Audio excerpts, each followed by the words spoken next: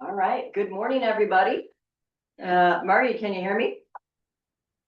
She's disappeared. Okay, good. Thank you so much. Welcome to Marty and everyone else who's joining us online. The names and numbers of people keep coming in here. I'm gonna let Mike and Marty, I'm gonna let you welcome everyone. All right. Well, thanks everyone. My name is Mike. My co-chair Margie is attending virtually today, and we have one committee member, Greg Dodson, who is delivering, I think, a talk at a colloquium out on the East Coast somewhere. So he's unable to join us today. But we have critical mass, and that's a good thing because we have a critical issue to address today. We're going to be diving into water issues as they relate to data centers. Before we jump in, I'd like to kind of remind folks who might be new or joining us for the first time, sort of the big picture framing.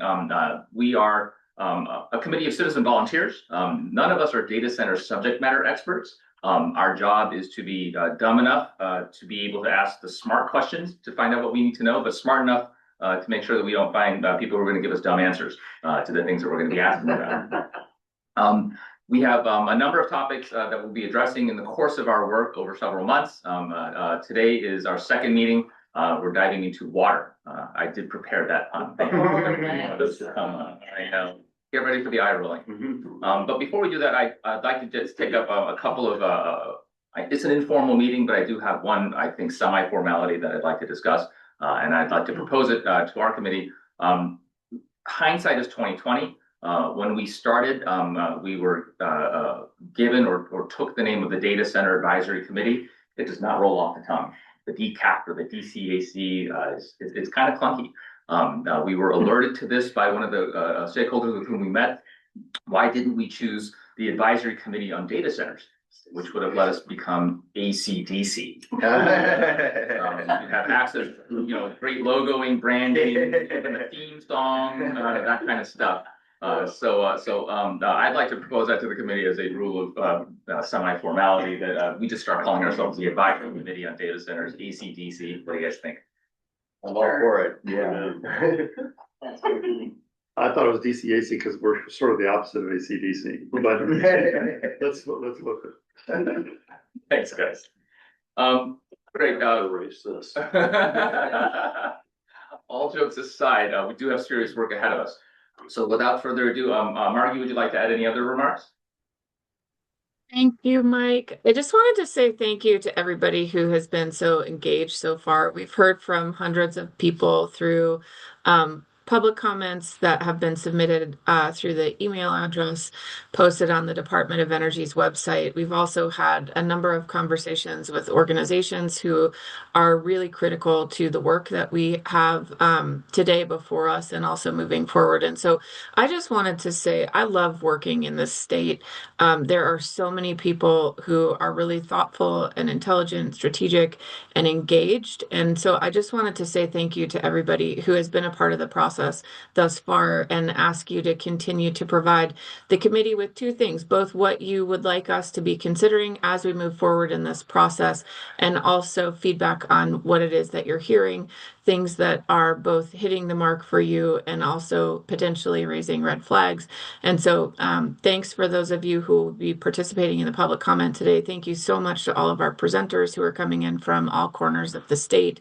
And it's just been exactly what we wanted it to be, a really robust and thoughtful conversation about a pretty large and significant sector of our economy, and trying to hit that mark of understanding how this development can happen while being good stewards of our state's natural resources. So that's all I wanted to say, and sorry not to be there in person. I miss seeing all of you and being in the room with all of you. So thank you.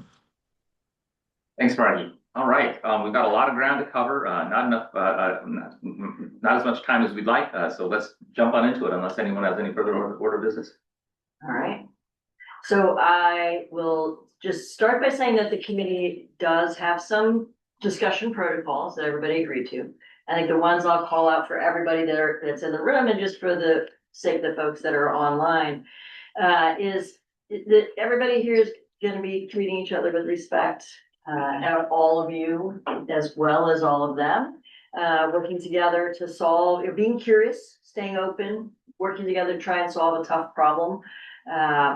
This hits all aspects of what Oregon is, and so it's an important conversation for us to be having, where the governor would have asked everybody to come together and have this conversation. And I also want to say, when you speak, speak as though you're right. Spend the rest of the time listening as though you might be wrong, and that will help that curiosity stay there and help us to solve those problems. But it's a much longer list of discussion protocols that we all talked about a long time ago, but I think those are the ones that are most relevant for us in the room today. I do want to let everybody know that this committee is an advisory committee seeking to get information from the people who are going to be presenting, doing a literature review, doing all sorts of looking at what are these issues. This is not a hearing, so you're not going to see us litigating anything and asking litigative kind of questions. This is an opportunity to have an informal conversation. I think at that first meeting, we talked about this as being the data center university, and hoping this is like everybody's favorite seminar about data centers and their impacts in our lives and on all aspects of Oregon. I'm seeing the chats flashing in there, and all aspects of Oregon's economies and people and fish and water, and today is water. So for those of you who want to do public comment, we got numbers of you in advance who said you wanted to participate, and you did share with us that you wanted to talk about water. It will be focused on water today. There will be at least 2 listening sessions that will be general listening sessions. So for those of you who aren't wanting to speak directly on water, but want to speak to data centers generally, there will be an opportunity for that. And as Mike said, we've had hundreds of public comments that have come in. And thank you to the team who is looking at all of those and putting them into the areas that the committee needs to see. So I do want to thank everybody, all of the committee members who are here, and the staff that are supporting them. We've got law students, we've got planning students, we've got a planner, and it's a wonderful team that's working together in all of this. Let's get around and do the introduction to the committee members. So Mike, we've heard from you. Sure. Mike Jung, I'm here in Portland, and Jean Wilson, also in Portland. I've been in renewable energy for 30+ years on the board of Oregon Environmental Council and an Oregon resident for over 3 years. Guest speaker, Josh Hatch from Brightworks Sustainability, an expert on sustainability data centers. Bill Edmonds on the committee here in Portland, professor of environment and energy, formerly at the council. Tim Miller, I'm the director of Oregon Business for Climate. I'm also on the Oregon Investment Council and some other boards, but super excited about learning more and more here. My name is Dan Dorn. I'm Umatilla County Commissioner out of 3 of us out of the legendary Umatilla County. And as I mentioned last time, I'm kind of here to lower the IQ average.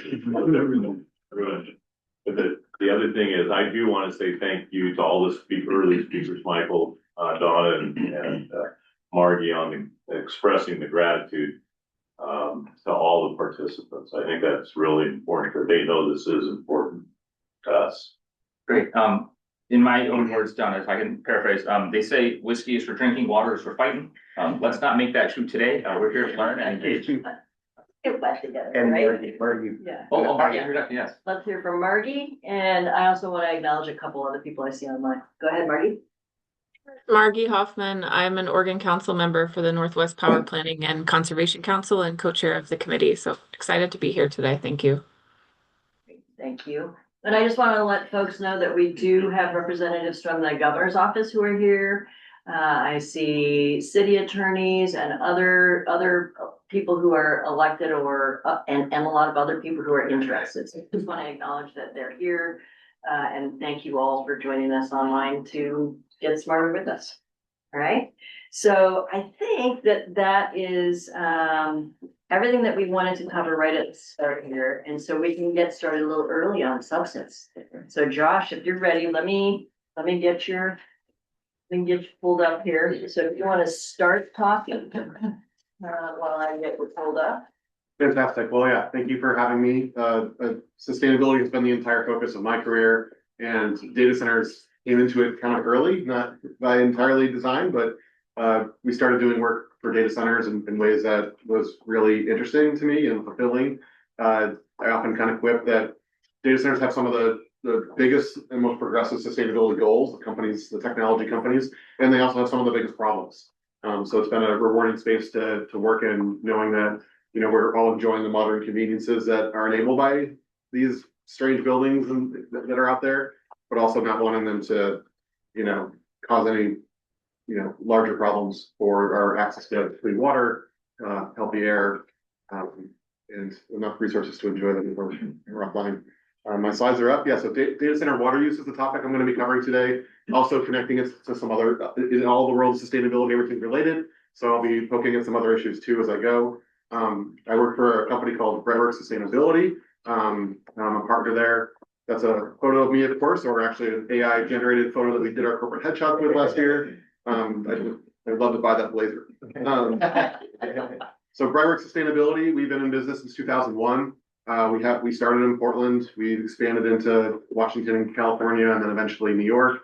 We now have staff all over the country, and we also have an office in London and are expanding into Europe as well. We've worked on thousands of projects over this period of time, everything from an elementary school in McMinnville to projects for OHSU, multifamily buildings, office buildings, you know, basically projects of all type. But data centers cropped up. We did the first hyperscaler out in Prineville, Oregon. That was my first intro to data centers in 2009, a project that did on-site renewable energy, 100 kilowatts of dual axis tracking solar, as well as rainwater capture, and it eventually got LEED Gold certification. So that was kind of my crash course 16 years ago. And yeah, since then we've done a lot more work, so I can talk a lot more about what I've learned over those years. But yeah, from my company, Breadworks Sustainability, we do everything from corporate ESG strategy all the way down to specific analysis in energy, embodied carbon, healthy materials, you know, lots of different topics that relate to real estate and corporate operations that help them do more with being better on the environment and also being transparent and disclosing to whether it's investors or community members or customers what their impacts are. You know, better data and better interpretation of that data helps all of us make better choices and the things that we use to power our lives and enjoy the outdoors.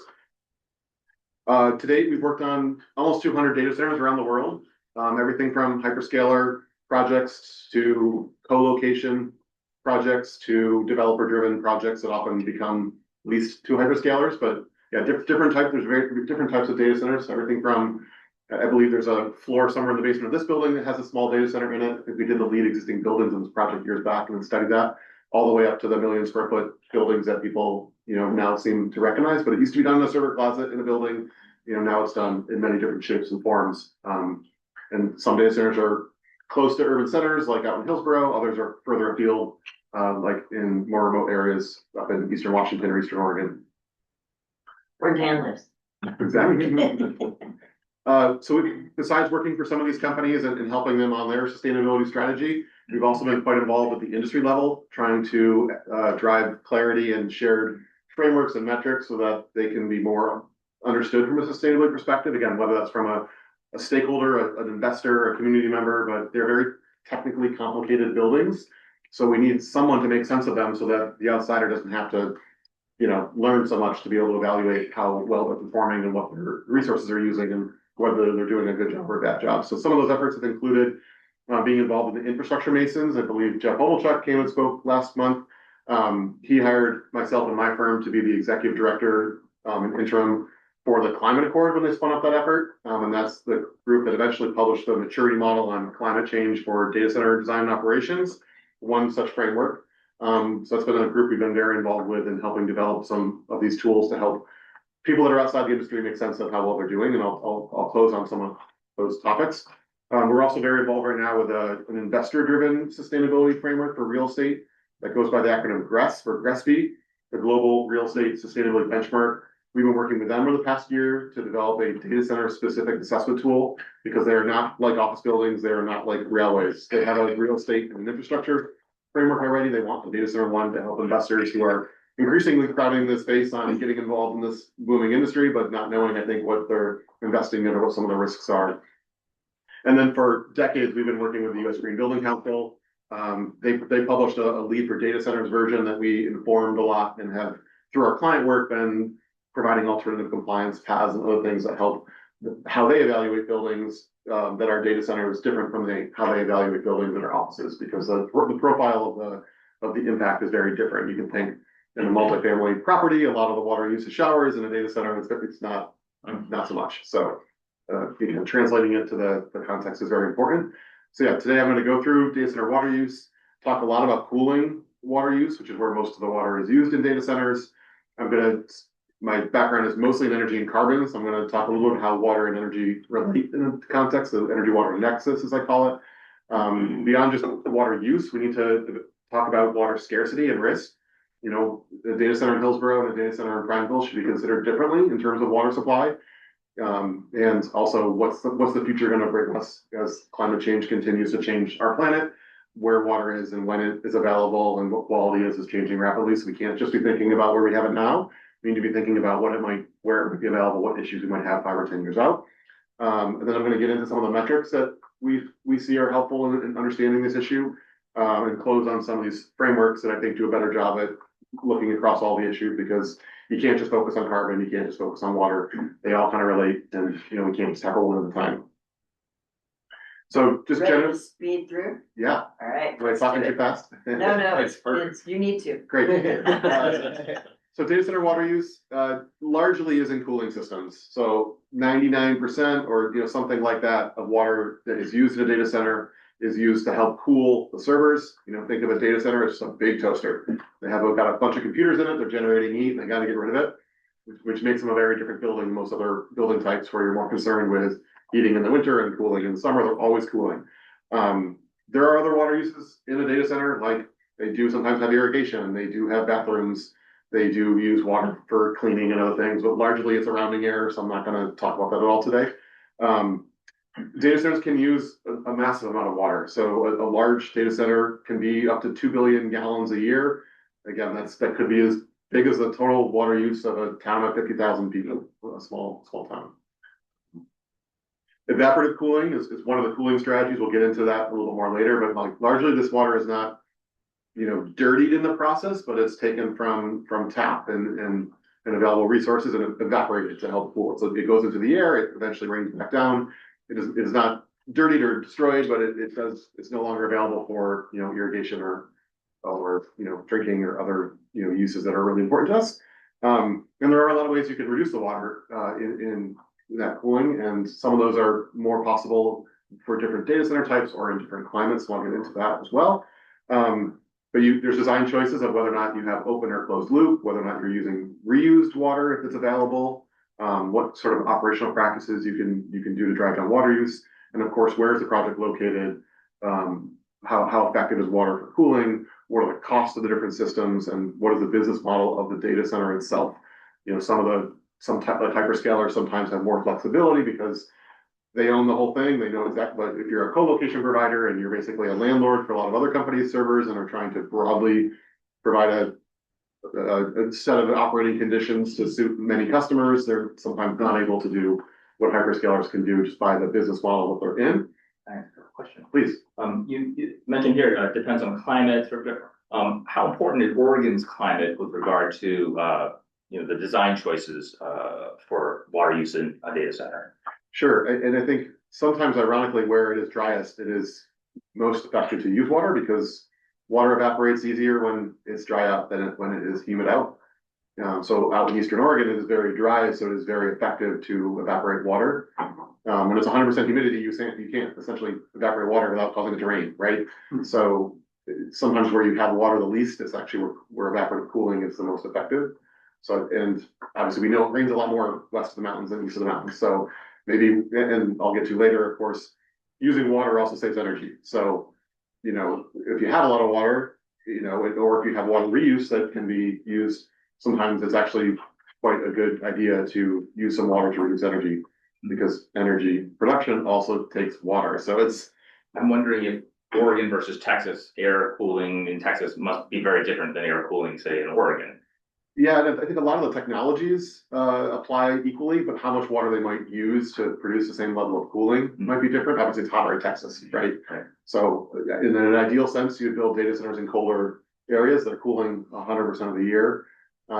Free cooling or using outside air is often a strategy, and that works better when the air is colder to start, right? So it's Is air cooling, does that literally just mean using air conditioning that is created or powered by electricity? So air cooling can just be like using fans to push air, so it doesn't even have to go through a refrigerant cycle. So there are facilities in Oregon where they just literally pump air from outside into the data center. Sometimes they have to recirculate some of it, but that air goes over the servers and goes out the building, and that's how the cooling is provided. In other situations, you have refrigerants that move heat out of the data center, and then air goes over a coil. And then if you want to make that coil more efficient from an energy perspective, you evaporate water over the coil. But yeah, that's what we'll get into. Thanks. Josh, real quick, you said the water not dirty, but it's not available for irrigation and not available for drinking. Yeah, so most of the time when we use water in our house, it goes down the drain, right? So the water that if you shower, that water is no longer able to be drinking, right? No, but it's still available. It goes to a wastewater treatment plant. Exactly. Becomes treated. This water is still available. Right, it's evaporated into the air, so it has not disappeared, but it's no longer, you can't treat it from the air and put it back. But I mean, the discharge water is still available to go through wastewater. So data centers do still discharge some water. Often when you're using water for cooling, some portion of that is evaporating. Let's call it 80%. Most of it's evaporating. What is not evaporating, what's kind of dripping down to the bottom, also often gets condensed in terms of dissolved salts and things. So that water eventually has to be flushed out of the system. At that point, it can be treated back to clean, but it often has a higher concentration. It wouldn't be drinkable, it'd be salty. Yeah, no, that's what I was saying, but it's still available. Yes. Okay. But you're saying only about 20% and 80% is lost in Right. evaporation. Which rains somewhere, right? And it all goes somewhere, but it's not, you can't drink from the air, right? So so talking through data center cooling, there's generally two parts of it to think about. One is getting heat off the servers. I'm calling it server heat collection. And the other part is getting heat from those servers out of the data center, right? So there's kind of two processes that are kind of happening. Sometimes they're combined, sometimes they're separate, depending on the design of the systems. When you're trying to get heat off servers, it's generally either done by air cooling, which is when air is literally flowing over the servers. And there's ways to make that more efficient with things like hot aisle and cold aisle separation. Or it's liquid cooling, where some liquid, water or a refrigerant, but most typically water, is piped through a loop, and that water is either going to the rack or to the server, and that is pulling off the heat. And then where that water, the liquid cooling would then eventually the water would need to be rejected off that. So in a 100% air cooled design, the same air would be flowing over the servers. It would be exhausting out of the building into the atmosphere. That's a fairly easy one to understand. Or you have that air or that water that's pulling heat out of the servers could then go through a chiller, which is a big heat exchanger where either you just blow air over it to kind of pull heat off those coils, or you could evaporate water on top of those coils. That's evaporative cooling, and that would allow it to pull off more of that heat. And also, typically, when you evaporate water off coils, the systems can be smaller because you have a higher efficiency operation. So air-cooled chiller, water-cooled chillers, it's just a matter of whether or not they're evaporating or not. They're still trying to pull heat off coils. And evaporative cooling can be done directly, where if you're evaporating water into the air, and that air is then going into the data center to pull heat off servers and go out. Or it can be done indirectly. So you could be, again, evaporating water off coils in a chiller, or you could be evaporating water off coils that then feeds to chilled water that would go through the data center.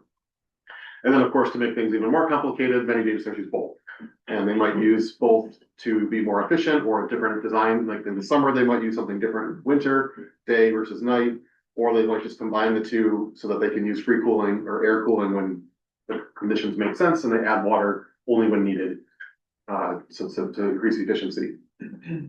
Is it correct when you see a photograph of a data center and some people might think it's like a smokestack or a tower, and Most quote unquote that's coming out, is that mostly evaporating water? Yes, that's like a classic chiller, right? The picture of a nuclear power plant from Homer Simpson, like that is a chiller. That's not actually the nuclear reactor. That's a large tower where there's coils and water evaporating and mostly just pulling heat.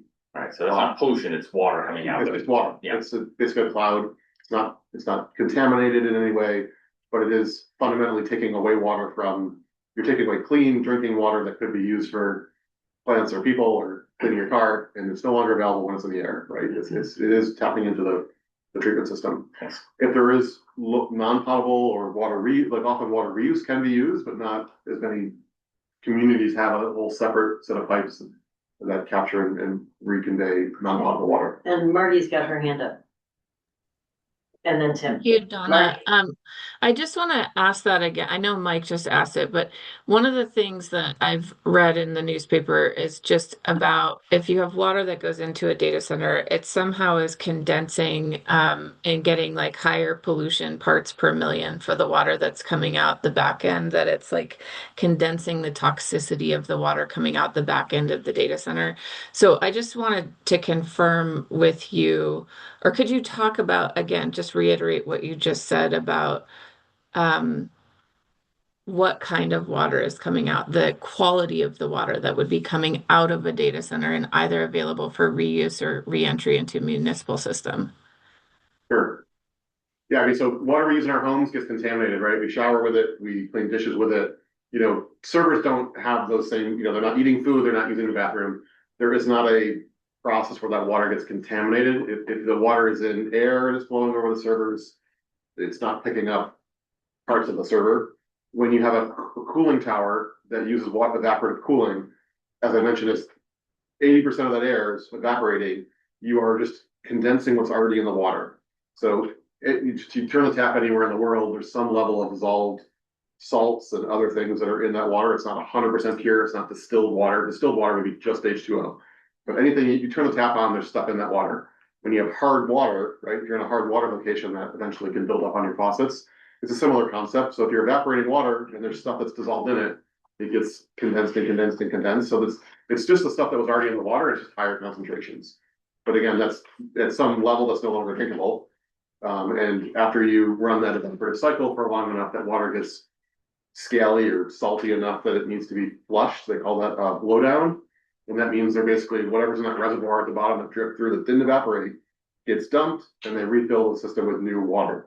So that water would go down the drain, it would be treated at the treatment plant. But there's nothing in the water that wasn't already in the water, it's just at higher concentrations. There's not bits of servers in that water. Dumped from the facility, not dumped out into. Right, it would be down the drain, Yeah. essentially. And then to a treatment plant. So yes, it's nothing new is being introduced into that water, but it's no longer at a level that you could, if you try to irrigate with it, it would be too salty for plants. So Tim, I just want to remind everybody that we have other people who will be giving us other details about some of this. So I want to make sure we keep Josh moving right along. Yes. But Tim, ask your question and then I'm gonna move along. So the range, you've shown a range of solutions, even just with the water and air, not with direct cooling on chips or any Freon or anything like that. Those range of solutions that you've already covered, is that because each facility is tuned to its climate, its humidity, its temperature, its water availability, or is it because the technology is evolving even just in the water and air side? More the latter. I mean, data centers are getting hotter because the chips are getting smaller and more powerful. But unlike the design of an office might be very different in Texas versus Oregon because of the climate. Yeah. The design of a data center is not that different. I mean, the systems might be smaller or bigger, but you're not going to see it's mostly just they're so hot inside, you got to get the heat out. It's the same condition no matter where you build it. So technology is changing. Technology is changing. Okay. And the chips they're getting more powerful and smaller and hotter. So I think there's more of a need to use some sort of liquid because it's more efficient to pull heat off something with liquid than air. Okay. So the two, let's see, can we all have one more? So on the left, you see air largely being used to pull heat off servers. There's a cold aisle where the cold air is coming in, then the hot air is then being exhausted back through a unit. On the right-hand side, liquid cooling, you don't see a lot of fans in this picture, but you see just these, in this diagram, it's an orange and purple pipe. One's putting cold water through to pull the heat off, it's coming back out hot. Somewhere else, we need to reject that heat that water is picking up. It's a closed loop. So I'll just keep moving along, just because some of these images I think help understand. So on the left, you have evaporative cooling. We have a rooftop unit. It's indirectly evaporating water, which means that water is not being evaporated into the air that goes into that data center. It's being evaporated over coils. That's then cooling the water in those coils, and that water is being passed over air. The air is being pushed back to the data center. So you're basically exhausting hot air that's more moist. You have colder air for the data center to cool the servers. On the right, this is a example diagram where there's no water being used. They're just pushing air through the data center to cool the servers. That might not work in the summer in Texas, but that would work in Eastern Oregon in winter. So it's just using ambient air. Ambient air. So, and again, like, these are two diagrams, but sometimes the same facility might be operating like the right or the left, right? In times where they don't need to evaporate water, they can be operating as if it looked like the right. Gotcha. So like some facilities have both options that they might use at different times of the day or year. I'm gonna risk Donnie yelling at me. Dan. But, in your last slide, just take a wild guess. Let's say Eastern Oregon, where it would be the highest concentration of use. What percentage of the year or what percentage of the operating time uses that maximum volume of water?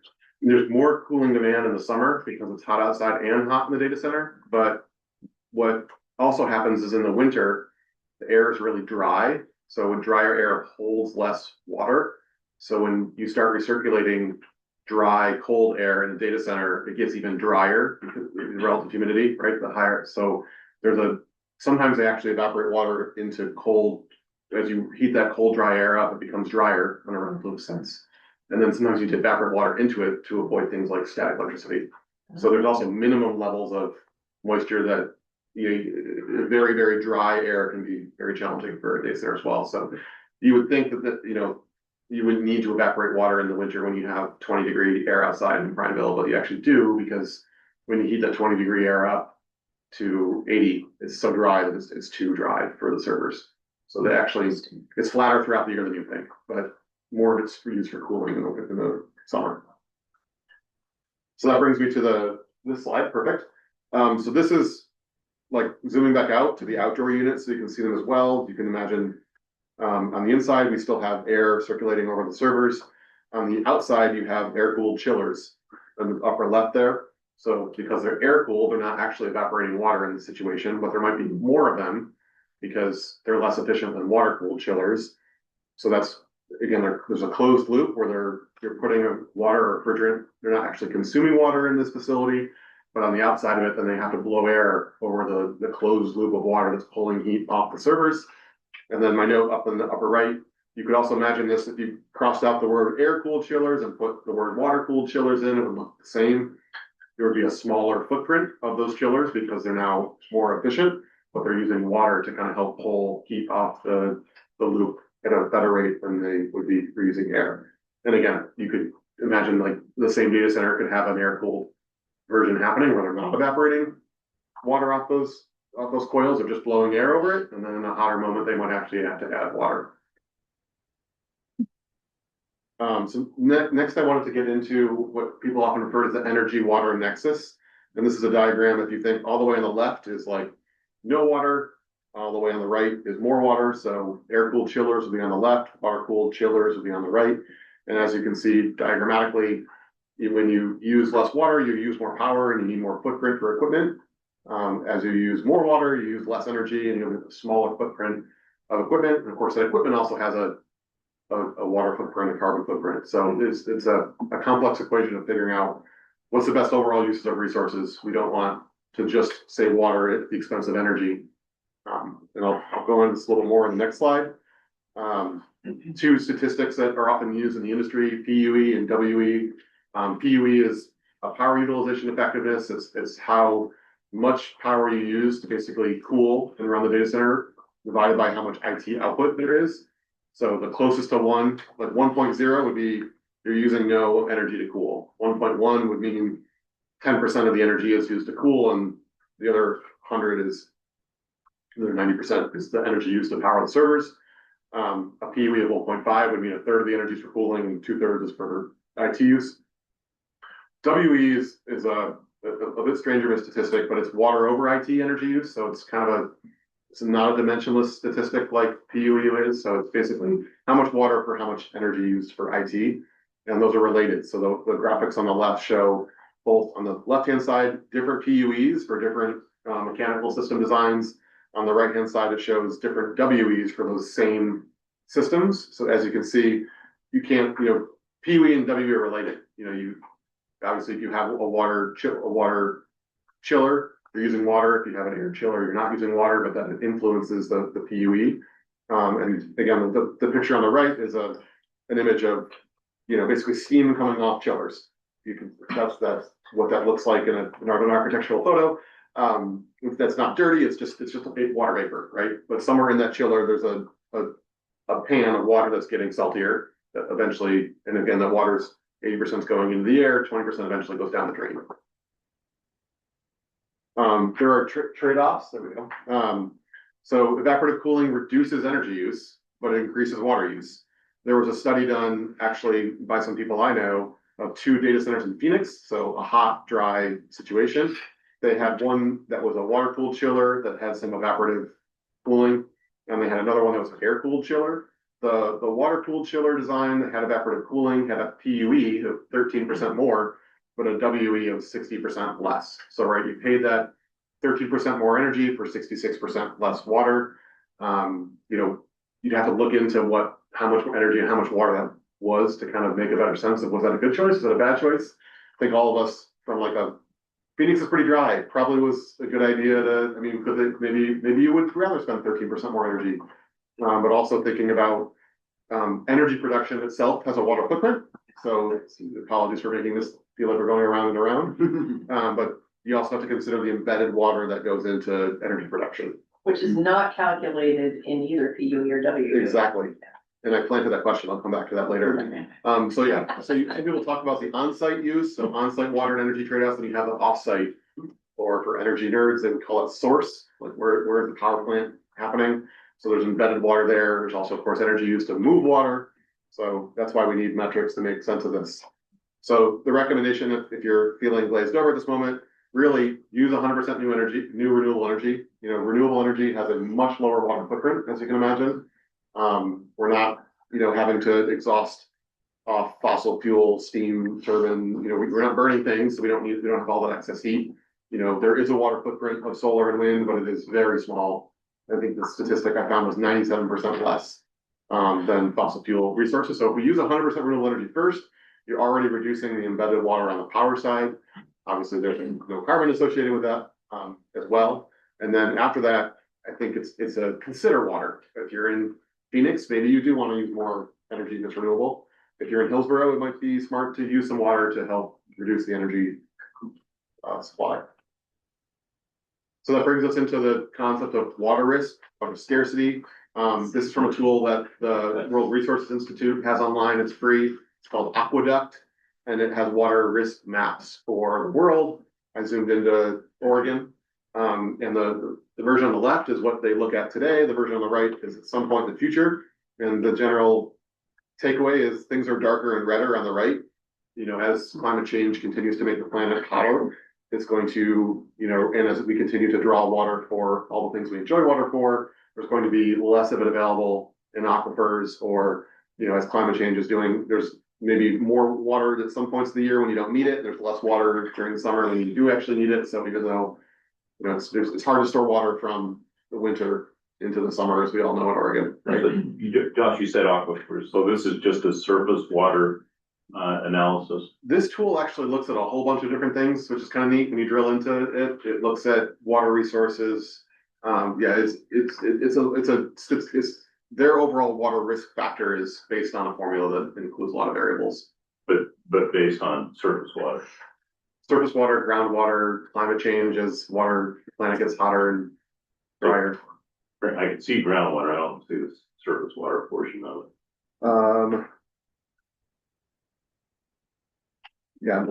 I have to drill into it further, but to see how they treat different components. It looks like strictly a surface or a groundwater map that I've seen. Yeah, in terms of like what's under the ground, what's in the aquifer. Well, the groundwater doesn't include the salt water, just groundwater. Yeah. Okay, thank you. So again, we're reciting a data center today. It's gonna operate for more than just this year. So we want to think how not, unsustainably tapping into aquifer resources that are not replenishable on the same timescale. So getting into metrics is the next slide. So a lot of you have probably heard of WE before. I mentioned it earlier today. It's a very commonly known statistic. The formula is on-site water use over IT energy. So it kind of creates a metric that is liters per megawatt hour, which is kind of funky, but generally the lower the better. And obviously a data center that uses air-cooled chiller that doesn't have water consumption happening would have some WE from whatever water they use in the lake, but not, or one that's using a water-cooled chiller would have a much higher WE. So in general, the lower WE is better. But that statistic as it's currently drafted does not include embodied water from power generation. It does not include anything to do with water scarcity. It does not tell you it's okay to have a higher WE in Hillsborough than it is in Prineville. And it doesn't, if you were to capture or reuse water from some source, it does not differentiate between whether or not that water is potable and drinking or captured from some other use or from your own facility. So there's been a new statistic proposed at, the very creative name of WE plus. This was presented at Open Compute Project last year by two people, one of which was from Oracle, the other from a cooling technologies company called SPX. And this was presented back to some of the working groups that I'm on.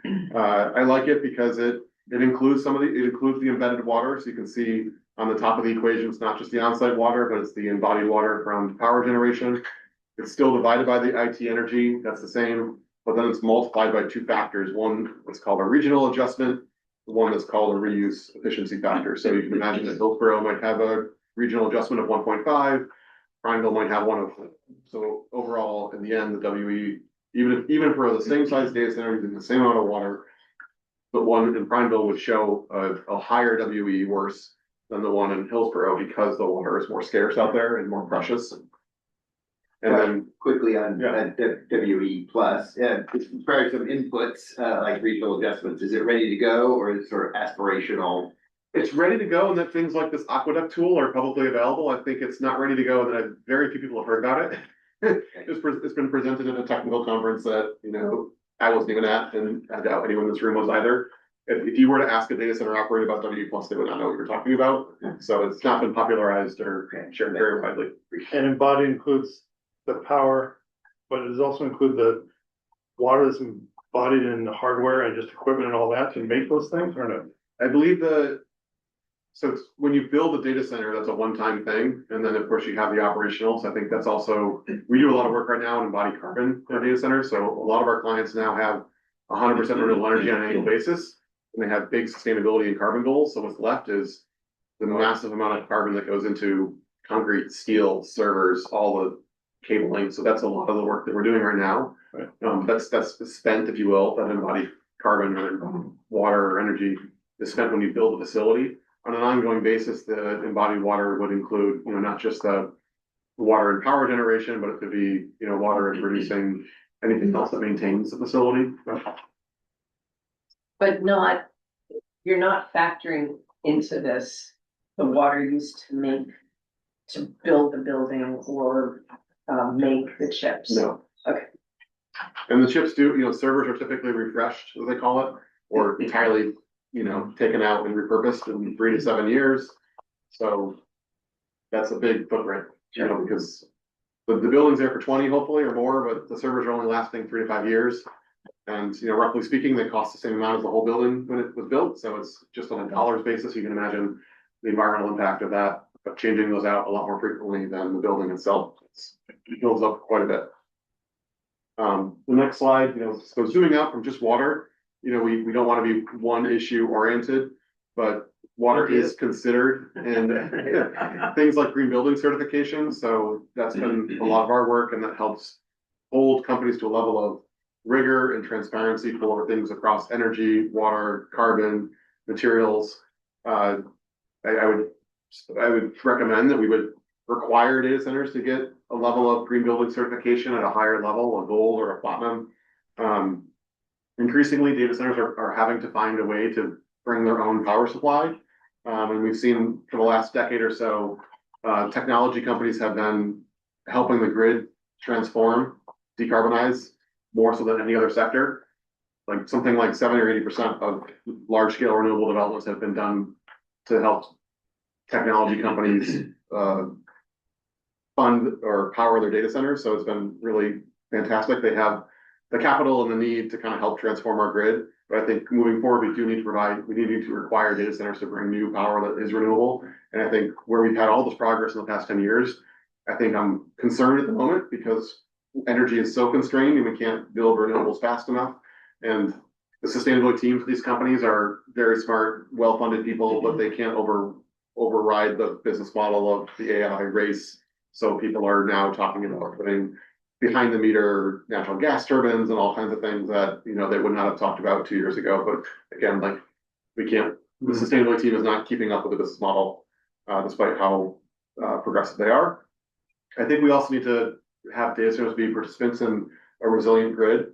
You know, if they're providing, and I guess essentially the AI loads can be a lot spikier than like historically data centers have had really flat loads. That's why utilities have loved them and given them preferential rates. They're a customer that their load is flat and it's big and they pay their bills on time.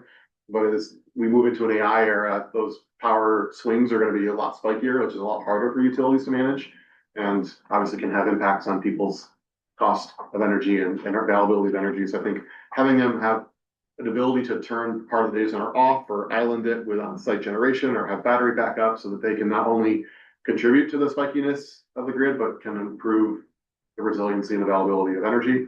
And also the energy cost, of course, is super important. And embodied carbon, I think, is something we should be very thoughtful about because as they have shifted essentially to mostly 100% on an annual basis. So we need to get that more on an hourly basis, but we also need to consider this embodied carbon of building the building and refreshing the servers because that's going to increasingly become. You said 100% of what? So a lot of the large hyperscalers, if you look at their sustainability reports, they report 90 to 100% renewable energy on an annual basis. So at some points, you know, their wind turbines might be producing more than they're using, some points less, but when you add them all up, all their energy over the whole year, it's netting out to about 100% of their energy comes from renewables. Consumption. But how that's timed of the year that they're relying on the grid to kind of fill those gaps in. Obviously, they don't have it all of the time. Not all the time is it sunny and windy. Right, so the firm power is just as critical as Exactly. as the renewables. Okay. I just All want right. to note we're at 9:45. We had 10 minutes scheduled and now we're talking about energy. So I love it. I could stay Yeah, here all you go day, back but to I want to water. go back to water. Yeah. Thank you. Do you have more water or should we go to the water folks? I just kind of close out 2 slides and I'll be done. All right, hurry. Yeah. I'll just make a brief pitch for the GRESP data center framework includes water and a lot of other topics. And it's going to be launched to help provide more transparency for investors in data center sustainability. The climate accord maturity model that I know Jeff brought up last month from Infrastructure Mason's climate accord also is building out a water section. And then final slide, just looking to our European neighbors. I think it's essential that we ask for performance data to be reported on an annual basis. Things like PUE, WE, WE+, annual renewable energy, hourly renewable energy. And all this has already been being done in Europe through the Energy Efficiency Directive. And they're asking for a lot of technical data to be reported. And then the final point I'll make is that as we're asking for all this data, we need to have something that simplifies it back so that a community member or investor or a politician can know what's a good data center, what's a better data center, because that data needs to come out into some sort of framework or rating system that makes it accessible to most, because a whole bunch of numbers, if you're not an industry insider, doesn't really help you very much. So with that, I'll give my time back. Thank you. Oh, hang with us and, we move to the next one and then we'll, if there's time for more questions. So I will say that, this committee has, in the past, we have 99 participants online now, okay? In the past, we might have slipped because of question and answer on our agenda, but we do not slip on the time for public comment at 2 o'clock, so I just want to be clear about that. But we're gonna try and keep galloping along. I know some of you have seen your slides, so some of the things Josh covered might be what you were gonna cover, and if you can just say, Josh covered it and move on, that will help us. So, thank you for that overview, really appreciate it. And now I gotta promote you, don't I? Yep. I gotta promote you. What is the name of them? Elijah Cetus With an A? with a C and with an E. Elijah. ELIJAH CETAS. Come on, let's move this back. Come on. Back this way. Maybe we can. There you are. I see you right there. Right? Yep. Thanks. Okay, Great. I'm gonna go ahead and share my screen. all right. Send a request to share. Granted. Your request is granted. Great.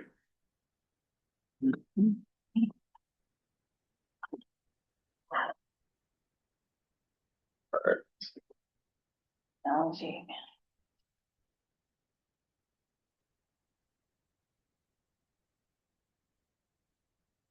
This is my direction.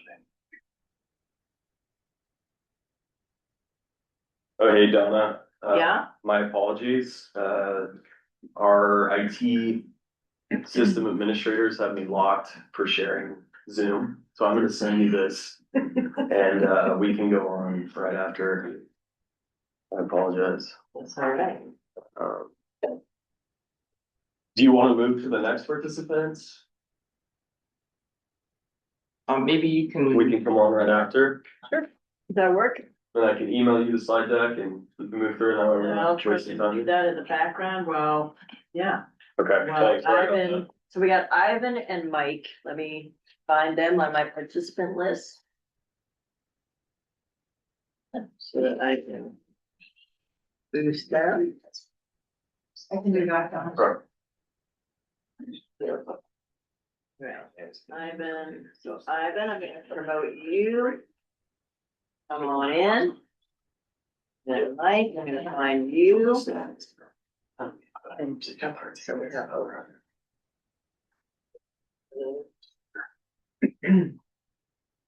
There is Ivan. Hi, Ivan. How are you? Ivan Gall is the director of the Oregon Water Resources Department. Welcome. Good morning, everybody. Good morning. Director Gall. Let me get Mike in here as well, and we'll have the two of you there. So Mike Kaczynski, okay, he's for joining as well. And we're also joined, so we started big picture, just for, everybody to understand the choreography of today's dance, right? So we started big picture with Josh, helping us understand from a big picture. Now, and we're also going to be hearing tribal perspectives and the study that the Columbia River Intertribal Fish Commission has done.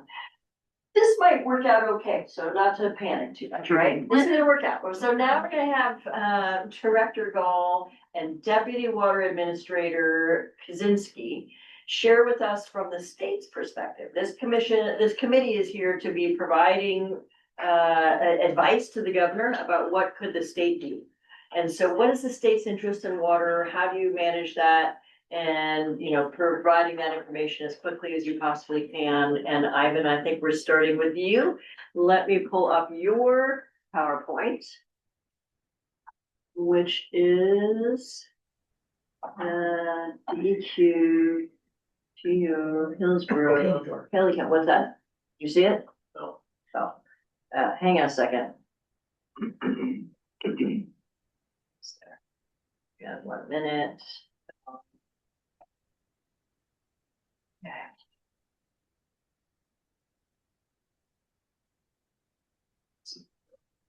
That. Sorry, I thought I had them all loaded. But it's not letting me get to my PowerPoint. Why is it not letting me get to my PowerPoint? Go.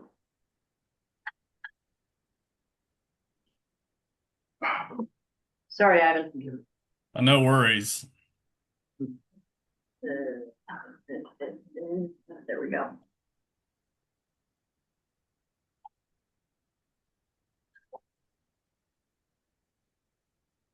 to Zoom, back to you. Just want to say thank you to Donna, our facilitator. She got Yes. 4 presentations after 10:30 p.m. last night. And so I appreciate everyone's patience as we get them up and running. And Josh, thank you so much. That was so informative. And I noticed some questions in the chat that we'll have to follow up as well, but thank you. All right, we got this. All right, now let's find you again here. I bet. OWRD, where is it? You guys see it? The upper right one, the mountain. Right here. Oh. Okay, All right, and go on. and now let's get it to slideshow. And from the beginning. There, all right. Woohoo. Where'd he go? Can you see that, Ivan? I can, thank you. All right, so you just let me know when you want me to move along. Will do. Well, good morning, everybody. Appreciate the invitation to share some information with you regarding the Oregon Water Resources Department water use here in Oregon. Apologies for not being there in person. I had a meeting to attend out here in Eastern Oregon. Why don't we go to the next slide, please?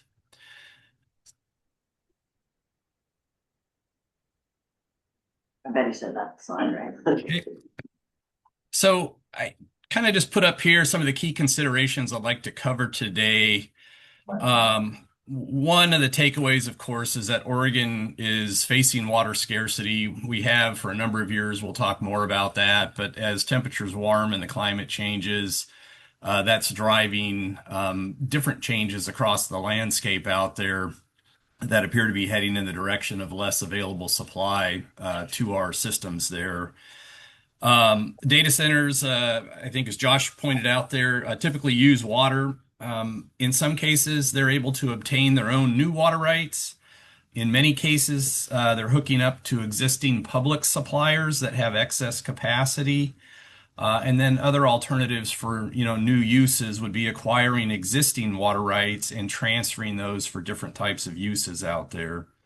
One of the things I want to touch on is that municipalities or public suppliers there have unique characteristics under Oregon water law. Many of these have had large water rights issued to them over the years, and they're given a significant amount of time to grow into or develop into those water rights.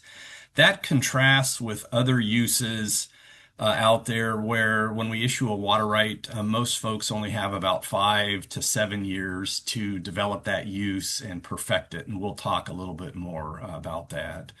And just noting here, our agency has very limited data on data center water use. I'm glad Josh touched on some of the estimates that are out there. But there's many reasons for why we have that limited data there, and we can talk more about that if folks are interested. Next slide. Touching real quickly here on the agency, we have a wide range of responsibilities and programs across our agency. This includes collection of water data, analyses of those data. We administer state water right transaction programs for new water rights and transferring existing rights. We enforce public safety through our dam safety program and through water well and monitoring well construction standards. Our team of water masters and assistant water masters distribute water and manage water across the state every year. And we also participate in collaborative efforts in communities, solving water problems, as well as investing in water issues and infrastructure across the state. Next slide. It's helpful for everyone to kind of understand the basic components of a water right. I'll try and move through these pretty quickly here. Key here in Oregon is that under Oregon water law, all the water belongs to the public. So with some exceptions, cities, irrigators, businesses, and other water users need to obtain a permit or a license from the Water Resources Department to use water from any source. So that includes lakes, streams, rivers, and our aquifers across the state. Next slide, please. Oregon's surface water laws were adopted in 1909, so that's a big date. Along with most of the states west of the Mississippi, We operate under the doctrine of prior appropriation. So this prior appropriation system is often referred to as first in time, first in right, meaning that the first water user to obtain a water right has first access to water in times of scarcity.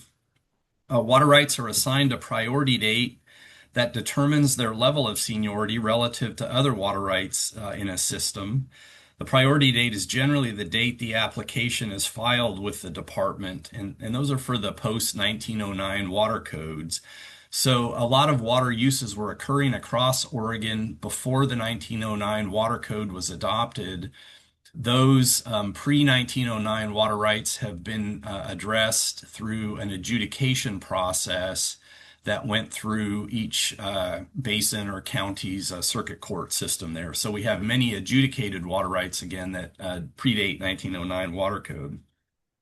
In this particular example on the slide, if the downstream senior user with the 1910 water right is short of water, they can call the water master and ask for regulation to occur such that the upstream junior user or users are either cut back in use or shut off entirely in order to get that senior user the water to which they're entitled there. Next slide, please.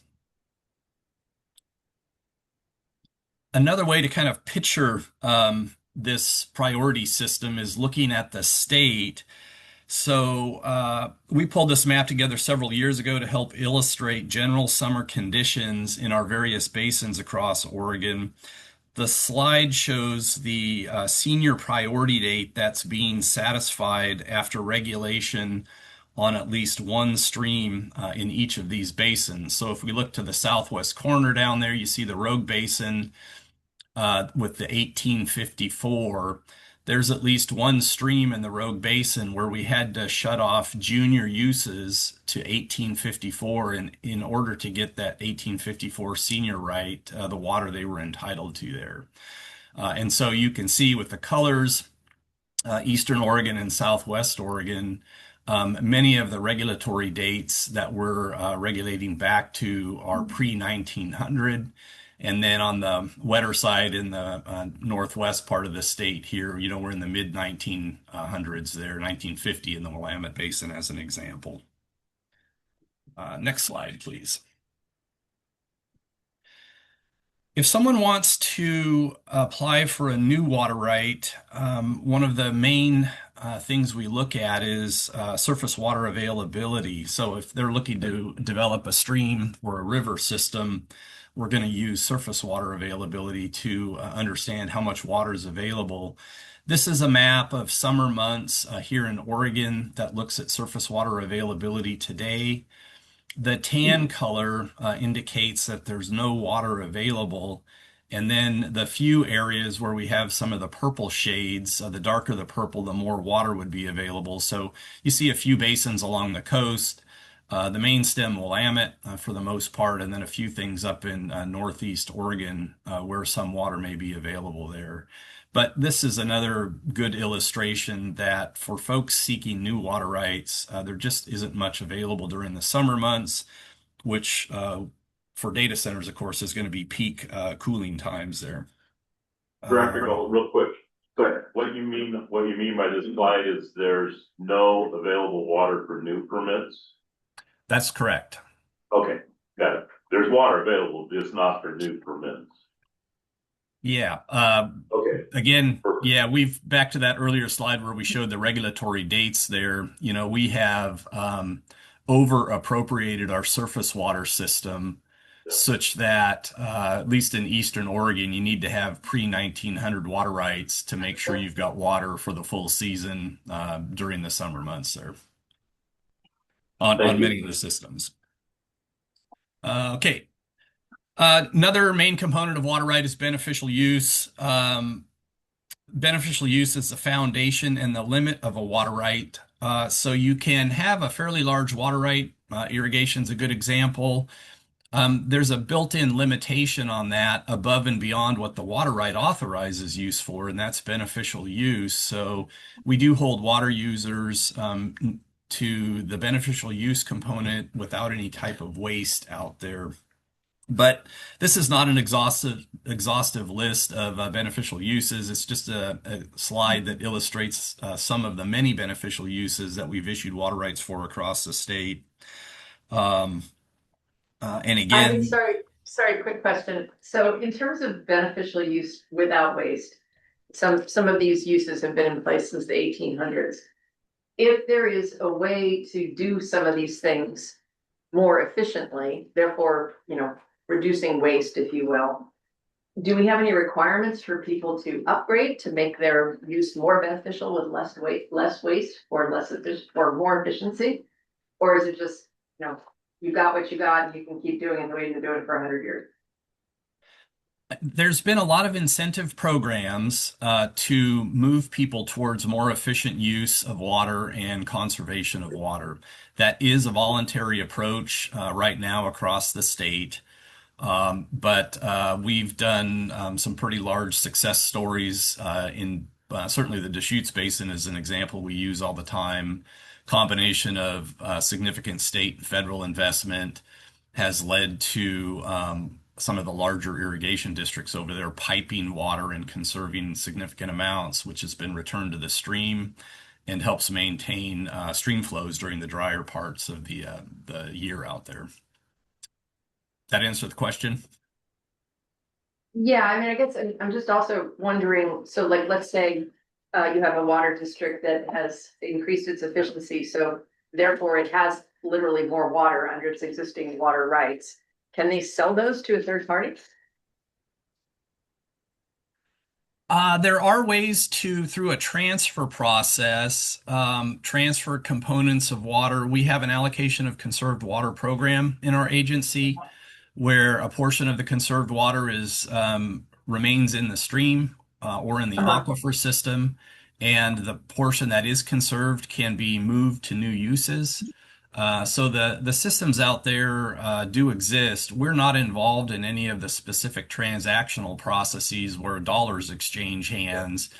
Our interest is basically in maintaining kind of eyes on the water rights themselves. And if transfers of water rights do occur, we run those through a series of reviews to make sure that those changes to water rights don't injure other users or enlarge the use somehow, thus, increasing the consumptive footprint and kind of going the opposite direction of conserving water there.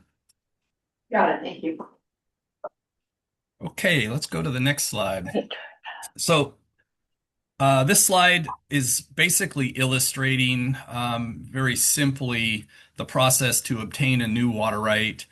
It goes through an application, and once that application is received in Salem and deemed complete, that is what establishes the priority date that we've talked about. Issuing a permit starts a clock, which historically has been 5 years to prove up on that water right. That just recently, through some legislative changes, has been moved up to 7 years. And during that period of time, the permit holder needs to develop the water right consistent with any conditions of part of that permit. The user then has 1 year from making beneficial use of the water to submit a report to the department. We review that report, and if the user has successfully checked all the boxes, we will issue a water right certificate. And that's basically the last part of the water right process there. As time goes on, that certificated water use can be changed to other uses or moved around through this transfer process. Another tenet of Oregon water law is that you have to put the water to beneficial use. And if there are 5 consecutive years of non-use, then that water right could be subject to forfeiture and cancellation there. Next slide, please. Taking a very quick look at water use across the state. I will note that this is from a 2015 USGS report that covers the nation. The USGS historically updated these numbers every 5 years, but with the onset of the COVID years there, they missed the 2020 update and are still working on the 2025 update, so the numbers aren't complete there yet. I think what's kind of important to look at is Of course, the bulk of our water use here in the state is for irrigated agriculture. Public water suppliers on this list are third. So this is where the municipal users exist and where many of the data centers have turned in recent years for water supply.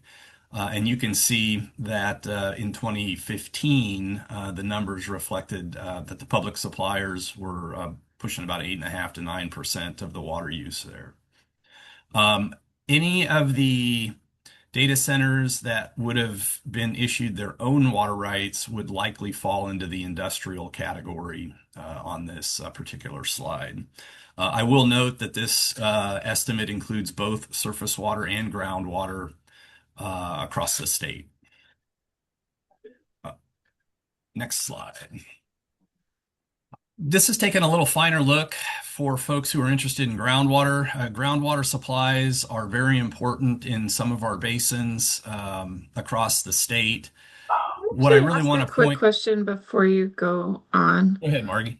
So if you go back to the last slide, and what I heard you say is like there's no new available water rights for summer because of the map that you posted. That is why a lot of data centers are getting water from municipal systems. And so I could see a lot of people saying, okay, 2015 was a really different world because we've seen so much data center development in the state, which I think is worth ground truthing how much data center development in the state has actually happened between 2015 and now. But because there are not new water rights to issue, anything from this chart to now, you might see like a higher percentage of that 8.6% that is municipal water, but you wouldn't start to see like industrial bumping up on this particular chart as a higher total percentage of water usage in the state. Is that correct? That would be my expectation, is that when we get the 2025 numbers, we'll likely see that the public water supplier category has increased notably on here, is what I expect to see. Okay, thank you. That's helpful. Great call. Great question, Margie. Director Gall, going back to follow up on Margie's question, municipalities and ports, do they bank permits? I mean, do they, you've issued them, but can those municipalities, I mean, there's obviously it's not an infinite supply of certificates even for municipalities. Are those, can those be banked? Commissioner, I'm not sure exactly what your question is. Again, the municipal water rights are held by municipalities as well as some of the ports that I'm familiar with there on the Columbia River. Those municipal rights have a special place in Oregon water law where once issued, that's what I was asking. Yeah, they can grow into those rights over time. Where the other water rights that are issued non-municipal, they generally have that much shorter window of 5 to 7 years to develop the use, submit that report to the agency, and then get on the line to get a certificate issued there. One of the basics of Oregon water law is use it or lose it. And we don't want people sitting on paper water rights, with the exception of municipalities, because we recognize that they need that certainty for long-term growth and supply for those very important uses there. Thank you, Director. That was exactly what I was asking. So one more question in the chat, sorry, and you can answer this now or later in the presentation, but could you also talk about how entities are able to, so in my understanding, it's like you can either buy new surface water rights, which we can't do because we don't have any more this summer. You can buy from a municipality, or you can purchase like the water right from an old industrial user, such as a defunct aluminum smelter, and use that for a new industrial purpose. So can you talk about how that transfer process happens if they're using an old industrial users now for a data center? Sure. So again, water rights can be acquired. Water rights have a term we use called appurtenancy. So they're tied to the land or the place of use. That's easy to think about for an irrigation right. For an industrial facility, there's some sort of a footprint, and that footprint would be the historical place of use. With a water right transfer process, as long as the water right is subject to transfer, and I'll talk about that in a second, folks can pick up and move the pump on the river, the point of diversion. They can change that. They can apply to change the place of use so that footprint can move around. And in some cases, they can apply to change the character of use from perhaps summertime irrigation to summertime cooling water would be an example there. We typically don't allow an irrigation right to be transferred to a different season of use for like a year-round use. So that's a limitation on certainly surface water systems and probably on most of our groundwater systems as well. But once a data center buys an old industrial facility, they own everything there, including the water rights that are pertinent to that property. And they could, if needed, they could go through a transfer process to change that use to something that is more beneficial to their new proposal there. If the facility has been defunct for a large number of years, people can raise the question of forfeiture. Have there been these 5 consecutive years of non-use? And that's an analysis that our team uses the best available information to make a decision on when we get a transfer in the door there. But for due diligence, that's something that a buyer would certainly want to be very careful about if they thought they were going to get a water right. Does that answer your question, Margie? Thank you. So again, real quickly, I just wanted to use, can we go back to that slide? Just to point out here that the largest number of wells in the state really only represent about 4% of the use, and that's these domestic wells in those 2 left-hand columns, the blue column representing the large number of wells, the red column representing a relatively small use. When we get to irrigation, it's a relatively small number of irrigation wells, but a relatively large amount of use. And then the community category, that third category there, that's where the public suppliers are at, municipalities. In this particular slide for groundwater representing 10% of the use, but only about 1% of the wells. So we can go to the next slide.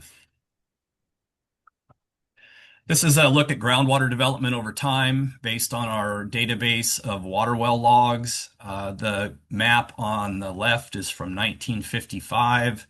So data in our system showing wells that were 1955 or earlier. You can see the distribution of those. The purple color represents somewhere between 1 and 16 wells per 40-acre parcel.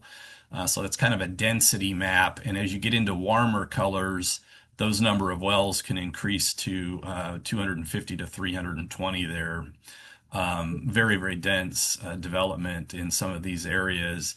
And by 2016, you can see well over 250,000 well logs in our database system. There are more wells out there than the well logs represent, but this is a good illustration of just how groundwater development and well development has occurred across the state over time. I'll just note for you, everybody here, the development is not evenly distributed. Nor is our precipitation. It's wetter on the west side of the state than the east side of the state. And of course, the amount of recharge to aquifer systems varies depending on the geology, and our geology varies across the state. So we are very lucky in some parts of the state to have these really impressive regional aquifer systems. The Klamath Basin, the Deschutes River Basin, the Columbia River Basalt Aquifer System across the north part of the state and down into the Willamette Valley. These have provided good sources of groundwater over the years, although that basalt aquifer system is prone to overdraft. Next slide, please. Our groundwater scientists put this map together back in 2021. It's what we call a groundwater concern map. We're in the process of updating this year as well. This is just to show that based on the data and information we have some areas of groundwater concern across the state. Those orange outlined areas are groundwater restricted areas. Those could be serious water management problem areas or critical groundwater areas where we've overdrafted the resource. But this map shows areas where we've got significant concern, some level of concern, where well log data and well yield information suggests that there's just not much groundwater there. So there's a yield limited area. And the gray represents areas where, frankly, there's not much data or data of concern. Again, we're going through this to update it, and we'll be happy to share that as it's done. Next Director slide. Galt, does that include residential wells? Yes, that will include all the information that we're able to pull together out there. And so, as an example, if we have water level data that's declining, we measure water level data in exempt use wells, production wells, any well we can get our hands on out there. Thank you. Oh, thank you. Some opportunities. So I'm going to touch briefly here on a couple different technologies. Here in Oregon, we talk about artificial recharge and aquifer storage and recovery. This is a map of those AR projects or ASR projects that are ongoing here in the state. You can see they're largely in the northern half of the state. That's really a great opportunity to store water below ground surface in our aquifer systems out there that have that storage capacity. In some basins where surplus surface water is available during wet months, that surface water can be treated and stored in aquifers for later use. So it's a great tool to refill storage in the aquifers where our water levels have declined. And the neat thing about below ground storage is that we don't suffer the evaporative losses like we do from our surface water impoundments and reservoirs there. Next slide, please. So just to kind of wrap up, I'm hoping I'm leaving you all with some good information here that'll inspire your curiosity and questions. As you can see, there's not a lot of new options for new water rights here in the state. Data centers, again, seem to be gravitating towards the public suppliers out there. And I think certainly there's opportunities for them to acquire other existing rights and go through the transfer process there if needed. Any new uses, and this is kind of key. So we talked about the special place municipal users have. They've been allocated water in those water rights, but they're growing into those uses. So it's important to recognize that as those new uses come online, either under new water rights transfer, or well, it wouldn't apply for transfers, or under the public supplier water right systems there, it does represent a new stress on the source or supply of that water. And so some of our stream river systems are larger and more resilient and can handle that. Others are more sensitive to that, but it's just an awareness I think that all of us should have out there. So that's all I've got. Thanks so much for the opportunity to share this info, and I'm happy to take any questions. Thanks, Jared. Okay, we got one from Tim, and it sounds like you had one as well. A comment, yes. Okay. Director Galt, thank you so much for that overview. I wanted to follow up on Gene's question about efficiency and your comment about incentive-based approaches. Obviously, improvements in efficiency in whatever use it is requires some capital. And incentives are helpful in that regard. One thing some data centers have is some capital. So I'm curious if you see any nexus between data centers' appetite for water and maybe some uses of funding to support those incentive programs or to make investments in piping instead of having ditches, open ditches for moving water around, different irrigation systems, whatever they are. Can you comment on the potential connection there between folks with money and with an appetite for water versus folks who don't have the money to invest in more efficient uses of water? I think there's a great nexus for that. Investments can purchase not only more efficient conveyance systems like the pipe systems but they can also purchase more efficient water application systems like high-tech center pivot irrigation as an example, or updated sprinkler systems and packages for the end user. You know, agriculture, of course, is our largest use of water in the state, and that's where the largest opportunities lie for conservation and efficiencies. Many of our large irrigators out there are irrigation districts. They have been really good partners to work with over the years. They see the benefit of supplying water in a more efficient manner, and there's lots of other benefits to be gained by piping systems, depending on the pressure.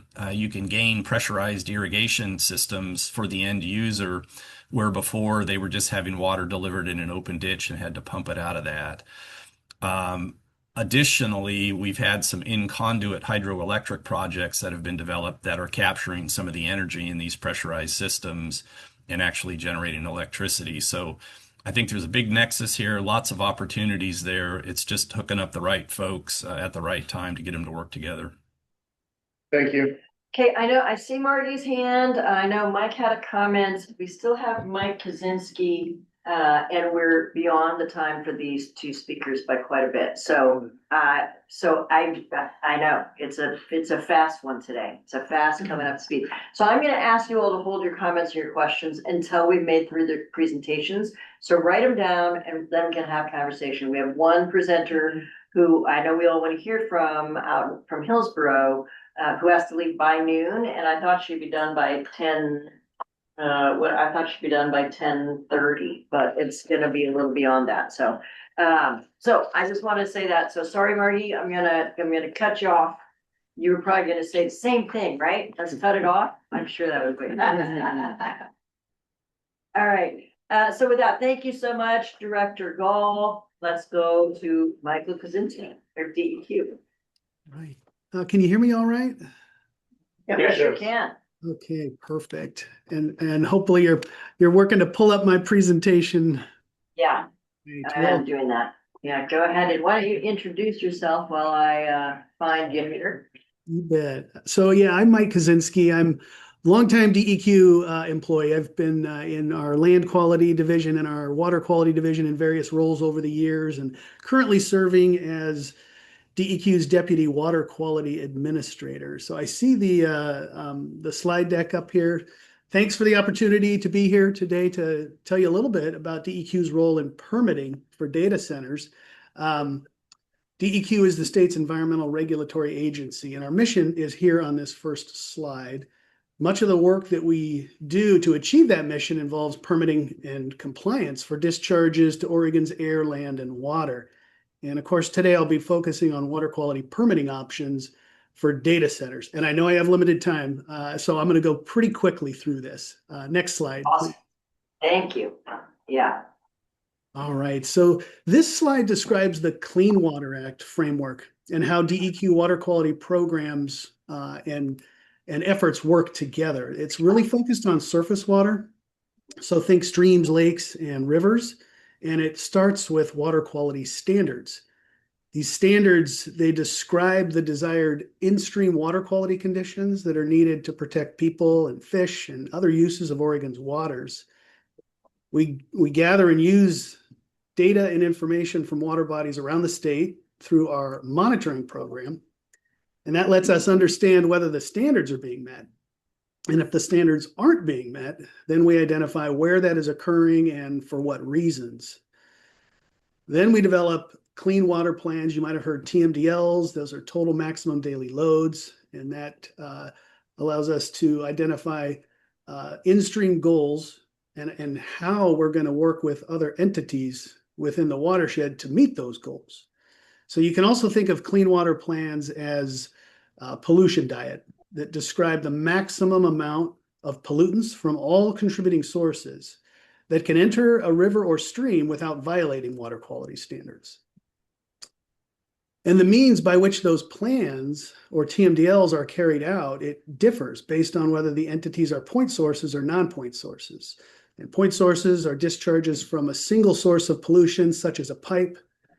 Those point sources are permitted under National Pollutant Discharge Elimination System permits, NPDES permits. And non-point sources are discharges from a combination of pollutants from a large area, such as runoff. Next slide, please. So while the federal Clean Water Act provides the basis for surface water protection, Oregon's Groundwater Quality Protection Act provides the basis for groundwater protection. And of course, our groundwater has many uses: drinking water, bathing, irrigation for crops, industrial and commercial uses. So it really is vital to the public health, economy, and environment of Oregon. And of course, over 70% of Oregonians depend, at least in part, on groundwater for their water supply. Groundwater also replenishes surface waters, providing cool water into the rivers and streams in the hot summer months. And once contaminated, groundwater is really costly and difficult to clean up. So DEQ performs technical reviews on proposed discharges to ensure groundwater quality is protected. So discharges to land and the groundwater beneath are permitted through water pollution control facility permits. Next slide, please.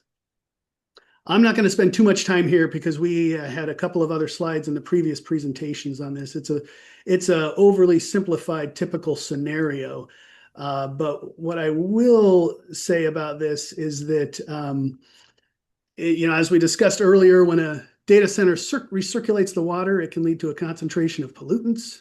And if the source water has pollutants in it to begin with, such as nitrates or hard water, something like that, then that could require some additional treatment of the water before use. And many data centers also use chemicals or other additives to the water to mitigate against microbial growth or corrosion or deposition into the cooling system. And then, of course, the water becomes warm, and temperature is a pollutant that can impact fish and aquatic life.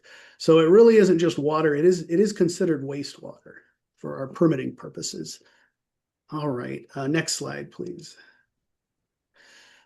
So there's two different categories of water quality permits, and what differentiates them is really pretty simple. Water pollution control facility permits authorize the discharge to land, and then National Pollutant Discharge Elimination System permits authorize the discharge to surface water. Next slide, please. And under both WPCF and NPDES permits, there are two options. We have general permits and individual permits. General permits cover a category of similar activities or sources that have similar environmental impacts. You can think of it like kind of a one-size-fits-all approach.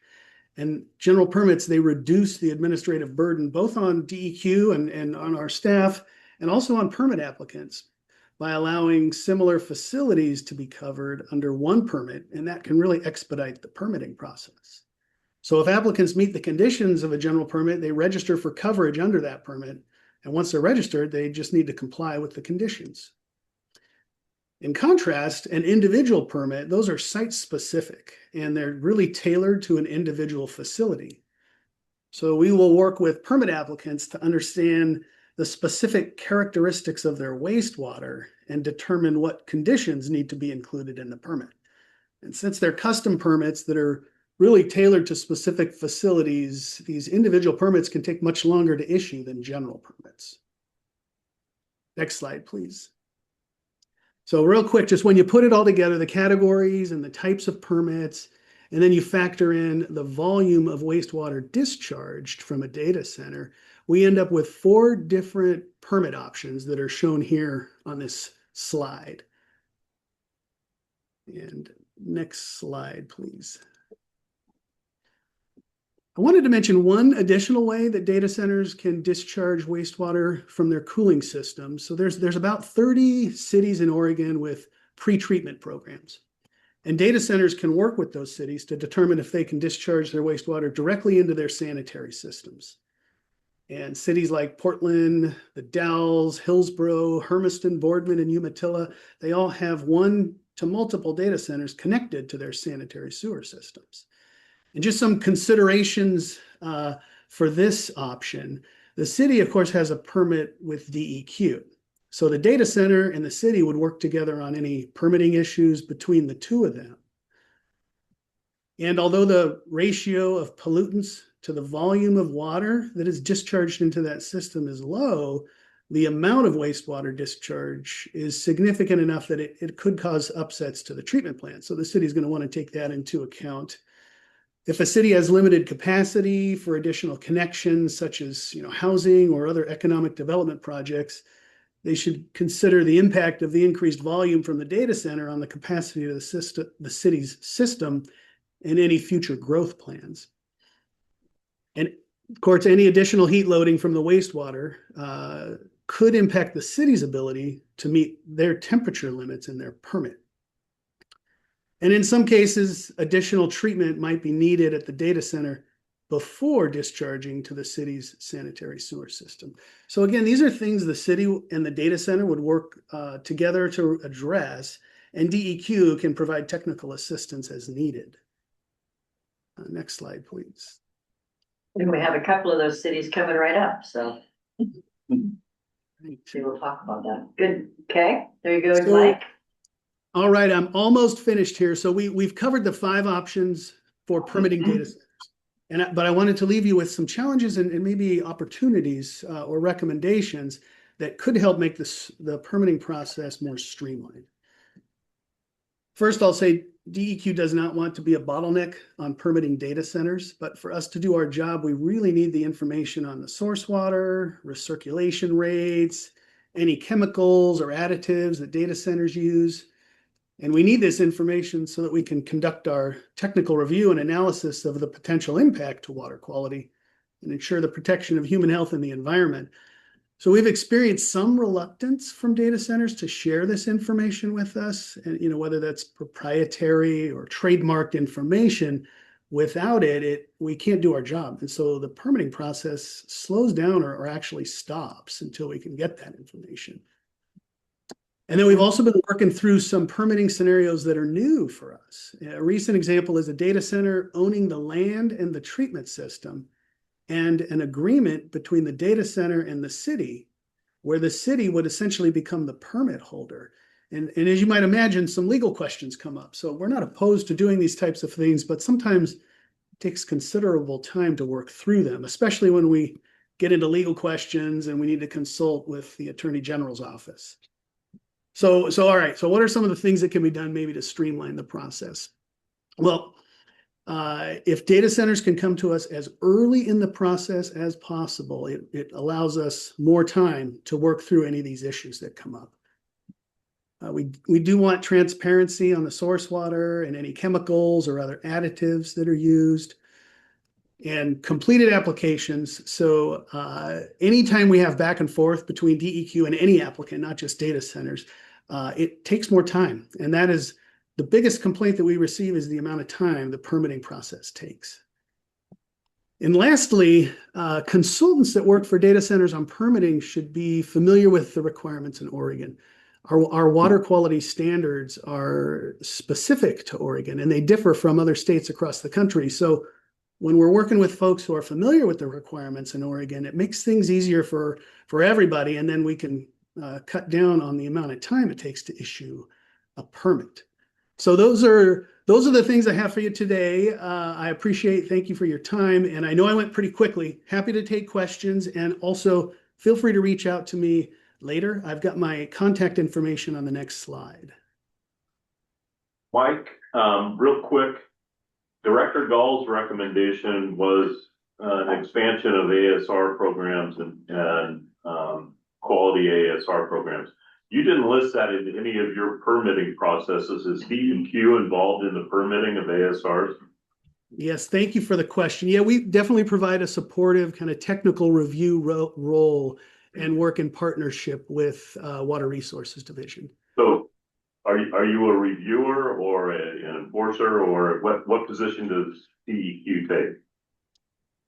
Well, we would provide that the review to determine if the proposed storage would actually be protective of water quality. So that's a tough question to answer, because I think it's like that Water Resources might not be able to move forward with something unless it is protective of water. So are the requirements groundwater requirements or surface water requirements, or what are the requirements for an ASR discharge?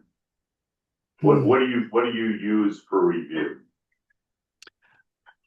I am not the technical expert on this. I don't know if Director Gall has anything to say. We could certainly get back to you on that as well. That's what I was I gonna say. Let's Yeah, we can grab come that back. We question can come and back. to it. Thank you, Yeah, though. that's great. Yeah, good.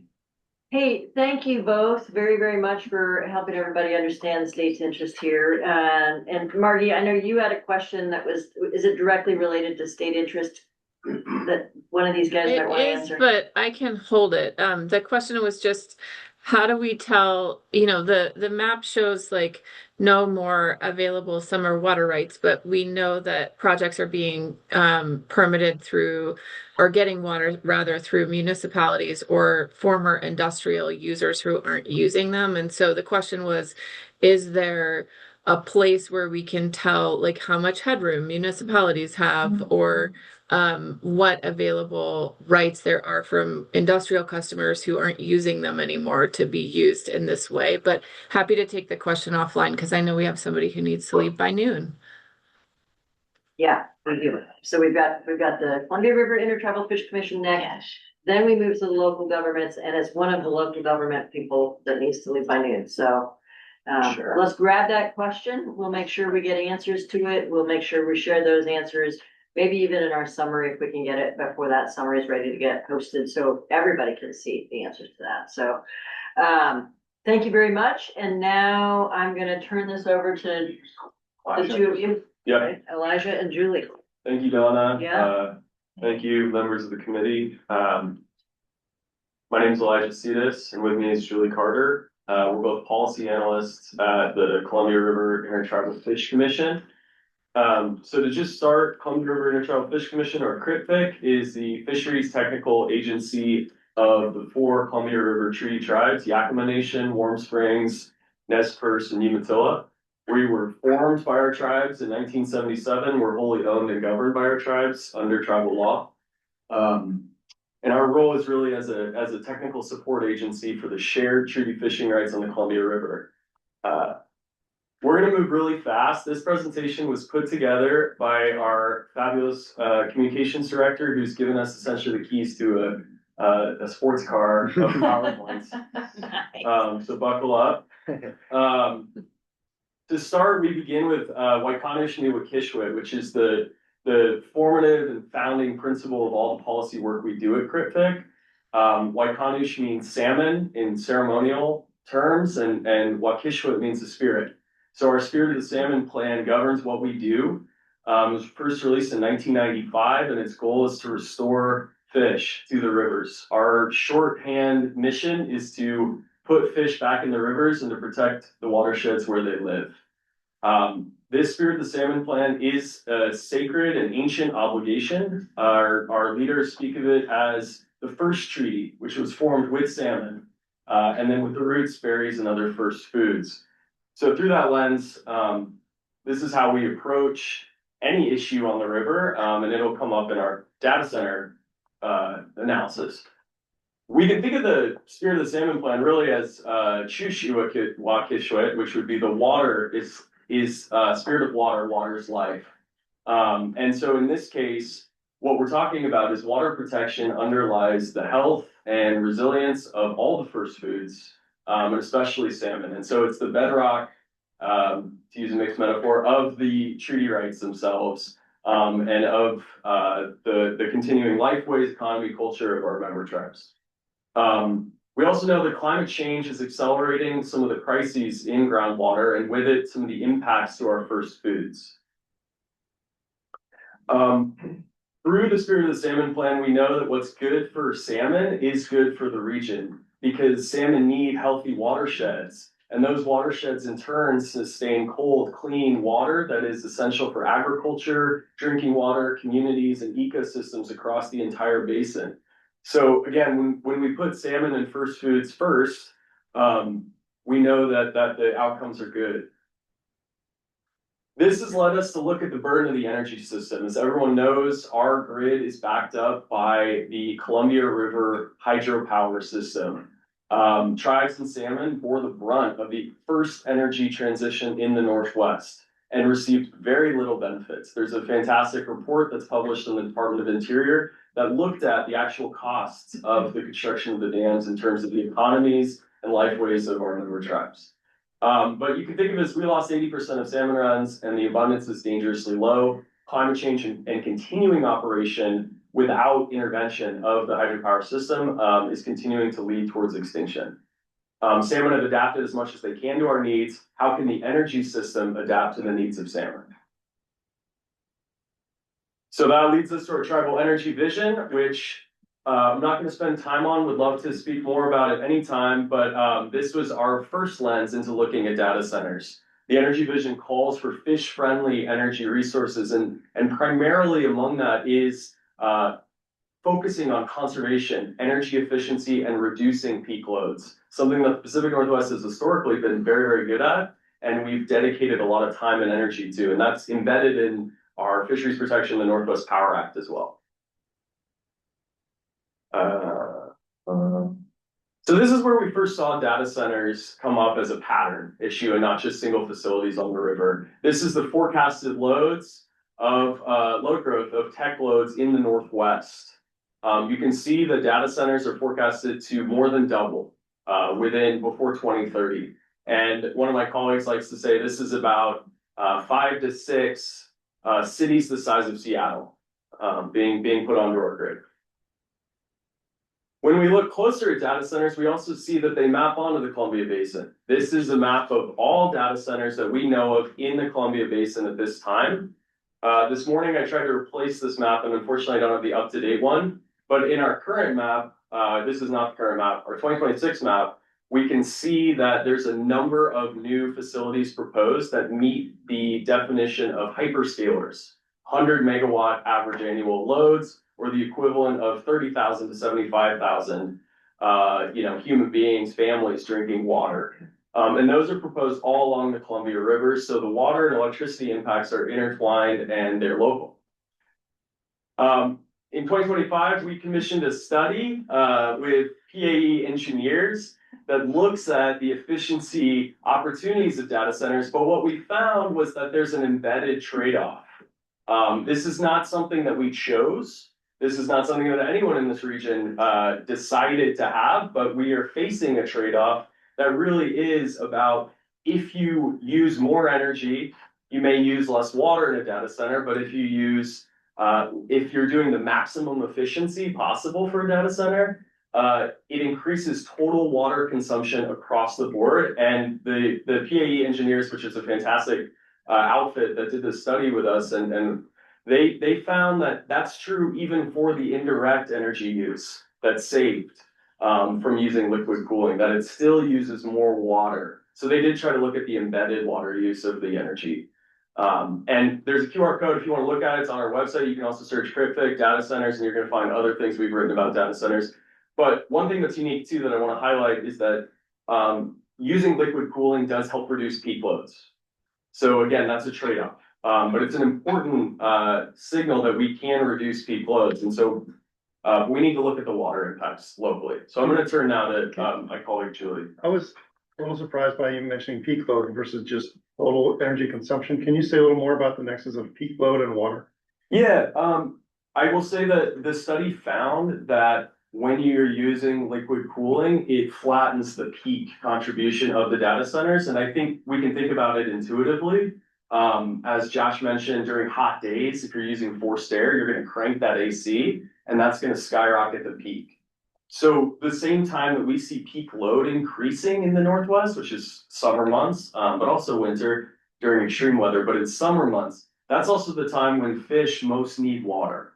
And they need it in the Columbia River moving through the turbines. And so when you increase peak load in the summer months, that creates more impacts potentially on the grid. And so that's one of our concerns. We'll talk, and We'll hit it again. We'll hit it again, Good. because it comes up again. So hold that, and we'll get back to it. So when we look at these projects that impact the Columbia River Basin, one of the things that we notice is that data center impacts are very localized. The PAE study, noted that data centers may use 0.2% of the overall water use in Oregon. That's a fine metric, but it doesn't tell the story. The whole story is, the actual story is looking at where we're locating. And that ties back to the energy vision as well, where we discuss siting is really important, consideration when you're citing energy projects, when you're citing any project, is looking at the localized impacts. And one thing that the study did say is that data center's building system and its location have the measurable impact on local resources. So this was brought up earlier. It shows the impact, and I think there's been a lot of really good discussion of groundwater impacts and the surface to, groundwater impacts. So you can tell that where data centers, I kind of wish we had put this on top of the data center map to show you. Some of these data centers are so localized in some very highly impacted areas for water. Anyway, let's see.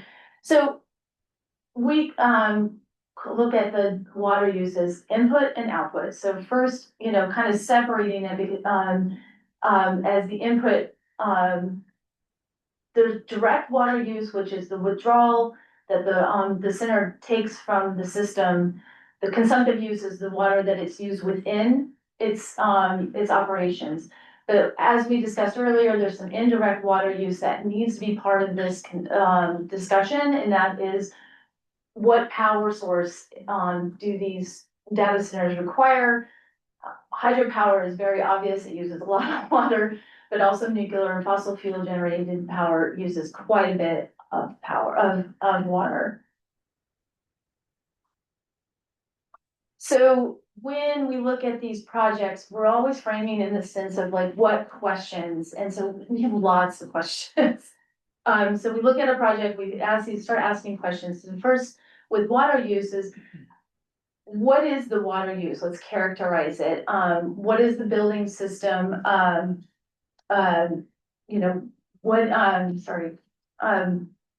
How much water is consumed versus how much is returned? So where is it taking it? Sorry, I just lost my, what is its connection to salmon bearing streams?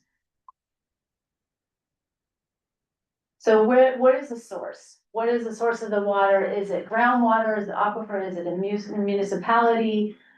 Is there volume available in the municipality's current permits? A lot of these questions were brought up by ODQ and Oregon Water Resources, but it's something that we're very concerned about, because do these water systems where this water is being withdrawn have any hydrological connection with salmon bearing streams? Then we have to consider the low flow conditions and the fish needs, because there are lots of streams in Oregon and the basin that get dewatered at certain times of the year. And under what conditions, when we want to ask, these projects, under what conditions will your water be shut off? Under what conditions will you consider, protections for salmon migration? So, where does this impact other users in the region? So, and at the end, have tribal water rights and in-stream flow for fish been considered in decision making? So the output is discharges and impacts water quality. So most of these data centers discharge heated water. Where it goes is very important. This region is, especially the rivers and tributaries in this region are very stressed for heat specifically, and other toxics too. So if you're discharging water into heated water into an already stressed system, how are you gonna mitigate for that? We've noted, some of our water quality specialists in-house have noted that some discharge chemicals, some chemicals that are used within operations that may be being discharged through, say, wastewater treatment systems may not be treated within that system and may be discharged. And so we want to know what sort of chemicals are being used and what are being discharged. Another issue is that outflow volume sometimes can overwhelm municipal systems. What happened in the Dalles this last summer is it overwhelmed the system, sewage discharged into the Columbia River. And we had tribal fishers, on platforms near the outfall that, were impacted. So this is something that there's a lot of context, a lot of things to think about. So again, we start asking questions. So characterize the discharge. What is the discharge? Where does it go? What chemicals are being discharged? Those are really important questions. If it goes into a municipal system, into a wastewater treatment system, what is the capacity? Can it handle the volume? Can the system also clean for those chemicals? What is the receiving body, either if it's discharged directly or through the municipal system? What is the condition of the surface, the receiving body? Is there salmon habitat there? Is there already a huge load of other users and dischargers? What's going to happen to that if you add more to that system? So what are the low flow conditions of the receiving body? And this is something that doesn't get a lot of talk, but still an emergency planning is really critical for these things. And what people don't realize is that, these kind of projects, industrial projects will store chemicals on site. Do they have a plan if there's a spill or if there's a storm event on an overflow? And they need to be part of the basin-wide spill and emergency planning system, but they also need to be very transparent in what they have on their sites. So data center have impacts on tribal treaty resources, and our location absolutely matters. It's this system is interconnected with tributaries, streams, aquifers. They are all part of one system. And here is really important to know is that treaty fishing rights attached to specific places. So some of the concerns that tribes have is in-stream flow, protecting in-stream flows for fish. I know that Washington State, for example, has a priority date for in-stream flows in the 70s. So anything that's before that date can withdraw water. So that the in-stream flows need to be protective, and sometimes they aren't. And so we need to consider that because as water becomes more scarce with climate change, we need to be very consider like tributaries and the main stem. Tributaries and aquifers, again, we need to think about the comprehensive impacts to all of the water that feeds into the system. And then toxics and thermal hazards. So a healthy river can dilute some of the discharges, but if you have an unhealthy system or a system that's already overburdened with toxics and you add more, that creates a bigger impact than it would in another system. So another point, just wanted to bring up is some of this backup generation that they're including, like natural gas, for example, they're finding in other parts of the country are adding to air pollution. And that includes fine particulates, which land in the water, but we also, support our tribal fishers. And this is a health issue, an air quality issue, that needs to be part of the thought process. And then, again, chemicals for operations can pose spill hazards that could harm fish. So, without knowing what is on these sites, it's hard to say, something is going to be harmful to the fisheries. And then, and then so finally, and I'm gonna just go quickly, the source itself and the load requirement and timing that the energy system, that's required to serve data centers has a water footprint. And that's true from the use of the energy facility, but also again, from the hydropower system operating as the backup battery system to the grid. And we know that during extreme, energy emergencies, the dams will come in and will cut fish protections first. So that is a more long-term or more sort of system-wide risk we see to water. And there's an example of interconnection if you don't consider fish protections. Those are flows at the dams. This would be if we were to use the dams as a battery system, you would see that it's extremely dangerous for fish and for fishers because those are massive flow swings. So again, it's important to look at the transparency. And so this is just a summary of everything we've said. We've provided a document to this committee, we hope is comprehensive. And we really just want to see a true cost analysis for some of these impacts, because we know that when they're externalized, it's often poor communities and the fish that are impacted. And tribal communities have borne that brunt. So last thing we'll end on is to think about our year this year. This is Teacup last year. Thank you, Julie. Photo for Julie. This is Teacup this year. So this context is real. Our modeling, it only goes so far. We have to also kind of deal with the reality of the world as we meet it. So thank you. That was ours. Thank you, Bill. Thank you. Thank you so much. Thank you.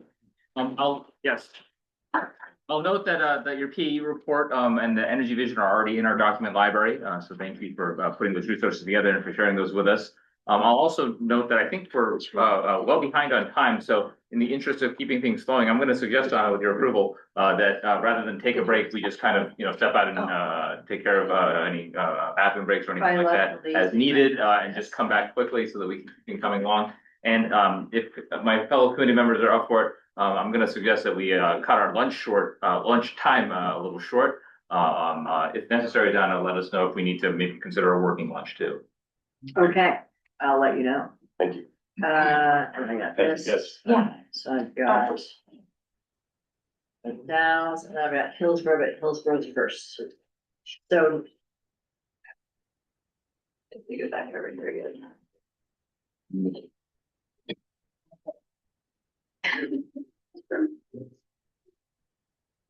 Let's see.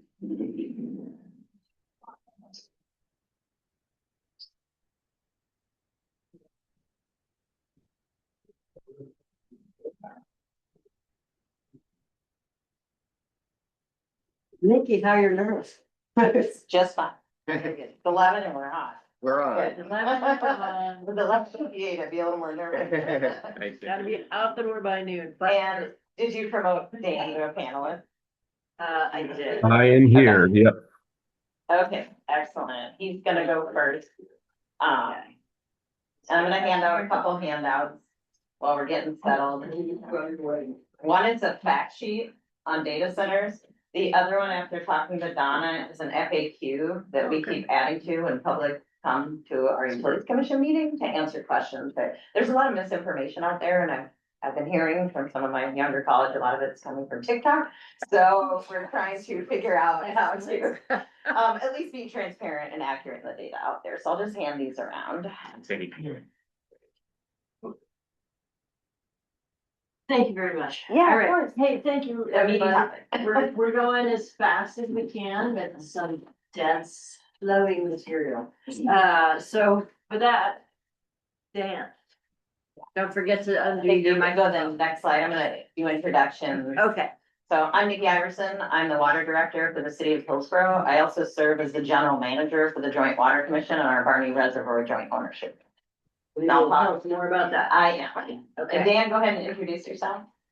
Good morning, all. I'm Dan Diaz. I'm the Economic and Community Development Director for the city. I help to support the city's near-term and long-term growth planning scenarios, as well as business and economic development activities, amongst other things. So thank you for having us this morning.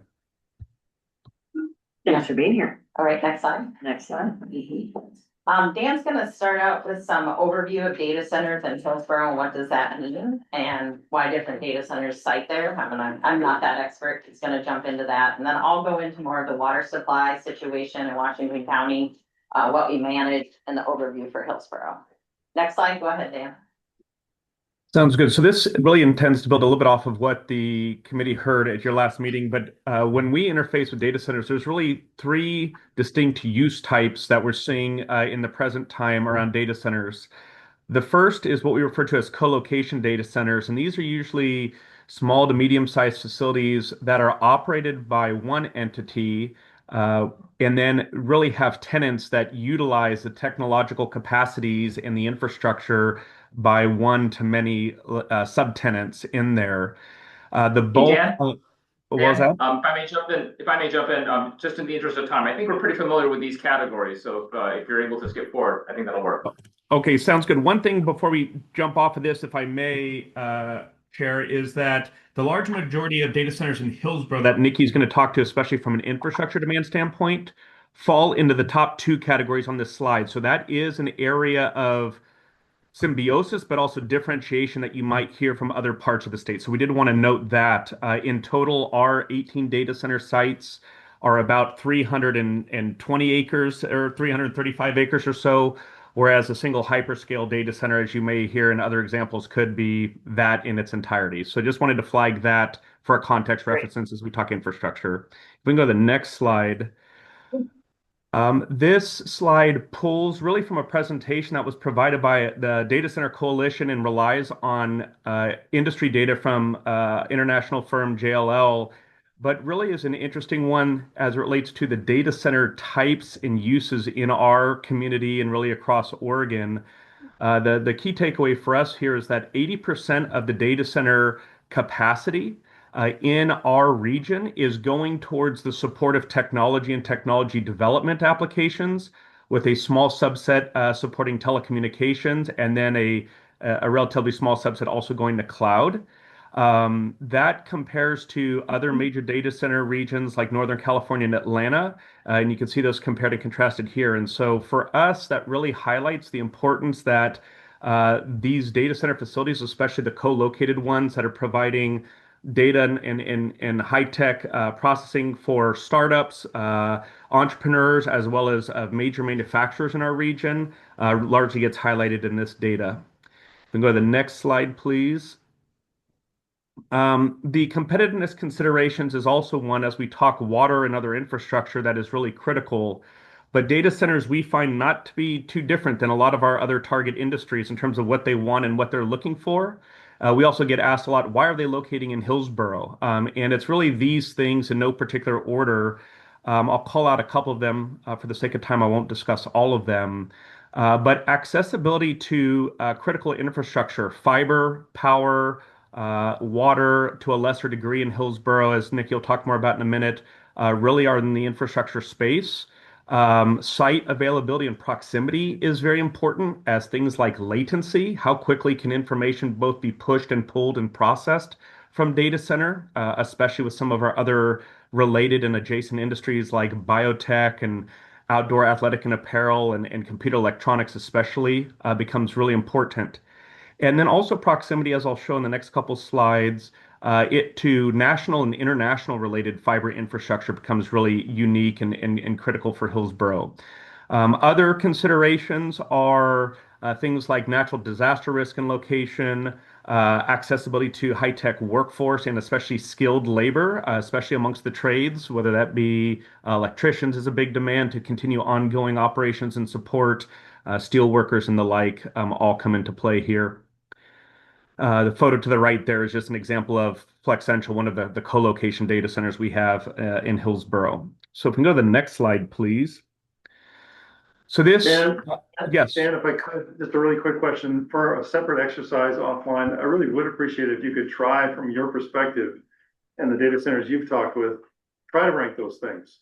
Not saying they're in no particular order.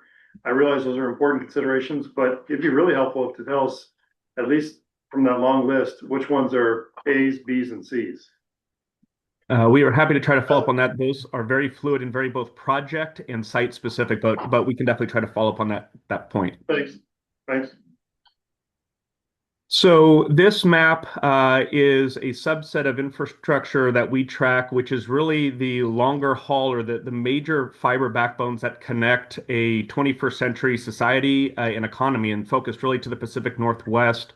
You can see that a lot of it runs up and down the Columbia River corridor. Has been talked about also from a power and a water standpoint. A lot of it also runs up and down generally the I-5 corridor.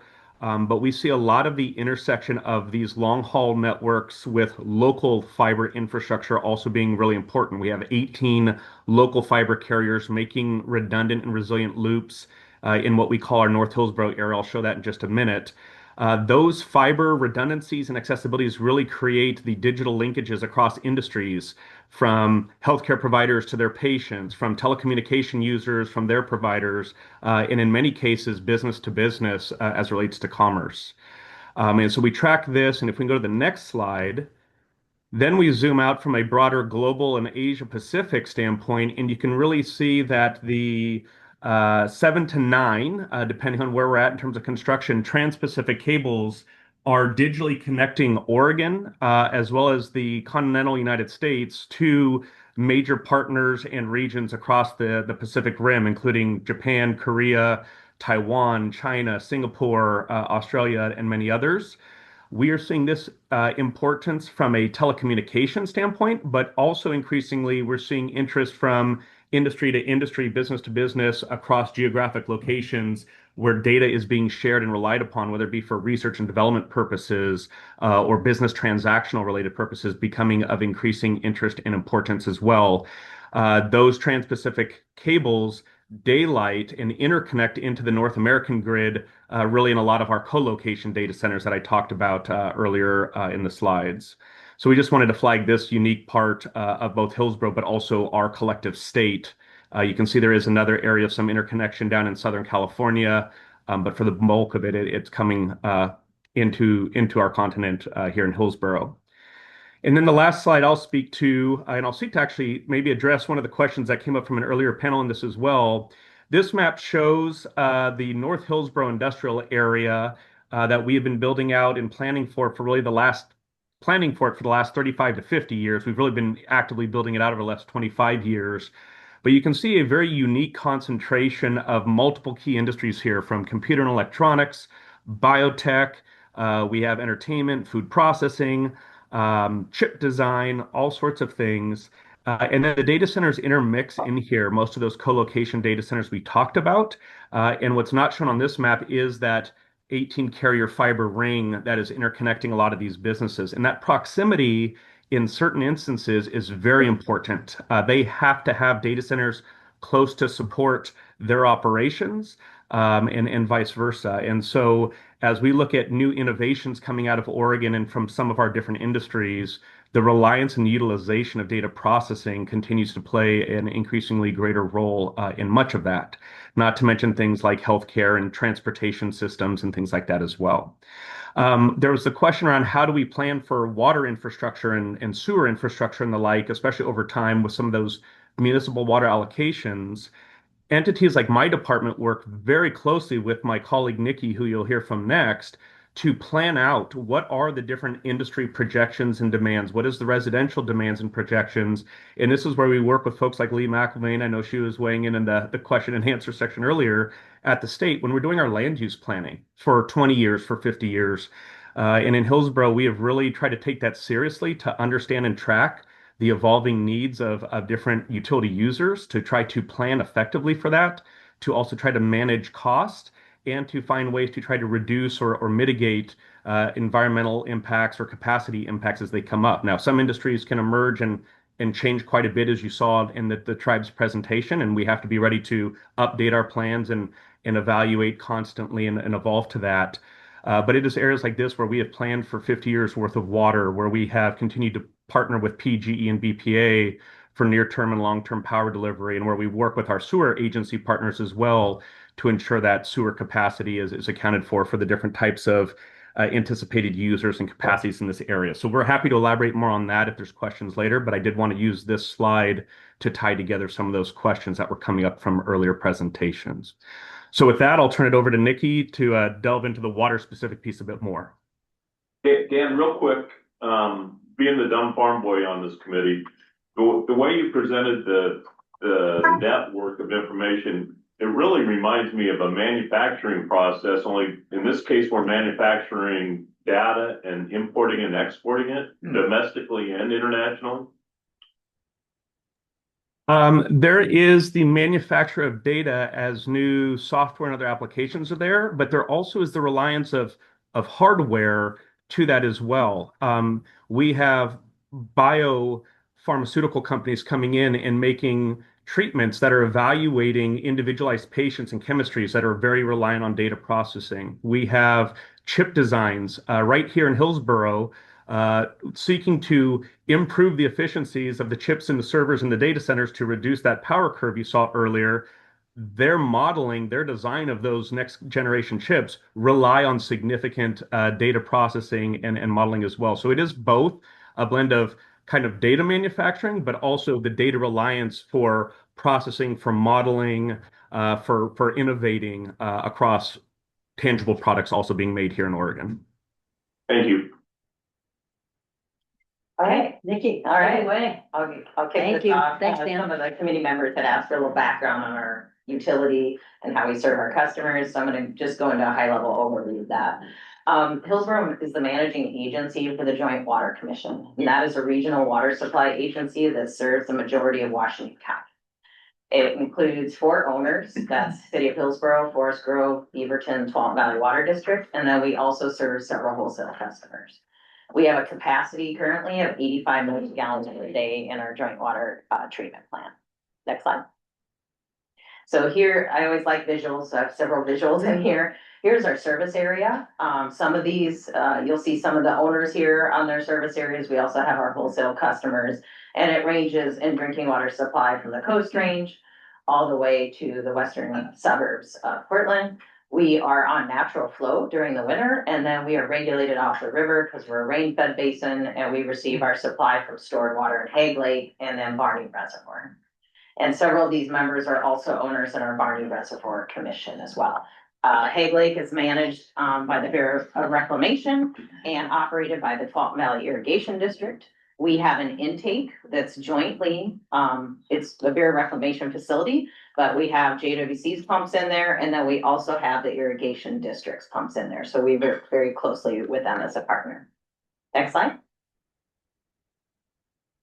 One thing that you might hear, because we do get several data requests, public records requests for data centers and their water use, and some people do get confused because Dan will say there's, I think, 18 data centers. However, the City of Hillsborough has a specific service area based on our urban growth boundary agreements, urban service agreements, if I get that right. So inside our service area is different because Tualatin Valley Water District serves the portion of Hillsborough that is east of Cornelius Pass and north of Highway 26. Sometimes that can be a little confusing to people, so we always try to explain to them who serves different areas. So if they need additional data, they know who to go to. Next slide. So here is our data on demands by customer class. One thing that I wanted to mention is that Hillsborough has a different demand portfolio than you would see from most cities our size. The majority of cities our size would see a larger amount for single family and multifamily. However, because we've been built for industry for many decades, about 50% of our water supply is for industrial use. And you remember that map that Dan showed, and that's serving all of those customers in the job market in Hillsborough. If you pull out data centers, it's actually only 1.76% of our total supply. In Hillsborough, we are seeing these as commercial buildings that have servers in them. We do not see a lot of trending on data demand for them. And many of them are moving away from using water for cooling in Hillsborough. So it does depend on the type of data center and their, like Dan said, and their management of water. But it could be that our water is also very expensive. And so as any business, you are going to work as hard as you can to be efficient to reduce all your business costs. Next slide. So over our whole industrial base, you'll see that data centers that represents only 3%. We have SDC contracts. You might hear some communities call them water supply agreements. So if you are a large water user, we have water supply agreements. And so those are just not, you don't just pay an SDC when you buy a meter, but you have a volume, a peak and an average day, and you pay based on that. And then if you come close to exceeding it, you have to do a new contract. And so then they have to pay potentially millions of dollars in to support the infrastructure in the community that's served for them. Data centers do not have large meters. They are a pretty small meter on the system, just like a commercial building would be. And some of them would use less than another commercial building that's not for a data center. Next slide. So we do hear a lot of concern about capacity. As Dan said, we tend to plan for 30 to 50 years. In Hillsborough, we have a long history of doing that. This is our current supply capacity based on peak day demands. And you'll see we do have supply available in the Joint Water Commission for Hillsborough and our wholesale customers. And then in 41.75 is Hillsborough's ownership of those facilities. So all the different partners have their own separate ownerships on the assets they choose to invest in and develop. And you'll see data centers is about 0.46 at the very bottom if it's pulled out. And you can see our overall industrial use and then how the rest of our customer classes come in on that. So we still have a little bit of capacity. However, you don't wait until you're out of capacity. I'll talk about our new supply that we began we made a decision to build in 2013. So Just a quick question. Yeah. Maybe I misheard. I thought you said earlier it was 85 million gallons of water a day for the treatment plant for JWC? Yeah, and it serves all those owners, not just Hillsborough. So that's just the part. this is just Hillsborough. So I'm kind of diving into just Hillsborough because that serves Forest Grove, Beaverton, North Plains, Swamp Valley Water District. Yeah. Next slide. We're very committed to environmental stewardship and different things. And one thing I just wanted to mention here, and I think you had that question about efficiency and conservation measures. I think due to time constraints, Director Gall did not get into this, but municipalities are actually required to do conservation measures.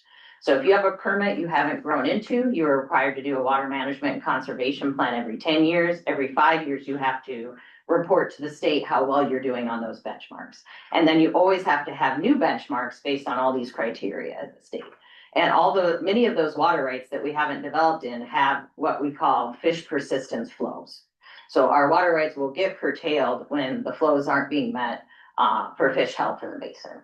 So those are a few things I think he didn't have time, but that's very specific to municipalities. The other different types of uses don't have those requirements. And that's something we've done as cities and districts over the last few decades is we want to be sustainable stewardship partners in the state. So one of the questions we get, and this is based on other areas of the state, are just concerns about where the discharge is going, things like that, environmental compliance. There's a lot of misinformation out there. And so all of data centers in Hillsborough are required to use our drinking water. And so then they meet all the Safe Drinking Water Act requirements if they use that water. Sorry, so the water going into the data centers is potable water. Is potable water. Okay. That's correct. And then all the industrial discharge goes into our sewer system, where it is then taken from our sewer system to Clean Water Services, who has multiple sewer treatment plants. And then, but we do not discharge to groundwater. This is a question we get quite frequently, but we do not discharge to groundwater in Hillsborough. Everything goes, and then they're permitted through their MPDS permit that DEQ discussed. We are committed to environmental compliance and stewardship of our natural resources. And that's one thing I think cities take very seriously as we grow and develop. Next slide. Again, I mentioned we have a very long history of supply planning in Hillsborough that began actually probably before the 40s. But in 2013, actually 2015, we after this timeline, we came close to hitting our peak at the Joint Water Commission. And we were getting close to that. So about in 2009, we started planning, looking at alternative sources. We had least cost, least risk in our criteria, and we looked at environmental impacts of all the different sources as well as part of that criteria. And we ended up making a decision to go to the Willamette River. At the time it was called the Mid-Willamette as that option for our future supply. And we began building that supply in around 2014, 2015. So and it would is be a not new online. water right. What? This would be a new water right. We actually purchased a water right from the city of Salem because the city was going to be spending over $500 million of our ratepayers' money to build this new supply. And with new water rights, when those fish flows aren't met, you are just Yeah, taken you're off out the of river. seniority. And we did not think it was a very good decision to be spending that much of our ratepayers' money without more certainty. Wait, so the fish don't have priority if the owner of the right has an older right? The rules on environmental compliance have changed over time, and because Director Gall said the state's over allocated, if you went today to get a new water right, the fish do have priority. Now, if you have an older water right, you have those fish persistence flows, so you do get curtailed off the river when those flows are. No matter what, No. no matter how old. Well, if you had a certificated right of way, like you already developed it and put it all to beneficial use, then they may not. All of the permits that we haven't grown into are pretty much in this fish persistent flow area. Got it. It's a little more complicated, and those would be good questions for Director Gall to answer as well. Okay. But he didn't have a lot of time, so I don't think he got into that. No, none of you have a lot of time. Yeah, exactly. Yeah, So, yeah. heavy agenda. Wanted a lot of voices, a Yeah. lot of ideas, Yeah. not a lot of time. Sorry about that. Yeah, Yeah. next slide. Thank you. So we began building our new water supply, as I mentioned, over 10 years ago. The initial treatment plant capacity is 60 million gallons per day, but we have the ability to expand up to 120 million in the future if needed. Hillsboro's share is only 15 million gallons for that initial capacity with a build out of 36.2. We did go through extensive environmental permitting for this supply, and we worked with all the state agencies. And we received one of the first thermal trading plans for drinking water withdrawal in the state. And that means we have to go and create shading credits or use stored water. And that was the first drinking water project that had to do a thermal trading plan. Normally, I think the Tribal Commission had talked about those being applied to wastewater. The DEQ is very good at regulation and looking forward to impacts, and they apply that to this project. Can you say that again? Thermal training? Thermal trading plan. Trading. Oh, like offsets or? Yeah, Oh, gotcha. exactly. So we have a project that we're building in Malala State Park, where the whole park had been taken over by knotweed. And so we funded that removal and replanting and some of the stream corridor vegetation. There's a really good opportunity for us to have fish habitat and things like that. We have another project, Wildlife Refuge, where we paid to reconnect the stream because it was a channelized stream. We probably won't get credit for that one, but our goal was to have a net environmental benefit on the project. Do you So, partner with developers on that? no, we build all these ourselves. We don't build them through developers. Could you? I would not. And I don't know what you mean by developers. Is there a rule that prohibits that? Like, can only municipal organizations do thermal that's- trading plans or? I understand what you're saying. So if a developer came in and developed a site, they would have to go through also their own permitting for site development, and then they could do those sort of things. But because they're not taking the water out and the jurisdiction responsible, Okay. I don't think the regulatory agencies would apply that. They apply it to who's taking the responsible, water. who's taking the I water. see. Does that make sense? Yeah, Okay. yeah, thank you. Yeah. We also worked closely with the tribes in our areas. We did that early on before their federal requirement for tribal consultation. That was one of the best. I did the permitting and outreach management, I was doing 2 jobs at the time. But it was one of the best experiences that I had on it. We learned a lot. They helped us on different corridors for the pipe and where to go and what areas to avoid some tribal resources, which was really helpful. Slide. Yeah, and they also commented on the source we were taking from, the other alternatives, and that was something to have, very helpful to have on the beginning of our project. This is the Willamette Water Supply. It's a $1.6 billion project. It includes over 30 miles of about 66-inch water lines, a treatment plant. The intake is in Wilsonville. The intake serves not just the Willamette Water Supply Program, which is Hillsborough, TBWD, and Beaverton. It also serves Sherwood, Wilsonville, and Tigard eventually. So that is another regional water supply agency. And then we have a treatment plant in the Sherwood area. We have reservoirs to gravity feed in the Cooper Mountain area. And then it will gravity feed down to our service in TBW, Beaverton, Hillsborough. Okay. And this is not online yet. It is projected to be online late 2026, early 2027. The majority of this project was built because it will withstand the subduction zone earthquake. Most of the drinking water supplies west of the Cascades may be offline. for up to 6 months, with that earthquake. So a lot of communities are currently investing. It is very expensive to build infrastructure that's seismically resilient. One nice thing though, is because you're trying to avoid liquefaction zones, we tend to have less impact on rivers and streams because we tunnel under them. We try to stay out of liquefaction zones.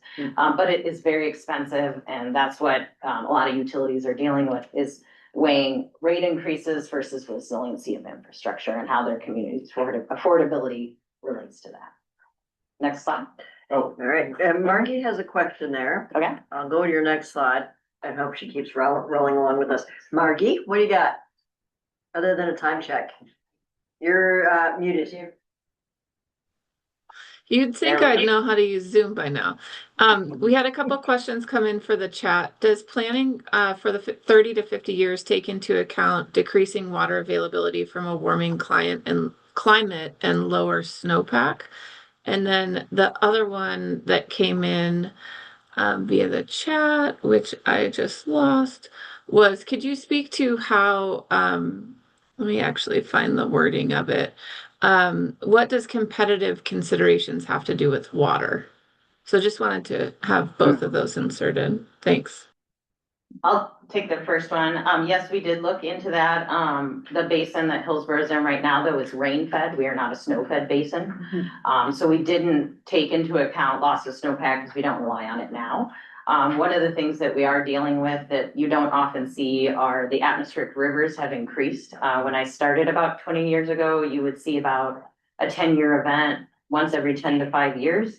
We see those multiple times a year now. So our bigger impact is how water quality changes in the river quickly with these intense storm events. Wildfires is our other issue that we're dealing with. We've had some wildfires in our basin, and we have to deal with landslides and things like that can impact us, but we don't have a snowpack issue. And then we did choose the source based on climate resiliency as well, instead of picking a source that was potentially on a smaller tributary, which could be higher impacted. We went to the main stem Willamette. I don't really understand the second question. If you could repeat it. And maybe we can, since it's not when you were, well, yeah, repeat it, because Yeah. maybe it was something she said. And so she'll know what you're saying if it's there, but I just want, we're an hour behind. Yeah, let's. And I want to make sure you make your maybe you flight. can email it Yeah, to that's me. what I was So, thinking, and we and can Dan and include I, he was more on the competitive side, and we don't Okay. really have that on. Yeah. Yeah. So resiliency planning, we look at, and this gets to the last question, climate impacts, wildfire, were one of our bigger, most common impacts. Our power outages, whether that's a wildfire or other things going on, ice storm events. So we have built standby power facilities. We are planning for increased droughts, but we haven't seen that as much as the atmospheric river and intensity of storm events. And then we're always working on emergency repairs for our system. Next slide. All right, so this is what our portfolio will look like once the Willamette comes online. We do get a lot of questions that we're just building this new supply for data centers, which you can see that small supply amount. We are not building the supply just for data centers. It really wasn't on my radar when we made this decision, when our Utilities Commission made this decision. It was for size, basically that 15 MGD represents our winter day demand and our supply available if there is a major earthquake. And currently, we actually, when the price of the project went up about $300 million during the pandemic, we decided to defer the pipeline that would serve our industrial customers. Because the majority of the reason for this project is to make sure we have water after an earthquake for fighting fires, to getting to hospitals, to getting to schools, and that we don't have to ration all of that supply out. So that, is something that we're dealing with in our community on misinformation, but you can see the amount for the data centers is very small, and it's not something that we're doing our overall 50-year planning. Next slide. I think our final takeaway is we do have a long history of 50-year planning for water supply in Hillsborough. We built our infrastructure, it's for all classes. We don't just focus on one customer class for development and growth. We're seeing a lot of housing in South Hillsborough, which is the majority of the area that our growth is right now. We do see growth in industry, but it really comes at different times and really different types of usage of water. So data centers are not considered an impact to our supply at all. That might be different for different communities, and they definitely have a different, I don't think I've talked to another city that has the type of industrial demand in our overall town. But one thing I would mention is that I think things people forget about that we really do plan for is fire protection. When we had a fire in downtown Hillsborough, we used as much water as the whole city of Beaverton was using that day to put that fire out.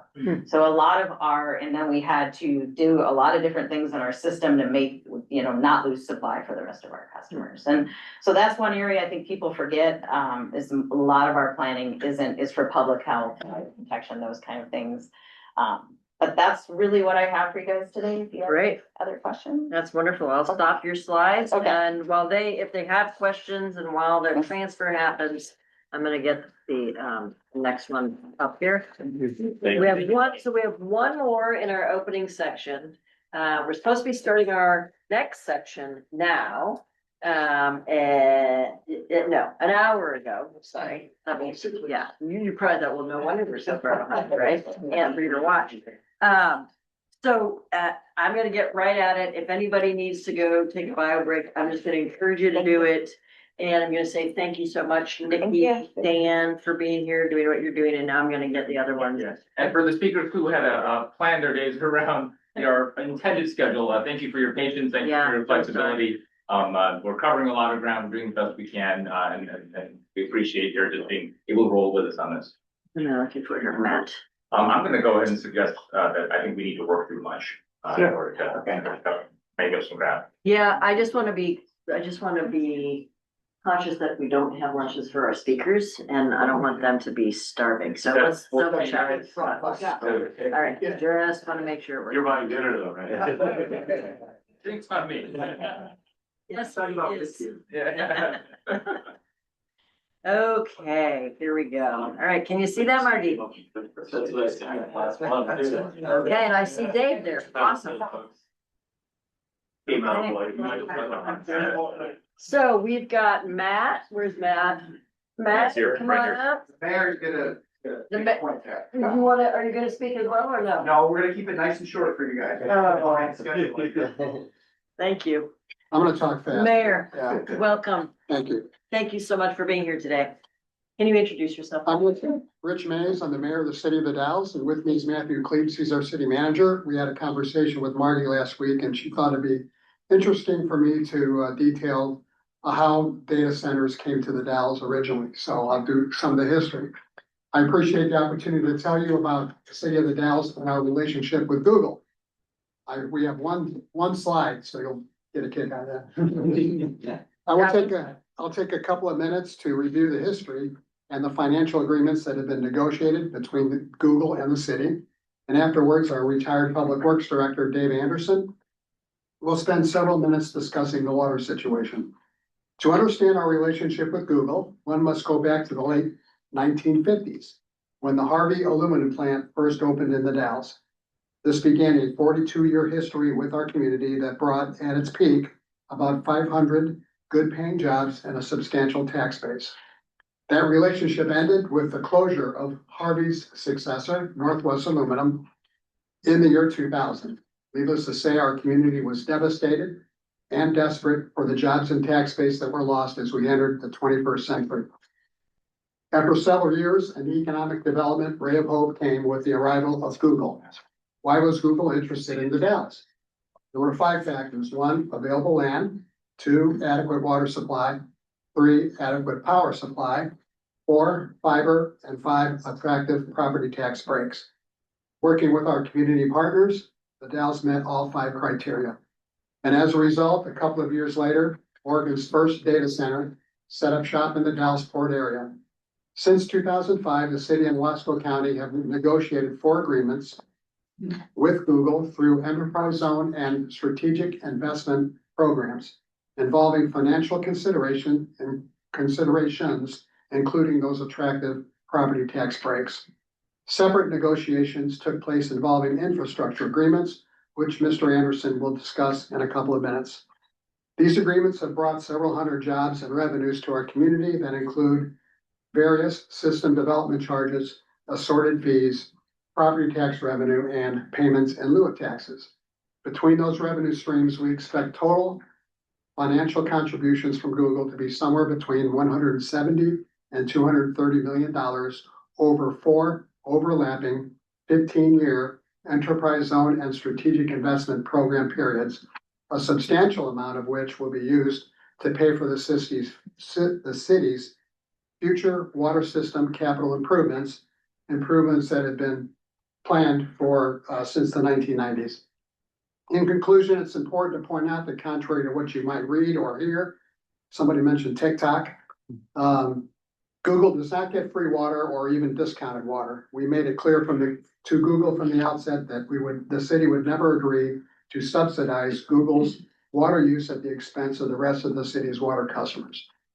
And with that, there's Dave's slide, so I'll turn it over to Mr. David, our Public Works Director. Thank you, Mayor Mays. Can everybody hear me okay? Thumbs up? Great, thank you. It's a little echoey, but it's okay. We can I'll manage. try talking a little quieter. It's probably the room I'm in. I think it is. Well, good morning. As the mayor said, my name's Dave Anderson. Prior to my retirement last spring, I was employed by City of the Dalles for 37 years. The last 18 of those years, I served as the city's Public Works Director. I want to provide just a little bit of background and context before I get into talking specifically about the data centers, so there's some understanding of the environment in the Dalles and when these decisions were being made. I really appreciate the prior presentations from OWRD, DEQ, and even Nikki's comments that did a good job of outlining the environmental or the regulatory environment that the city deals with from the state level when considering these water use issues. In addition to those requirements that were previously mentioned, Oregon drinking water regulations require public water suppliers to maintain 20-year master plans. In the city, or in the Dalles, these master plans evaluate the condition and capacities of existing water supply infrastructure, analyze water consumption needs, forecast future development and growth, predict future water demands, and provide a list and schedule of system improvements needed to maintain the integrity of the water system and meet the community's predicted future water demands. City of the Dalles completed a water master plan in 2006. As part of that plan, the city developed a hydraulic model of its water distribution system. The model allowed the city to understand exactly how much water could be supplied to a particular location. At that time, there existed a significant amount of undeveloped or inactive industrial land in the city. As the mayor mentioned, the city's largest employer, an aluminum smelter, was shut down after 40 years of operation, and a local lumber mill had recently burned down and closed. As a result, the Port District was aggressively trying to recruit new industries to the community. In this context, the city's 2006 Water Master Plan anticipated that it was likely that a new industrial development would occur within the next 20 years, although the plan did not specifically anticipate that the new industries would be data centers. The hydraulic model was a critical tool in understanding the city's existing water delivery capabilities, as well as needed improvements to support new development and provide recommended fire flows in all areas of the city. Over the last 20 years now, 3 data center complexes have now developed in the Dalles.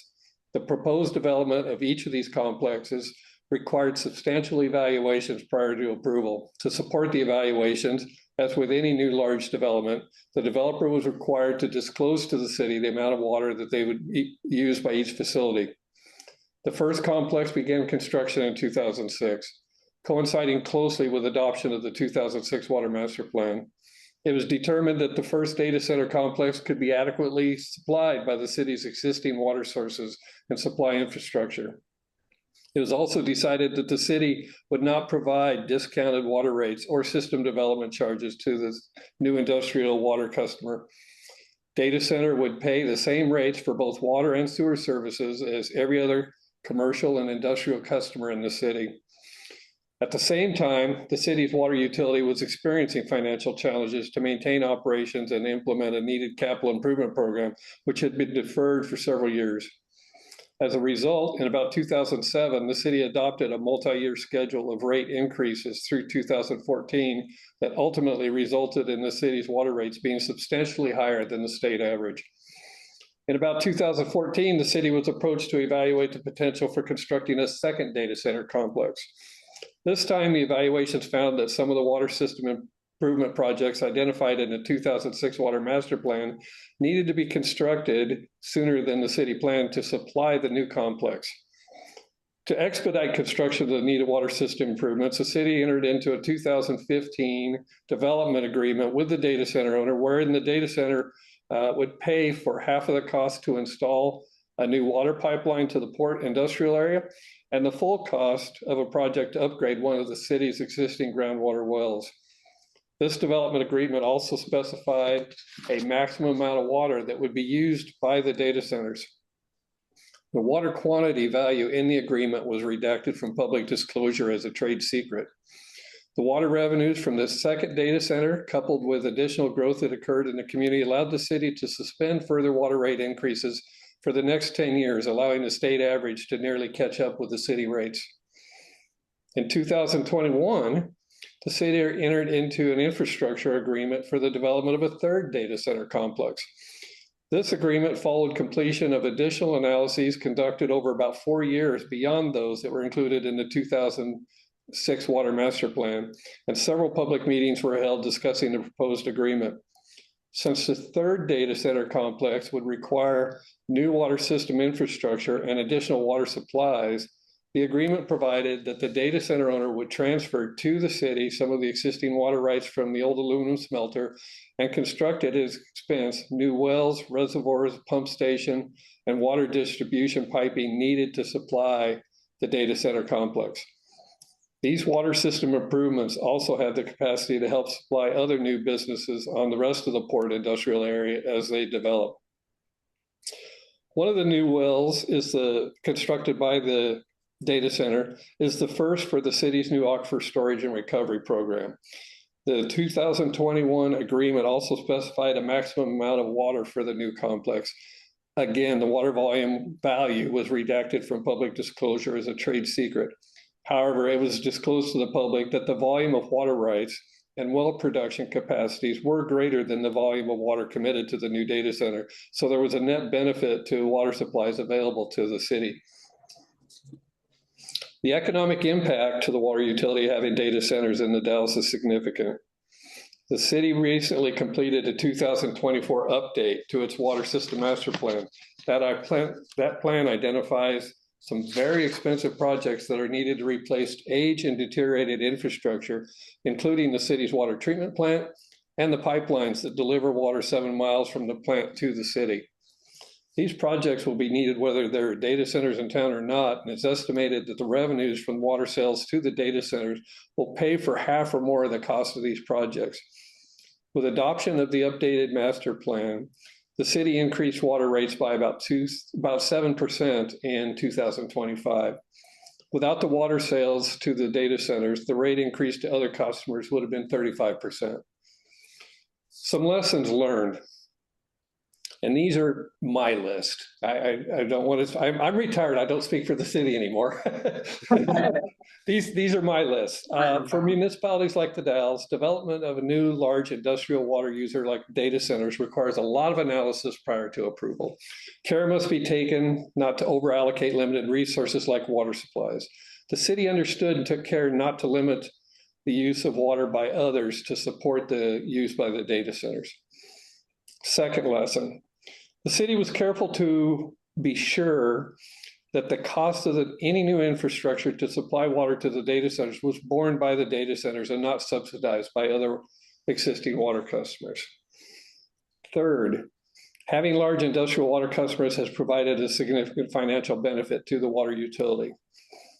Fourth, it was important that the data centers pay the same rates for water service as other customers so that there is not a public perception of subsidizing a large, wealthy company. And lastly, transparency. In my opinion, the biggest challenge that the city has had related to the data centers has been the confidentiality around certain aspects of the data centers, particularly the amount of water that was allocated for their use in the 2 infrastructure-related agreements. I'm not an attorney and therefore not an expert on the issues of trade secrets being exempt from public disclosure. But I do know that failure to disclose this information has allowed some of the public to be skeptical about the city's involvement in the development of the data centers and has hurt the city's public image. So with this information, I've tried to provide a high-level overview of the water utility experiences of City of the Dalles and the development of the 3 data center complexes. With that, we try to answer any questions. Great, good. Thank you so much, Dave. Committee members, questions? I keep moving. Thank you for coming out of retirement or taking time out of your retirement for a little bit today. I do have one question, Dave, if I may. You mentioned from your personal lessons learned, not restricting other or existing water users' rights,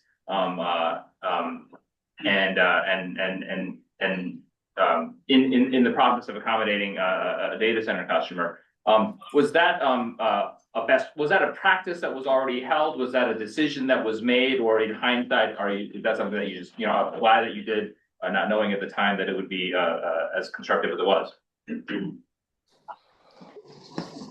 So Nikki mentioned the fact that cities have to, or many cities at least, have to develop and submit water management and conservation plans, and part of those plans include the development of a curtailment program if there is a water supply emergency. The cities of the Dalles has developed a number of those plans. They've been approved by Oregon Water Resources Department. We wanted that those curtailment plans provide different levels of curtailment to different water customers. And we wanted to be sure that if there was a water supply emergency in the future, we weren't going to increase the likelihood that we would have to either restrict the amount of water used by other businesses, other industries, or even our residential customers, just because we were now supplying data centers. We wanted that, I guess that equation or that impact to be the same after the data centers are here as it was before. In the history in the Dalles, until the early 1990s, the city didn't even have residential water meters in place. And it was a standard practice every year to restrict watering hours and the amount of use that residents could use for outdoor irrigation. We haven't had to do that since, I think, 1994. And we didn't want the new data center developments to be the reason that we went back to having curtailment. Did that answer your question? That's helpful. I have so many other questions, but I think we'll cover some of those bases later today, I think. Thank you. Mayor David, thanks again for being here. Really appreciate it. We can't know how much the data centers need, but I guess some of your infrastructure development is based on growth that you're expecting elsewhere in the city. And I wonder, in your planning, what you're expecting to see in the Dalles, sort of apart from the data center growth. So we do still have more industrial land that is available for development. In the 2024 Water System Master Plan update that we completed, we anticipated for that property to develop out with some, and assume some standard industrial levels of use, not data center level of use. We also did allow for, in the 50-year projection, the possibility of one more large industrial user or a combination of them that would be significant. But those planning or those forecasts were addressed in our master plan update.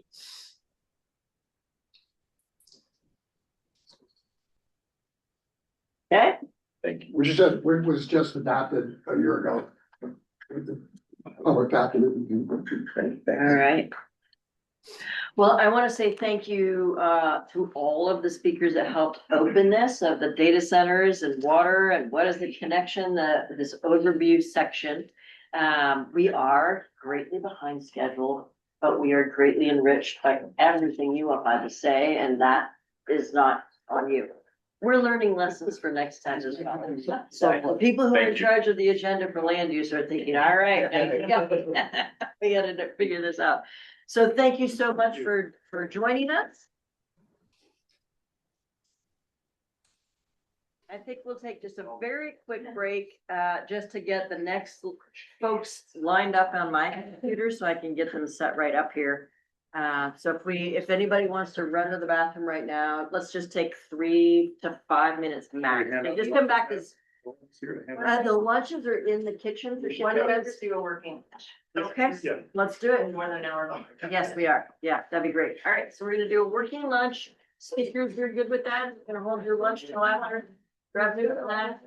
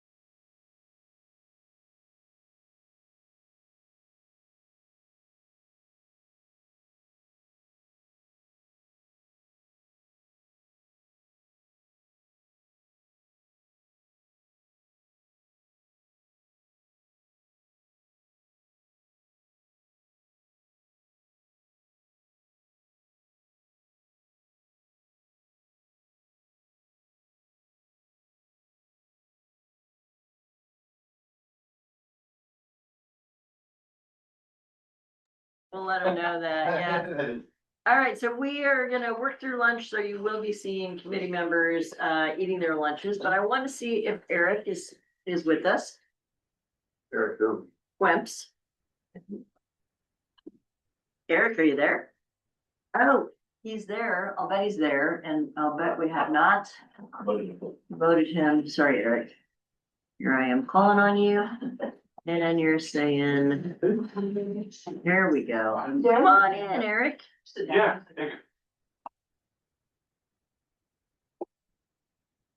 Is he coming? There's Margie. This other one for Eric.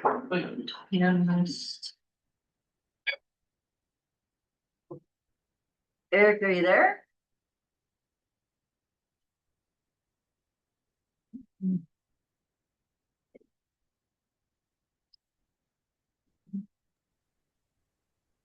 You can send him a quick email, Donna. I think he's there. We just need you to turn on your camera and your microphone, Eric.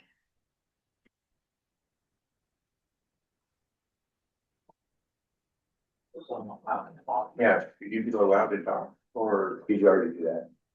Oh, yeah, he's promoted to a Oh, panelist, yeah. Okay, There we go. there we go. There we go. Okie dokie. Eric, are you there?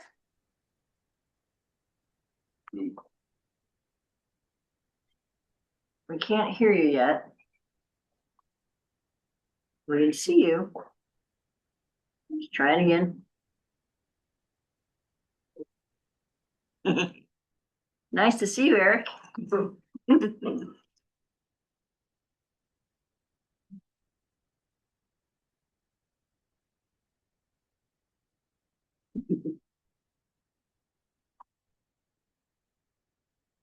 You guys are doing a very good job of eating your lunches quietly.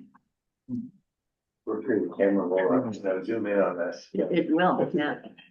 Yeah, I'm talking so it doesn't. Keep in the camera view. Eric, are you there? You can't hear me? Oh, wait, yeah, now we can hear you. Yep, go ahead. We got you. Uh-oh, but we got ourselves too, so. Make sure you're muted on your laptop. It's on his side. Oh, if I'd mute it, we can He hear you. turns down his speakers and then leaves his mic off. He's hearing his own speakers. Yeah, I don't know if you could hear that suggestion. Turn down your speakers, Eric. On your side. Turn them to 0 and Okay, he then, can't hear us. well, he'll be able to, he's gonna present. And if you want a little longer to sort it out, I can move to our next one. Who's next? We'll have to figure it out one way or the other. Yes, Kelly's next. So Kelly, if you want to just come on up and we'll get, he's ready. So we'll see how much longer Eric's nerves stand the challenge. Are you there, Eric? We see you. It's lit up like we should be able to hear you.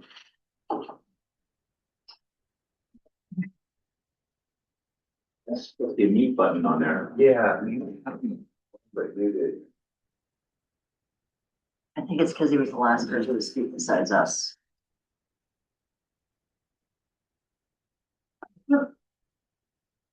Is there a place for you to turn the microphone on? Because it looks like it's off. Oh, yes. He's muted on Zoom, that's. Like part of it. Over there. Couldn't talk. Okay, we heard something. We heard me, we heard us. You could phone in. Oh, yeah.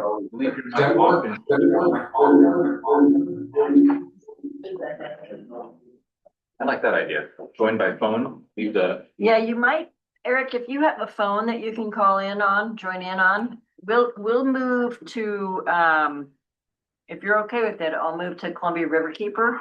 If you want to join the Zoom on your phone, was that a thumbs up to me? No. No, I'm looking at him. Sorry. Yeah, that was a thumbs up to me. Okay. All right, Eric, don't lose your mind over this. All right. But the idea was to join via the phone and then escape this thing. Stop sharing. I can share something else.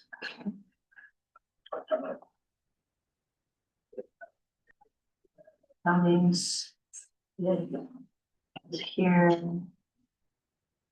Here. Slideshow. Slideshow, come on. From the beginning. Boom. We got you. Okay. Are you ready? I'm ready. Okay. You've been ready for a while, right? All right, all of you have been. Thank you so much for your patience. And so we've got Kelly Campbell, who's the policy director for the Columbia River Keeper. Do this so that we can get this. Should I start? Yes. Great. Well, thank you to the ACDC committee for having me here. Much easier to remember this Right. way. As Donna said, my name is Kelly Campbell. I'm the policy director at Columbia River Keeper. I use she, her pronouns. Really excited to be here. Really interesting discussion. I'm gonna go pretty quick because a lot of things that I was gonna say have been reinforced by others here. So Fantastic. let's Love try to that. not take up a bunch of time saying the same things over and over again. But I do want to share that over the past year, Columbia River Keeper has really researched and dug into the issues of data centers, their impacts on the Columbia River, river communities, our climate goals, and of course, today's topic of water. So today I'm going to focus mainly on water impacts of data centers, but as you'll see, it is all connected. And so there will be a little bit of discussion of energy and other things. Next slide, please. So who is Columbia River Keeper? For those who don't know us, we're a 25-year-old organization that has a pretty big mission. It's to protect and restore the water quality of the Columbia River and all life connected to it, from the headwaters to the Pacific Ocean. We have about 25,000 members and supporters. About 10,000 of them are Oregonians. Next slide. So as I said, today I'm going to focus mainly on water, but I wanted to first point out a few resources that we've created in the past year that address both water impacts as well as energy, climate, and other issues. We have 2 reports on data centers. We have a webinar that we hosted on data centers with some really great speakers, Kate Valdez from the Yakima Nation and Sarah Walkley from Citizen Utility Board. While you're at our website looking at these materials, I also would urge you to look at the comments that were sent in by John DeVoe at Water Watch. Unfortunately, he wasn't able to be part of the panel, but he sent in some really fascinating and I think useful comments that I would encourage you all to look at. Other things we've been up to in regards to data centers, Columbia River Keeper is intervener in the Public Utility Commission case UM 2377 to implement the Power Act. And so we have we've been doing that. I'll talk a little bit more about that later. We've also followed and commented on the Washington version of this that was some unmemorable name, the Washington Governor's Task Force on Data Centers or something like that. And so we were involved with that. We also helped to shape and support some Washington state legislation to regulate data centers this session, particularly HB 2515, which would have included a lot of water protection provisions. Unfortunately, that bill didn't pass this year, but I think there's some good lessons learned from our friends on the other side of the Columbia that you all could potentially use in your deliberations here. So moving right along, next slide, we've seen this in various ways, and I think the numbers all actually match, which is good. But data centers use a tremendous amount of water. And as was also pointed out by others, it's not just the direct water use for cooling. There's also the vast amount of water being used to produce the specialized computer chips used in servers and also potentially for fossil fuel electricity generation. So I think it's important to look holistically at the water issue and not just focus on, what's being used for cooling at data centers, because there's other water implications as well. Next slide. I think I can skip this one. That's kind of been made already. Next slide.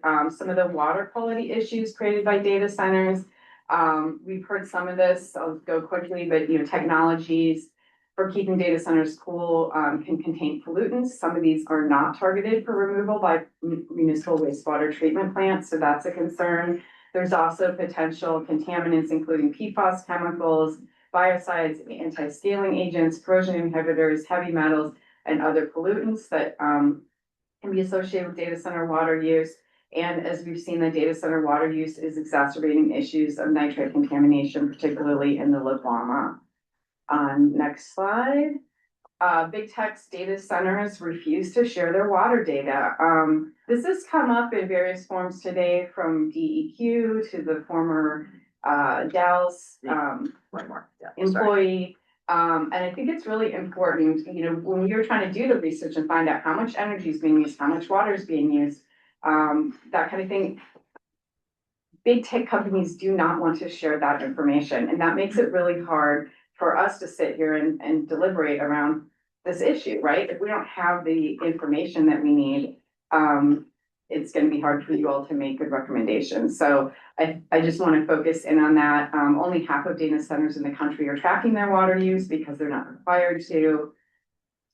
There's concerns around impact of discharge water and thermal pollution on watersheds.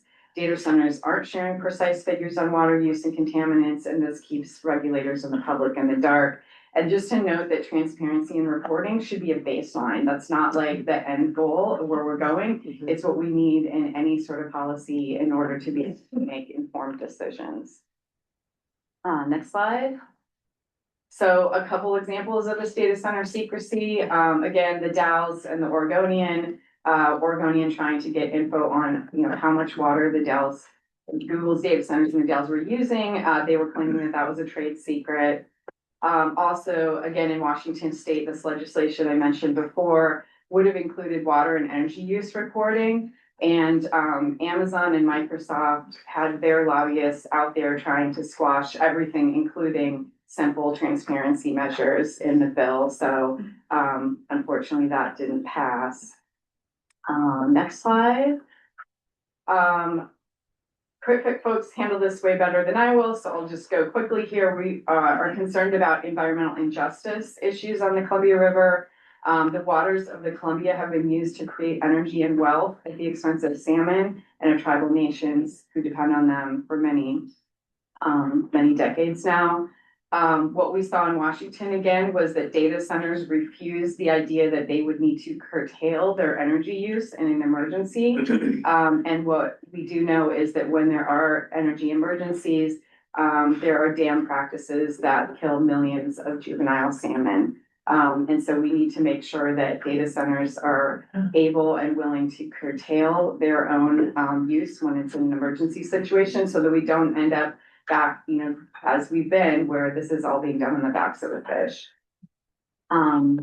There's also a concern data centers made progress towards Lower Snake River Dam removal, and that data centers have talked about bringing on new nuclear or fossil fuels, and that both of those are going to have more broader implications. Next slide. This was covered really well by others, so I'll just mention it quickly. There's a tension between water and energy conservation. There doesn't really seem to be a best practice yet. And so that's just a conundrum that I think we have to deal with. Next slide. These are just a bunch of water reporting and transparency policy concepts. I'm not going to read them all here. I'm happy to send you more details. A lot of these were part of the Washington legislation that, again, you know, made it quite a ways but didn't pass. But needing to have, you know, more than just like an annual, here's our water consumption for the year, but things like daily water quality, quantities, total and peak uses, also having projected annual water consumption. A lot of these are just really important in order to actually understand what does the water use mean. And again, these are not, you know, the end goal, but this is like a floor of something we need to have in order to be able to understand these issues. Next slide. So I'm going to say it. I really think the more I've looked into this, that the most practical short-term step is to take a pause, is to take a short-term moratorium on new data centers until regulations can catch up. Right now, we're on their time scale, and we don't need to be. I just read a new word today, exascaler, and we read the Oregonian article, 1,000 football fields of a data center campus proposed in Boardman, exascaler. So I think we need to update that slide that just, you know, as hyperscalers to the next section. So I do want to say, Columbia Riverkeeper has joined with over 230 local, state, and national organizations around the country in calling for a moratorium on the approval and construction of new data centers. And, the more that we look into this, the more it's like, this isn't a radical idea. This is a practical idea so that we can actually come up with the regulations we need to right-size the data center impact here in our state. Next slide. I love this graphic. This was in the Seattle Times. The data centers that exist and are proposed along the Columbia River are for Amazon and for Google, and on Washington side for Microsoft. These are the world's wealthiest corporations. They're used to getting their own way. And I think we have an opportunity in the state of Oregon to stand up for our communities, for our water, for our climate, for our environment, to say, we're not about moving fast and breaking things. That we need to protect our water and our resources for human needs, for a healthy climate, and not just give it all away to AI's data centers. And with that, I am finished. So thank you very much. Happy to take any questions. Thank you. Kelly, I've got a quick question on your moratorium and pause. What's your definition of data centers? What's my definition of data centers? I mean, we've seen different definitions of the different sizes of data centers. I would propose if we went that way, there would be some sort of, minimum or maximum. What would that be?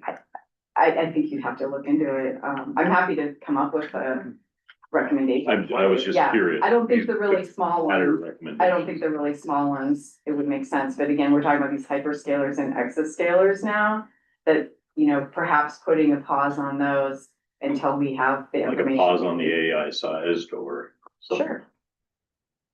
I mean, that's for you all to decide. Yeah. Question.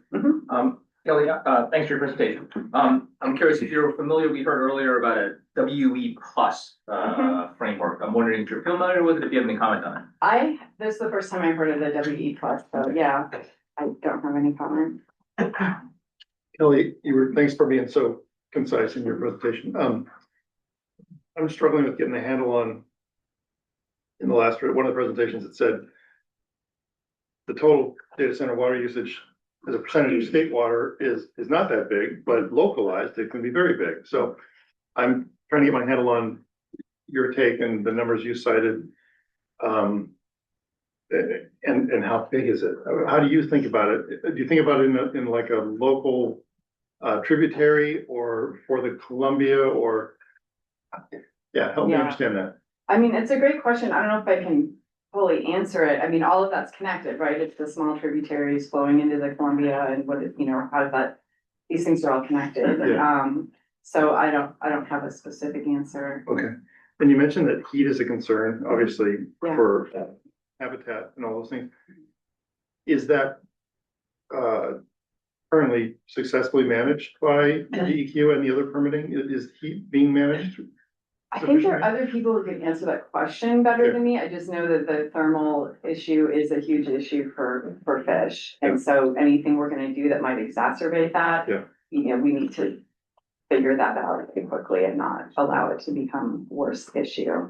That's a great question. And so when you look at that, Kelly, do you look at other industries beyond data centers? Yeah, absolutely. Yeah, we're absolutely looking at that. Okay. But yeah, there is a TMDL that is a total maximum daily load set for the Columbia River. And it's currently pretty maxed out in terms of point source discharges and stuff like heat. So, I mean, any sort of extra input into the river that's hot is going to, gonna have to be cooled before it gets in the river. right. And so there's those considerations for this. Got it. And then Kelly, you mentioned some PFAS and other contaminants that you're concerned about. And then you mentioned that some of the water treatment plants can't treat some of the cooling related things, but do they treat for those other things you listed? My understanding is that some municipal water treatment plants can't treat for all those chemicals. So like things like PFAS. So again, it would depend on the water treatment plant, would depend on us knowing what are the chemicals being used. Are they doing refrigerant chemicals? Which ones are they, in order to have the information to make an an informed decision there. Tim, I did ask this question to Nikki with Hillsborough in a prior conversation. She did explain that their water treatment facilities are designed for handling industrial discharge as well as regular residential discharge. So, But not everybody. It can be designed that way. I don't know if that even does. Got it. Just to follow on, and Kelly, I don't know if you're the right person to answer this, but has there been, or is it required to have testing of discharge water, like before it either gets dumped or goes into a municipal wastewater system? From data centers? Or from large industrial. Yeah, users in general? again, this is one of those transparency issues. I don't think we know that because we're not being given that kind of information. But that would be a concern. Thank you.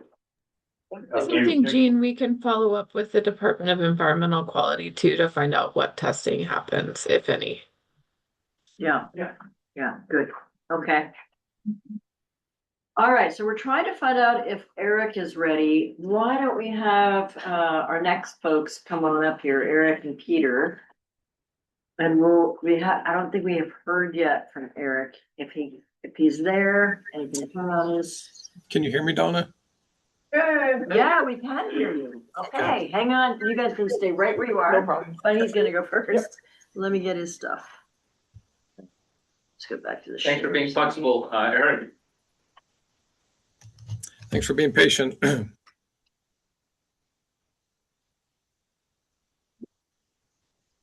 All right, can you see that? I can, thank you. Okay, good. All right, so you just tell me when you want me to move on, all right, Eric? And you guys can hear me okay? We can hear you perfectly. Thank you. Right here in the room, yeah. First of all, thanks for the opportunity to present. My name is Eric Quims. I'm the Natural Resources Director for the Department of Natural Resources, Umatilla Tribes. This image is from our east boundary of our reservation looking west down the Umatilla River. If you look down in the floodplain, you can see where the sunlight is highlighting on the Umatilla River itself, and some images of some of our kids and root diggers there in the left and right portions of the screen. Next slide, please. I wanted to give a quick background. Can you go to the next slide? So I'll give a quick overview of the tribe, our First Foods mission and management visions, call out the need for reciprocity as a requisite to sustainability, and then have some considerations for the task force regarding water and planning. Next slide, please. So for those of you not familiar with us, we're a confederation of 3 bands, the Umatilla, Walla Walla, and Cayuse. We have about 3,200 tribal members, 6.4 million acres of land ceded to the U.S. government in the Treaty of 1855, to which we retain the right to hunt, fish hunt and gather first foods that I'm going to be talking about. We do have a reservation of about a little around 172,000 acres. It's a checkerboard ownership. We're trying to add to that and grow that, so that number's changed a little bit. Next slide, please. We have a much larger area of interest, as I mentioned, the ceded land base. If you see that dark green polygon in the middle, that's the diminished Umatilla Indian Reservation boundary. And then the larger kind of olive colored area is the ceded lands boundary, and that's the 6.4 million acres. And some of that area is where we see the data centers emerging and this issue that we're all here to talk about today. Next slide, please. So here at the tribe, we have a mission to protect, restore, and enhance first foods and medicines. That mission comes from the actual serving ritual of traditional foods. And that ritual is always the same. It begins with water. And then the next item that's served are the fish, then the deer, another game, roots and berries. And then traditional meals always close with water. So the serving order actually comes from tribal creation belief that this is the order in which the foods promise to care for the Indian people. And so when we practice this serving order, it's a reminder of that promise and our reciprocal responsibility to care for the foods. And it's important to recognize that, water is emphasized by serving it first and last, as all foods depend on the water and the people depend on the water. So that's why that's done. And so to our facilitator's point in the memo to us about, making sure people understand and the committee what's important to understand. This is very important for the committee to understand this view of water, its relationship to other foods, and its relationship to people. Next slide, please. So taking this approach, you might have one more. Okay, you can stop there. So our approach, we take it from the serving order, emphasizes reciprocity. We see ecology and the way the foods are organized, the grouping of aquatic species, big game, roots and berries, and the recognition of the importance of water for all of these. Their spatial distribution across the landscape. There are links to the Treaty of 1855. So these first foods directly motivated treaty terms. Even the rights to fish, hunt, and gather relate to the serving order. And then we even use it in our organizational structure here in DNR. I relate a program to each of the food categories, and there are 4 programs that relate across all the foods. That's a cultural resources protection program, energy, environmental sciences, first food policy, and administration. And then the other ones I think are pretty straightforward: water resources, fisheries, wildlife, range ag, and forestry. We have 8 programs, about 155 FTEs, and we work throughout that very extensive geographic range that I showed you. Next slide, please.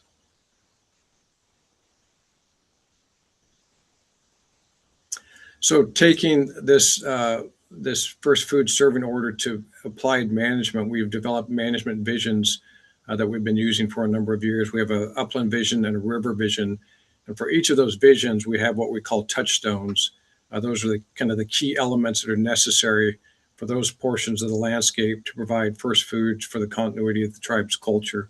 And so for the uplands, it relates to landscape pattern, the physical and chemical properties of soils or health, watershed processes, which are to capture, store, and safely release water. And then in the floodplain, the hydrology, the timing, and the volume of flows, the geomorphology, and the connectivity and riparian vegetation. And in between there, you see that linkage to groundwater. As we heard earlier in some of the talks, groundwater and surface waters are linked. They're a linked resource and they need to be managed as such, and we emphasize that. And so in our management visions, we say if all of these are present and functioning and interacting, then we should have first foods that are available to support the community culture, and we need access along with those. Next slide, please. All right. So I showed the links, the emphasis of water in both the visions and in the serving order. I just wanted to highlight some things that have already been covered, so I can do this very quickly. But obviously, putting all of this in context, water is a public resource, and I think a lot of people tend to forget that. As we've heard, beneficial uses vary greatly in our water use. There was talk about, maybe small geographic impact, but high water use, or local impacts from water use that may not be great in terms of statewide water use. And so we need to think about the context in kind of different ways in terms of volumes, geographic impact, things of that nature, timing. We've heard that municipalities typically draw from their existing water rights. And as I've shown you with the previous slides, both surface and groundwater waters are necessary to support first foods goals and tribal treaty rights. And I want to point out that there's a tool that exists that I think could help with a lot of this issue, and that's the Oregon Integrated Water Resources Strategy. It provides a framework, goals, and actions for facilitating planning to assist communities in water management. Next slide, please. And so it has 4 main pillars to it, and it explicitly calls out the need. If you look at goal number 2 on the right there, understanding in-stream and out-of-stream needs. Goal 3 is understanding the pressures that affect our needs and supplies. That ties directly to data centers. There's some actions there related to land use planning to better integrate land use planning, encourage low impact development. And then in the goal to meet Oregon water resources and water use management, improving water use efficiency, in water conservation and encouraging water reuse facilities. So in terms of what the future might look like, I think part of it might be taking this integrated water resources strategy and applying it at the local level with local governments that are using their existing water rights to try to, meet these economic diversification goals and how they fit data center water use into their remaining allocation. Director Gall had a great presentation, and he showed how municipalities typically have water rights that aren't fully developed and they have room to grow. And it seems to me like it would be important and beneficial to work with their local citizens to say, here's what we have available. How much do we want to allocate for things like data centers and other uses and account for the future? So very quickly, that's what I wanted to get to. And I think a lot of my points were covered earlier, and that's great. I appreciate the earlier presentations, and I'm happy to take any questions if there are any.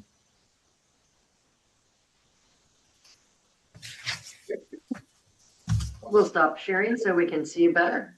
Eric?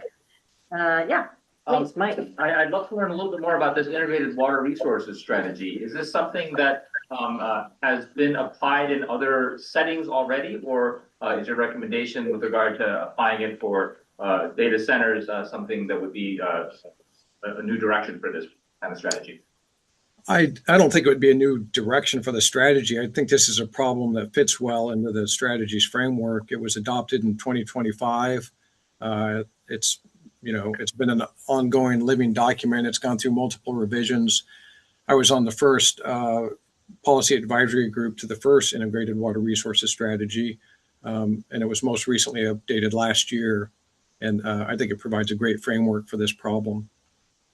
Thank you. I hope you don't mind if we reach out and dive a little bit deeper into this one. I'd love to learn even more. Thanks.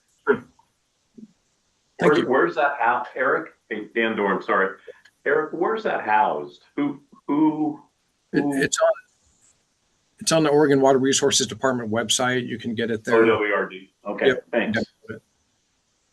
And it's been reorganized so it's easier to use, and it goes from the goals and the principles to actual examples of actions. And so I think it's a great opportunity to use it. Thanks, Eric. Great. All right, Eric, thank you. It was definitely worth the effort on your end. And sorry about stressing you out there with all the sound issues. Thank you so much for joining us today. Thank you. Good to Thank you, Eric. Great to hear everything that you all are working on. Really appreciate the perspectives you bring to this committee. Thank you. All right. So next up then is Trout Unlimited. I had to look and see. Yeah, there you go. There's that. Oh, that's not, I did that the wrong way. Share it, Donna. Share it. And there we go. All right, thanks.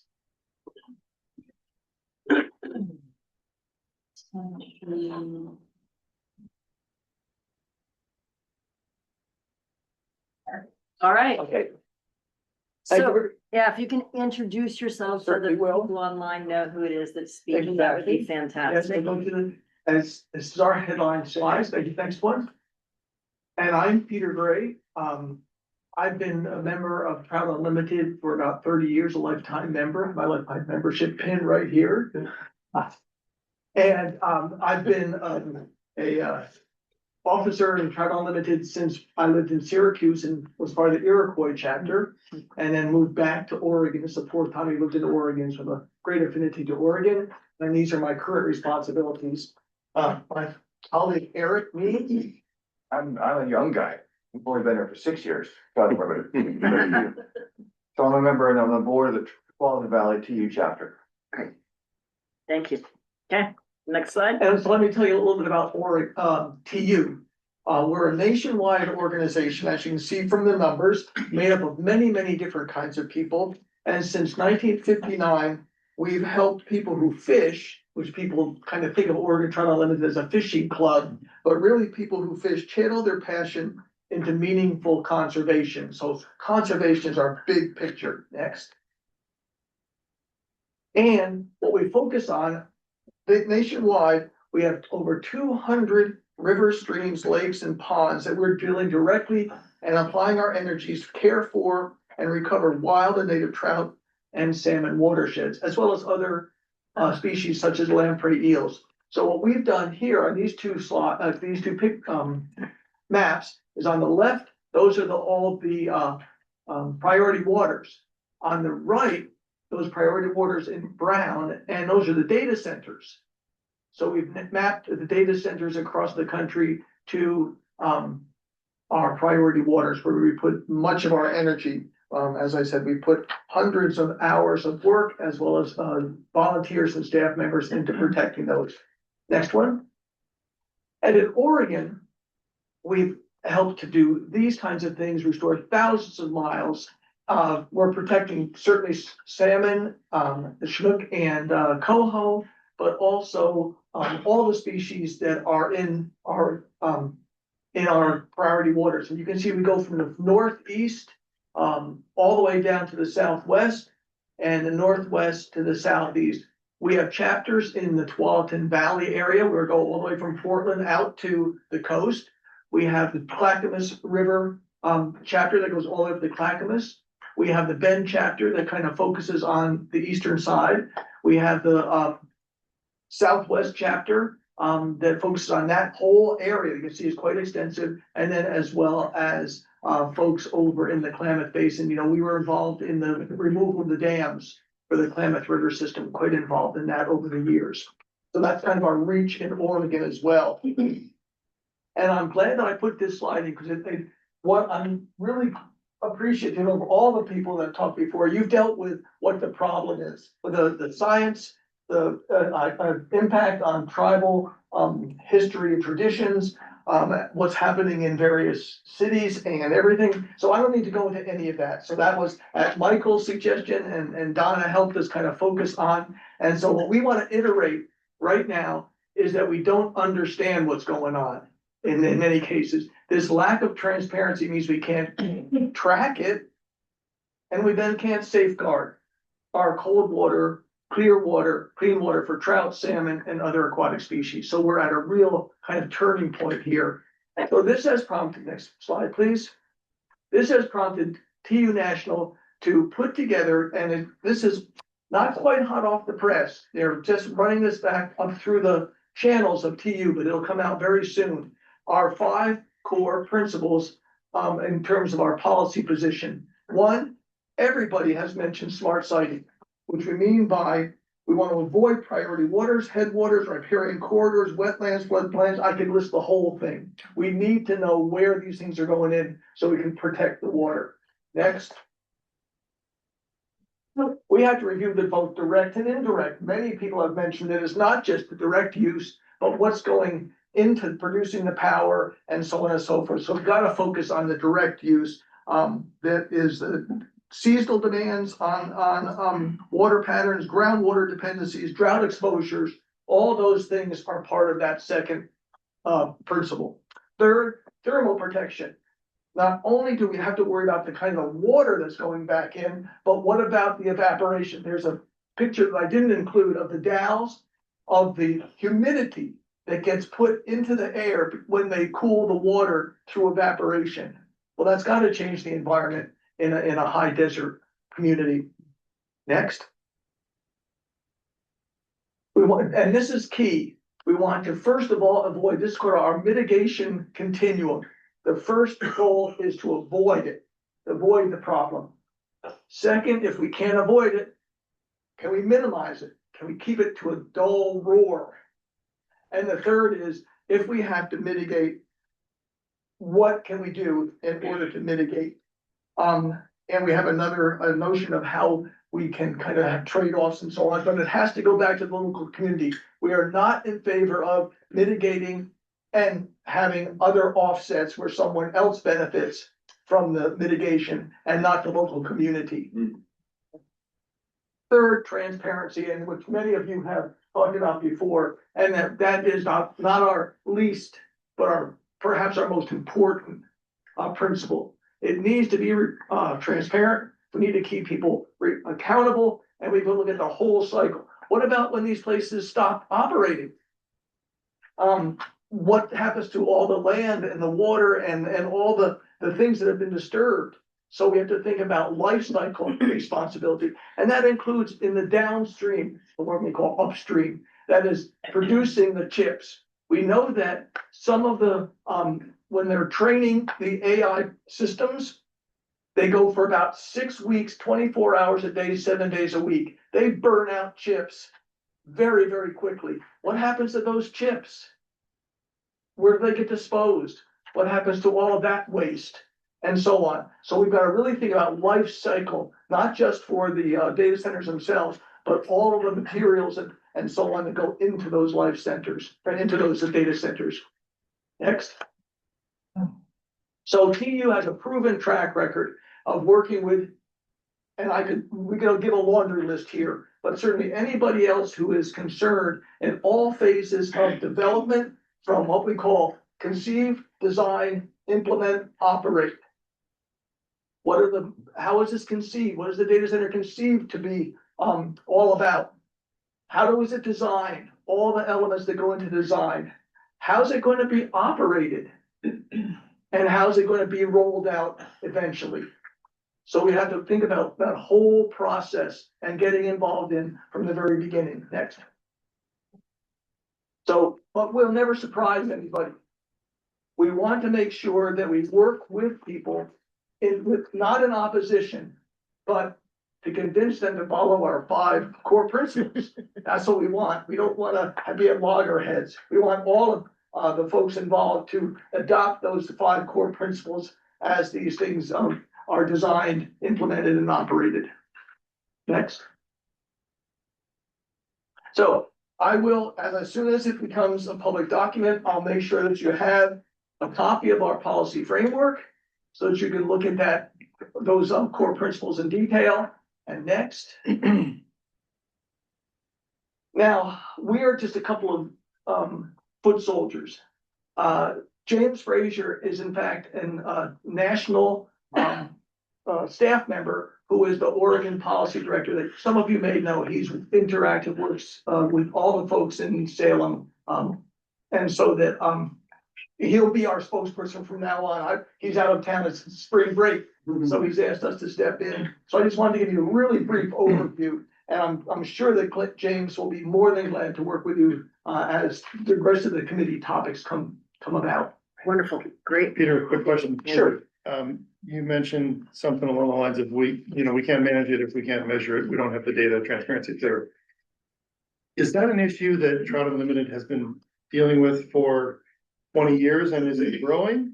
Or it seems like folks are pinning all this lack of transparency on data center. Is that where it belongs, or is it across industry? Well, with our experience with the priority waters, this is not the first time we've had that issue.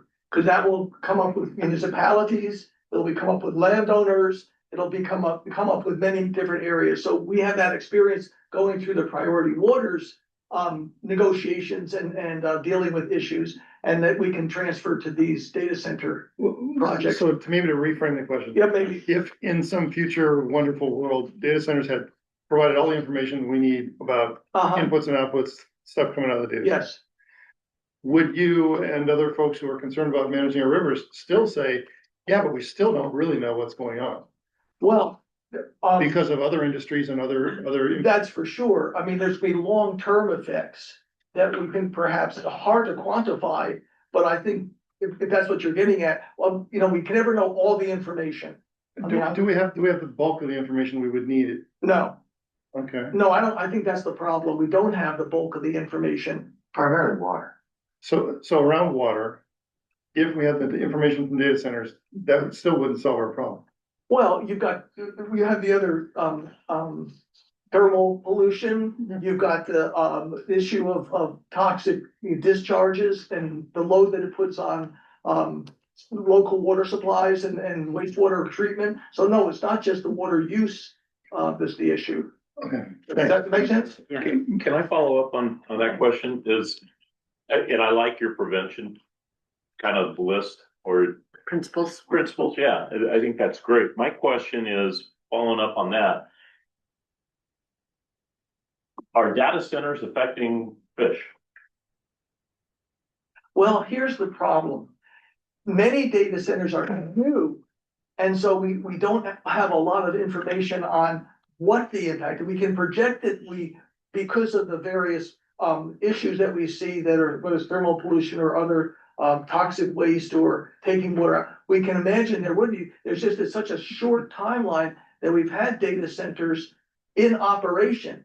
It's hard to give you facts about what the impact is. We've got, for example, there's a really nice slide set of folks from in back east in West Virginia, where they're going to put a data center here, but it's right on top of a wetland and everything else, and there's all kinds of flows in and out, but they haven't operated it yet. So what we can do is we can imagine, we can project, we can kind of use our past experience to say, here's what's likely going to happen. But No, it's new. and I think that's great. Modeling is important to any kind of industry, it doesn't matter data center. I just was looking for, can you say that data centers in Hillsborough are affecting the Willamette River fish flow and how it caused it? Here we go.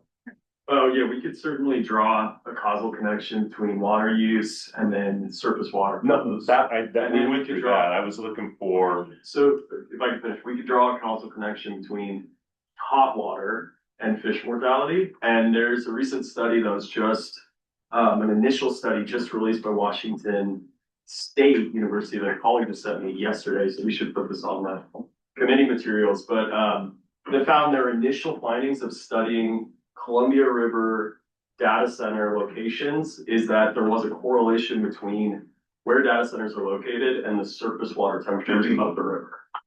So I think, we can see the patterns, just like Peter was saying. And what I have to say is, we rely on those kinds of folks to be part of the conversation, because that's not our necessary expertise. Gotcha, But- thank you very much. No, I appreciate those questions, they're great questions. We will be we are doing two other things that are further developing besides the policy framework. And we're developing a blueprint to kind of give directions, guidance to our local chapters and our state councils on how do you address these issues when they come up in your area. So that's going to be specifically kind of stewardship and best practices and tenets of operation. So that's going to happen. And as we get through these experiences, we'll have more and more of these resources. Second thing is, we're developing a set of modules, training modules for our members on data centers, environmental impact of data centers. So we're going to kind of give them the toolkit that they can come into these conversations well-versed and can help you understand and answer the questions that these terrific questions that you're asking, which are they're the most important ones. Thank you. Yeah, thank you both very much. Thank you very much. Yeah, great. All right, while you take a seat, I'm gonna grab Rose's materials here. And Rose, if you wanna come up, that would be great. Oh, no, I don't want that one. Why is it doing that, Mike?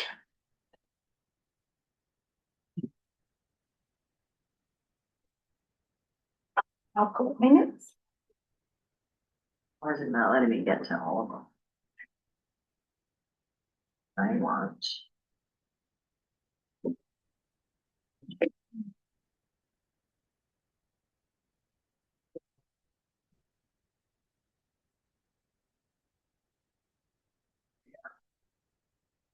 We're doing a bunch to the bottom. Right now, there is. Okay. Is that us? Yeah. Does that look like yours? Okay. That does. I've used pictures in the background of the slides from the Willamette River here in Portland, so. Nice. Source is Getty Images, so I'm not taking credit. Very nice. It looks like close to now. Though. Yeah, right? Yeah, and it's beautiful this time of year. Okay, so thank you all. My name is Rose Poden. I am the Water Justice Coordinator at Verde and also a member of the Oregon Water Futures Collaborative. I just want to thank you all for creating this space and also the governor for creating this committee and giving us this opportunity to share our concerns. And also, I hope this is the first of many conversations and that we can collaborate. Next slide. I appreciate the 5 core principles that we just heard. This is from the Oregon Water Futures Collaborative Water Justice Policy Action Framework, which was published in 2022. Will you be introducing Verde as well, or are you skipping that? Oh, I was just gonna run right through it, but yeah, I love Verde. I've been with Verde for about 3 years and a little bit longer with the Oregon Water Futures Collaborative. I started with the collaborative as an intern and then got hired on to Verde. And Verde is a member of the Oregon Water Futures Collaborative, along with other several organizations. Willamette Partnership is one of them, Coalitions for Communities of Color, University of Oregon, and I believe Oregon Environmental Council as well. And then Verde is actually based in Portland. We are a community-based organization and we focus on environmental justice and really work to help communities and engage communities to learn what their needs and priorities are, and then just kind of like, you know, uplift that and work to, you know, take care of our communities because they're important. We can't live without them. All right. Sorry to interrupt. That's fine. As I was saying, this Water Justice Policy Action Framework was published in 2022 by the collaborative. These principles were created based on conversations with communities, tribal representatives, state agencies, and experts in every county in Oregon and in 7 languages. These principles have been and should be used when making decisions that impact our water, and I am using them today to frame our conversations about data centers. These principles include, when we're making decisions, they include protecting the environment, improving health, and creating economic inclusion, putting money and power into the hands of frontline communities, and ensuring that we're not recreating broken systems. And we should be investing in projects that match a vision of the future, that are multi-generational and provide multi-benefits and are just. As this panel is making recommendations on data centers and their impact on Oregonians, are they reflecting community needs and priorities? These principles can provide that connection. Next slide. And if you only take 3 things from my presentation today, these should be it. First is that the impact of data centers are complex and they're still being studied, and it requires a holistic approach. And also communities must be centered and involved in decision-making and planning processes every step of the way. And that Oregon needs to protect water for current and future generations. Next slide. All right, so this has been covered a little bit. So we're going to take a little bit closer look at where data centers are being built. Right, thank you. So data centers are being sited in communities that are already dealing with existing water issues. This map was sourced from Data Center Map. It shows the locations and numbers of data centers in Oregon. I circled where data centers are being concentrated most in Oregon, where there's no existing water issues. Next slide. And then this map is from the Oregon Water Resources Department's groundwater restricted areas. And again, it's just highlighting where we already have restricted water, restricted groundwater, and you can see that is where a lot of the data centers are being located. So, nope, they go too fast, sorry. You're fine. I was just gonna read that question. So, as we're thinking about data centers, how can Oregon mitigate and prevent adverse water impacts from data center development? Next slide. So what are these issues, existing water issues that are happening in areas where data centers are being built? We've already heard a few of them. So some of them include water quality issues, one of those being nitric groundwater contamination issue in the lower Umatilla Basin groundwater management area. So a concern about siting data centers in areas like this is that, you know, we heard that as data centers use the water to cool their servers, it heats it up, evaporates, and as the water moves through, leaving a higher concentration of pollution that then gets put back into water systems that communities depend on. Other pollutants found in water data centers are biocides, corrosion inhibitors, heavy metals, and PFAS. And there's a concern about, compounding existing water issues. And I just put some images here from some recent articles. I'm pretty sure you've already heard about the Rolling Stone one. Yeah, quick question. Do you have information on like tests that were done to determine these levels of discharge? I have- Chemicals and discharge? About the chemicals? Yeah, I have, Chemicals, biocides, all that Yeah. stuff, yeah. I have, at the end of the slide, I have like 3 slides of references. Okay, great. That you will have access to. Thank you so much. Yeah, I made sure to cite all of my information. Yeah, that's just right. in case. Yeah, we appreciate that. That's Next slide. Mhm. So another existing water issue that data centers need to consider are water quantity concerns. Right now, most of Oregon is in a drought and it is only spring. I really appreciate that one picture that you shared from Cripic. So right now most of Oregon is in a drought, and current climate projections predict a 60 to 90% reduction in snowpack by 2100. And this year, Oregon, which relies on snowpack, receives significantly less. And we saw that in Cripic's picture or presentation. And 5 Oregon counties have already declared droughts in the past 2 months. It's only spring. Next slide. So what I'm showing you here is both maps combined.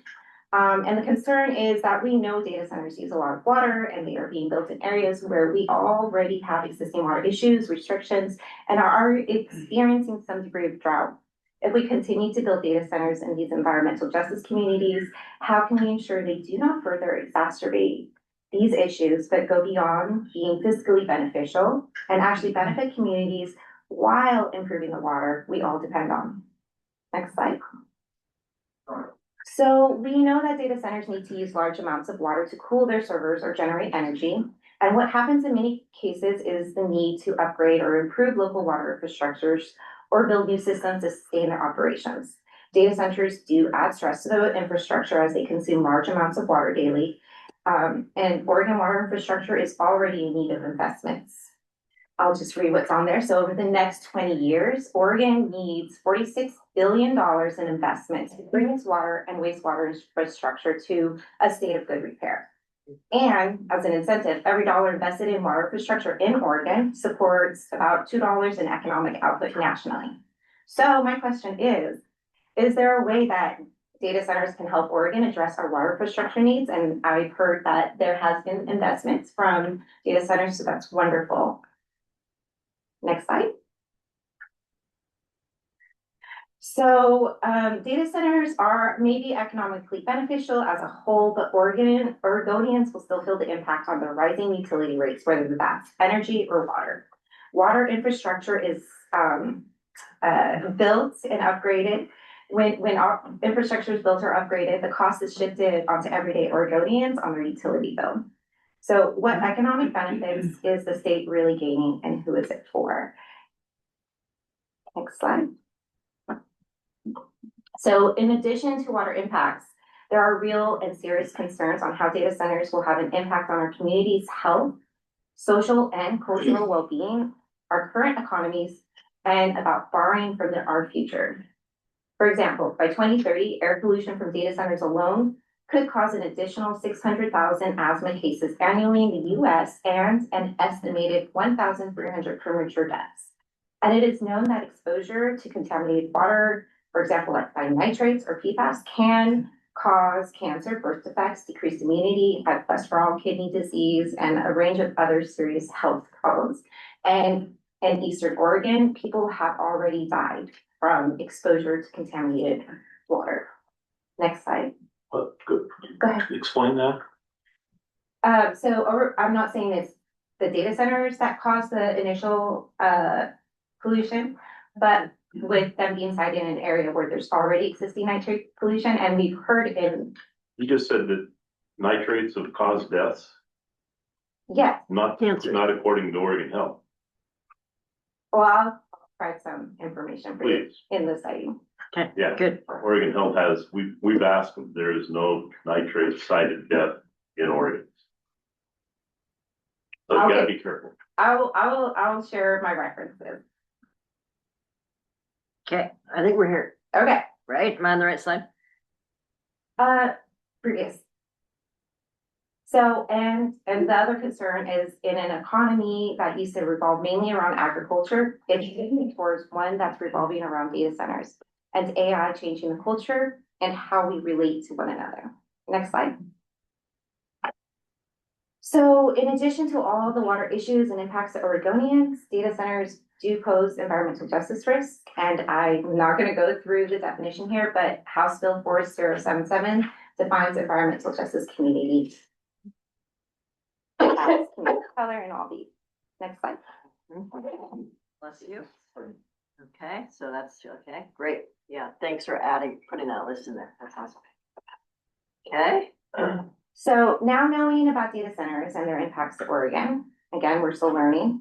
Oregon needs to think critically about how we open up the gates of building data centers to be built in Oregon. We can't rush and risk repeating a similar history when there was a push for dams before we fully understood the negative impacts. Here are some policy examples from across the country. One of the policy examples that is being done in Pennsylvania is requiring reporting on expected water use, water quality, including assessments of prior conditions before building data centers, and evidence that operations won't have adverse impact on water quality or quantity. Another thing that's being done in other states is implementing community benefits agreements. These can vary widely, but they can be a good way to, integrate community interests.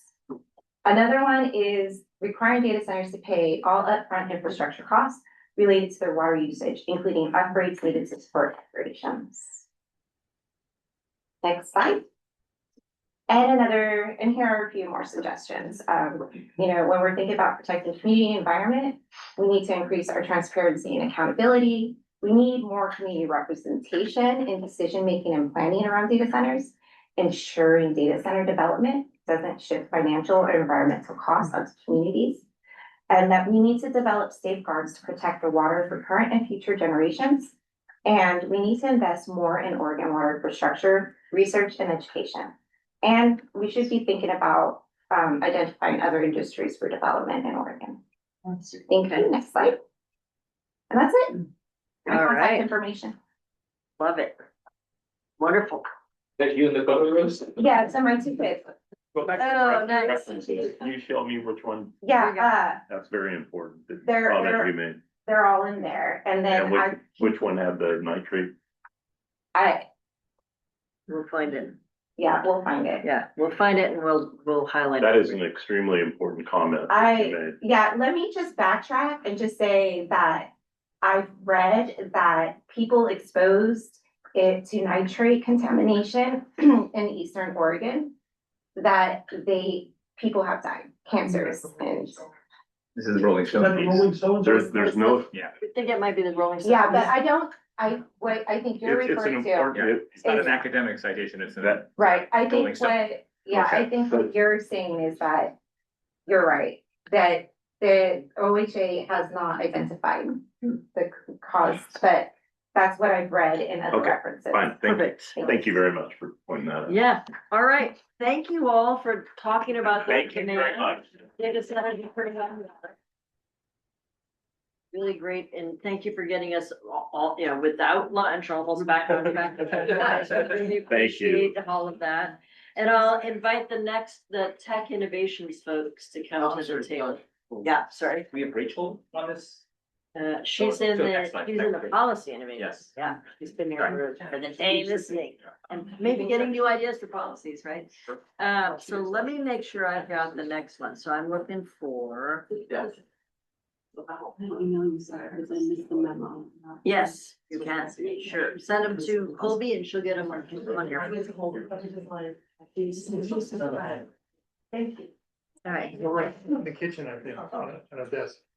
Table. Am I sharing or not? I'm not sure. I'm gonna turn the video off just for a second and the microphone while we switch. So if it's online, we're gonna just put it on pause for half a second.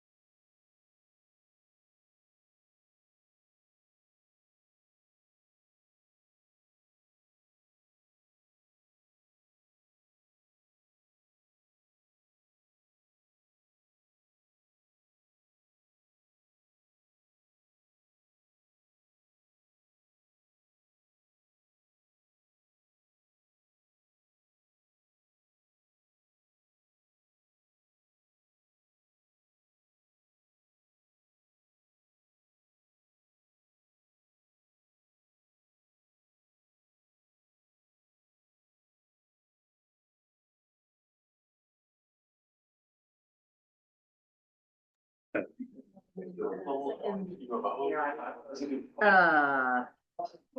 we still have people there? Yeah, okay, Margie, I still see Margie there. Others are there. How many of these people? We just needed a technical pause and we're going again, so I need to get my committee back. I'm gonna do a whistle. I'll get started again. Sorry.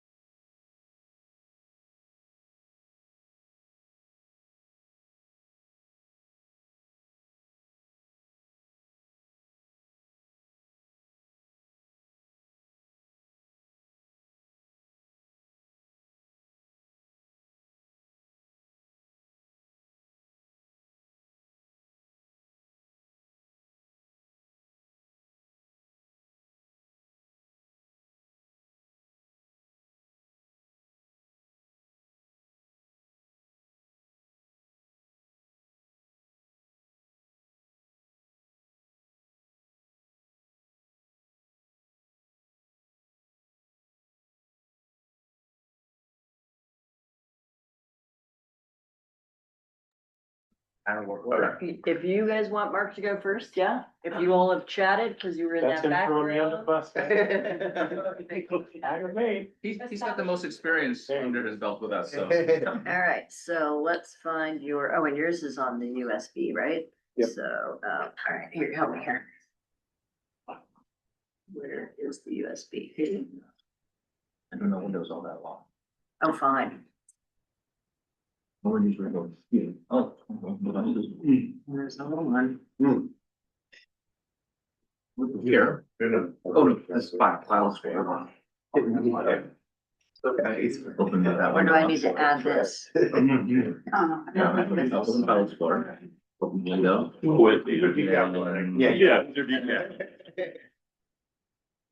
You're gonna see me climbing the wall. So I was telling Tim, you get my guy with ADD. Kind of thing. You're only there? All right. Now let's go here. Let's go to Zoom. Let's go to share. Let's go. There's the slides. Yeah. Alright, we got it. Okay, Mark. We won't call you Marky Mark with the whole ACDC thing. It's you now, Mark. All right. Please, welcome back. Heavy metals came up. Yes, punchy. Good. Good. All right, well, thanks, everybody. Thanks for having me back. I appreciate it. This was the one that I really wanted to present to, but I appreciate you having me come to the last meeting. So I know you guys have been getting reached out to by a lot of folks, so I appreciate the opportunity to come talk to you today. If we go to the next slide. I think, we were invited to come talk about innovative ways that water is used in Hermiston, but I think it's probably important for us to start off just by, kind of understanding how is water used in Hermiston in the first place. I was just listening to OPV just the other day, and they had a gal on there talking about backyard gardening, and she was talking about, she was in Portland, and she just lets her raspberries do their own thing, and they just, thrive. But her friend in Madras, if they don't irrigate them, they die. I mean, that is a fundamental reality that I think everybody needs to understand. There's a big difference in how water is used. Nikki from Hillsborough mentioned how they use water in Hillsborough. Very different customer makeup and how the customers use water in Hermiston versus Hillsborough. So important to understand that. So this graph that I put together, that chart up there, I think it's important to kind of quantify some of the different types of uses. And kind of the best way that I came up with is to quantify those uses in terms of acres that they're used. And so I think I put this into a memo. I sent it into the group. I don't know if it's been distributed, but so looking at Hermiston's actual water consumption just by a handful of different uses, I think is really telling. And what you find out of this is that really the driver of water consumption in Hermiston is all irrigation. Whether that's, purposefully irrigating for crop production or just simply irrigating turf. So when we look at this, Hermiston has 6 K-12 or 6 elementary schools on our municipal water system. When we look at the typical elementary school in Hermiston, it's using over 1.5 million gallons of water per acre per year. And so this is gross water consumption over the course of an entire year. Additionally, you can see food processing uses over 1 million gallons per acre. Large medical complex in Hermiston uses over 1 million gallons of water per acre. But also one that might surprise folks is single family residential. We get about 5 housing units per acre in Hermiston when we see new residential development. And so a new single family subdivision is going to be using water a little over 800,000 gallons per acre for single family residential. And that actually tracks really closely with commercial agriculture. I think our homeowners are poor irrigators. They actually use more water watering their lawns than, commercial ag. They've gotten really good with how they use water over time. And so, but you can see how closely correlated those are. And then, on the far right-hand side, you see the hyperscale data center campuses that we have on our City of Hermiston municipal system. Acre for acre, they're using, about a fifth as much water as your typical single family residential development does. So we go to the next slide. So then this is taken from. Do you have that without the per acre bit? I can get to it. It's actually in that memo that we have, and I can get that. That'd be awesome. Thank you. Yeah, because when I see some of those numbers that were thrown out earlier, like or just a data center uses 2 billion gallons of water, that's like makes me choke. I mean, so what ours uses, it's like 1% of that.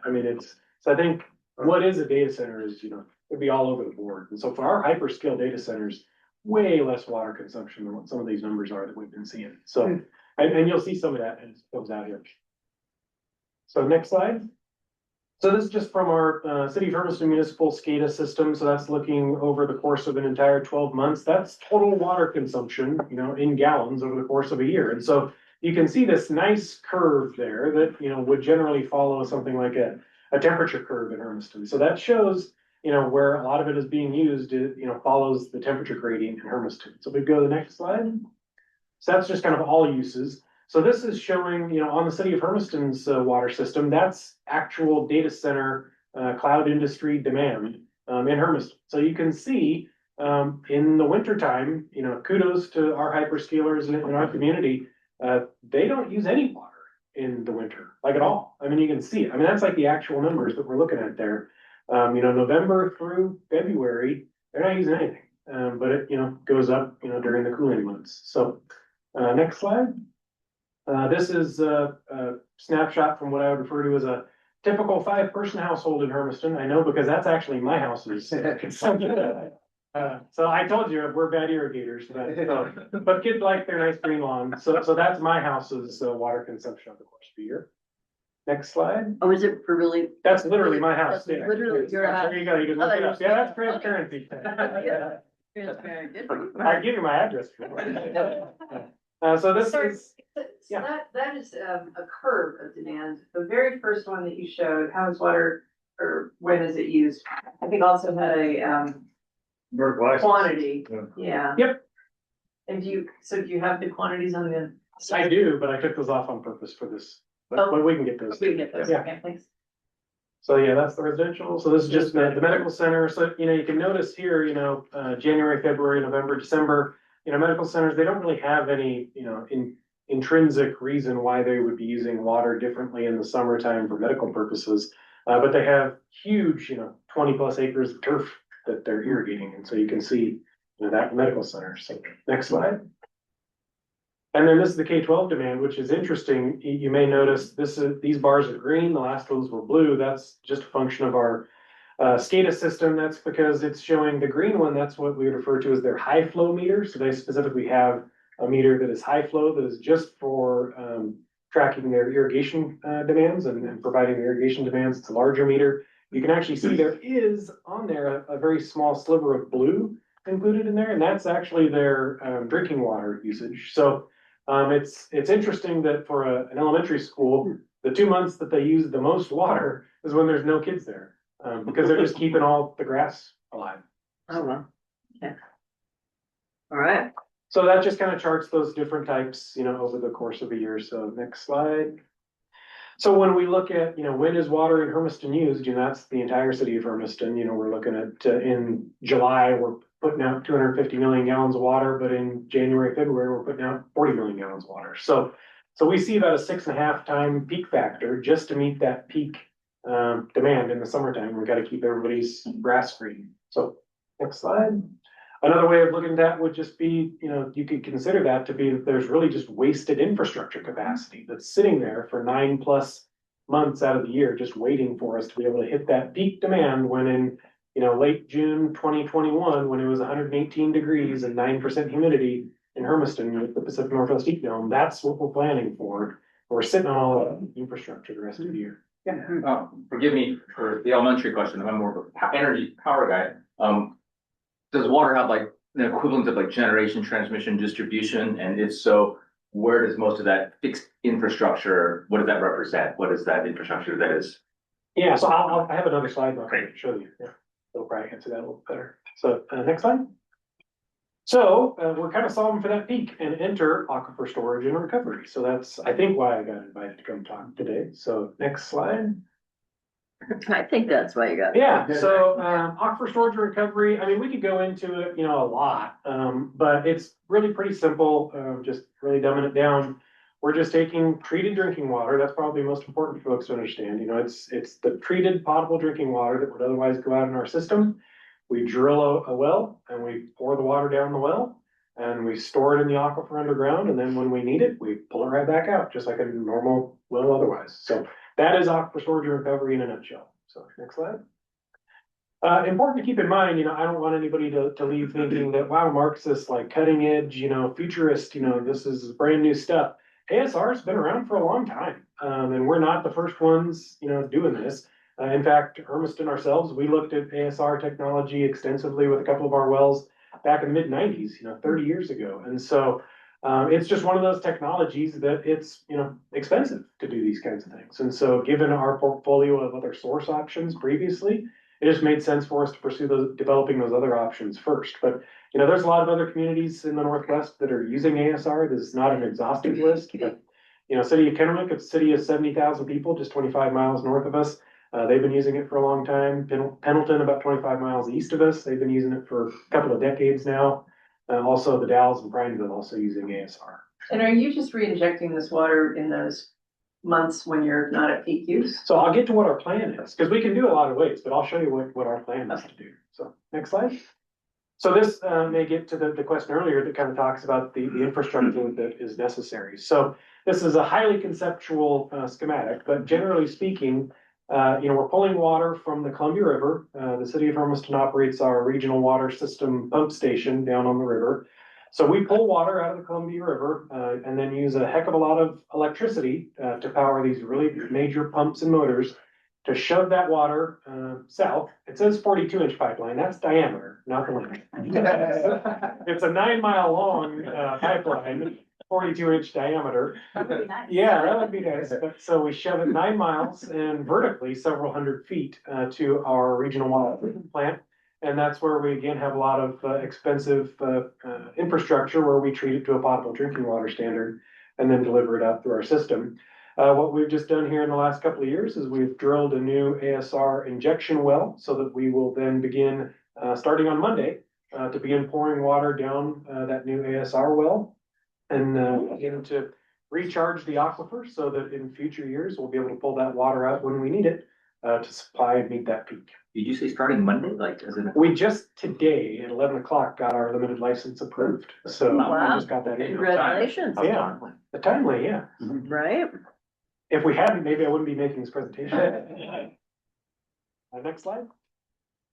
So this kind of gets to that question of, so what's our plan? And again, I think it's important to keep in mind, this is Hermiston's plan. This is not a data center specific plan. So if you click again, this kind of speaks to what our plan for injection is. So the blue line, that's showing what our citywide Hermiston, demand curve looks like.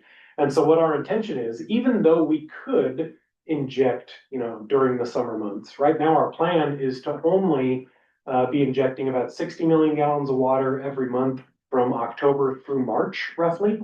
So really just targeting those times of the year outside of our peak already. So next slide. So our plan, so the reason I say this is Hermiston's plan, not a data center plan. So our plan is to store 360 million gallons a year when it's not needed by the 3Fs, the fish farmers and families. So that 360 million gallons, that's Hermiston's water. We plan on supplying some data centers using some of that water, but that's not all, that's not all going to data centers, okay? So we've been able to leverage the investment from our data center partners to then piggyback off the back of that, and we're planning to maximize that as much as we can for the community and store as much water as we can for our future use. So don't take that 360 million gallons and think that's all for data centers. That's mostly actually for the community. Yeah. Are there any losses associated with this? I'm thinking of this as a battery. Typically, there's some conversion loss. Does that? Yeah, 360 come out? so we plan about 5% is gonna stay in the aquifer, yeah, so. Sorry, 5% is gonna stay in the aquifer? No, so 5% is what we will have to leave in the aquifer, and I'll get a little bit in the future in how much we plan to leave. And there's also energy production pumps and all, so I guess there's some Water use there. water use there. Yeah. Have you done that math as well? Yeah. Yeah. Yeah, I'm not gonna get into that Okay, now, all right. but there is, I'm sure. Yeah. And the new well that you're just starting next week, does that have capacity for the 360 million gallons? Do you need to draw? Yeah, so a lot more. Yeah, so the well's done. So the well's done. What we're doing next week is we're starting to pour over water down the well. So we've been working with OWRD and DEQ for about 2 years now, getting it all, making sure that they're happy with everything. And so yeah, next week is when we're just gonna start pouring the water down the well. And so we've done a lot of the hydraulic analysis. And so that's part of what we're doing is we're gonna be pouring water down, leave it there, watch the aquifer, then pour more water down, watch the aquifer, pour more water down, watch the aquifer. So our geologists feel very confident with how much That we'll one be well able, will. we'll be able to support that. Do you have an estimated capacity of the salt? Not off the top of my head, but I guess maybe more to what the question was, is that 360 million gallon figure, that's more driven off of what our treatment capacity is to be able to pour water down, more so than what the aquifer capacity was. Yeah. And also just it's driven by, we could produce 60 million gallons of water per month and put it down the hole. We could probably, do that during the summertime, but so. Next slide. So that was our plan, really our strategy as it pertains to data centers, is that we really intend on all future data centers in Hermiston. And we plan on supplying them with only water that we pulled from ASR that we stored in the winter. So the summertime, we plan on not supplying any future data centers with any water that got pulled out of the Columbia River in the summer. So we plan on only supplying them with water that we pulled out, put it in the ground all winter long, and then we pull it back out of the ground in the summertime. So that leaves the water in the Columbia River in the summer for the fish, farmers, and families. And that's a picture of my 5-year-old using some of our local Columbia River water resources right downstream of the discharge. That's awesome. Yeah. This maybe is Daddy Judy. The water that's in the ground must get cold.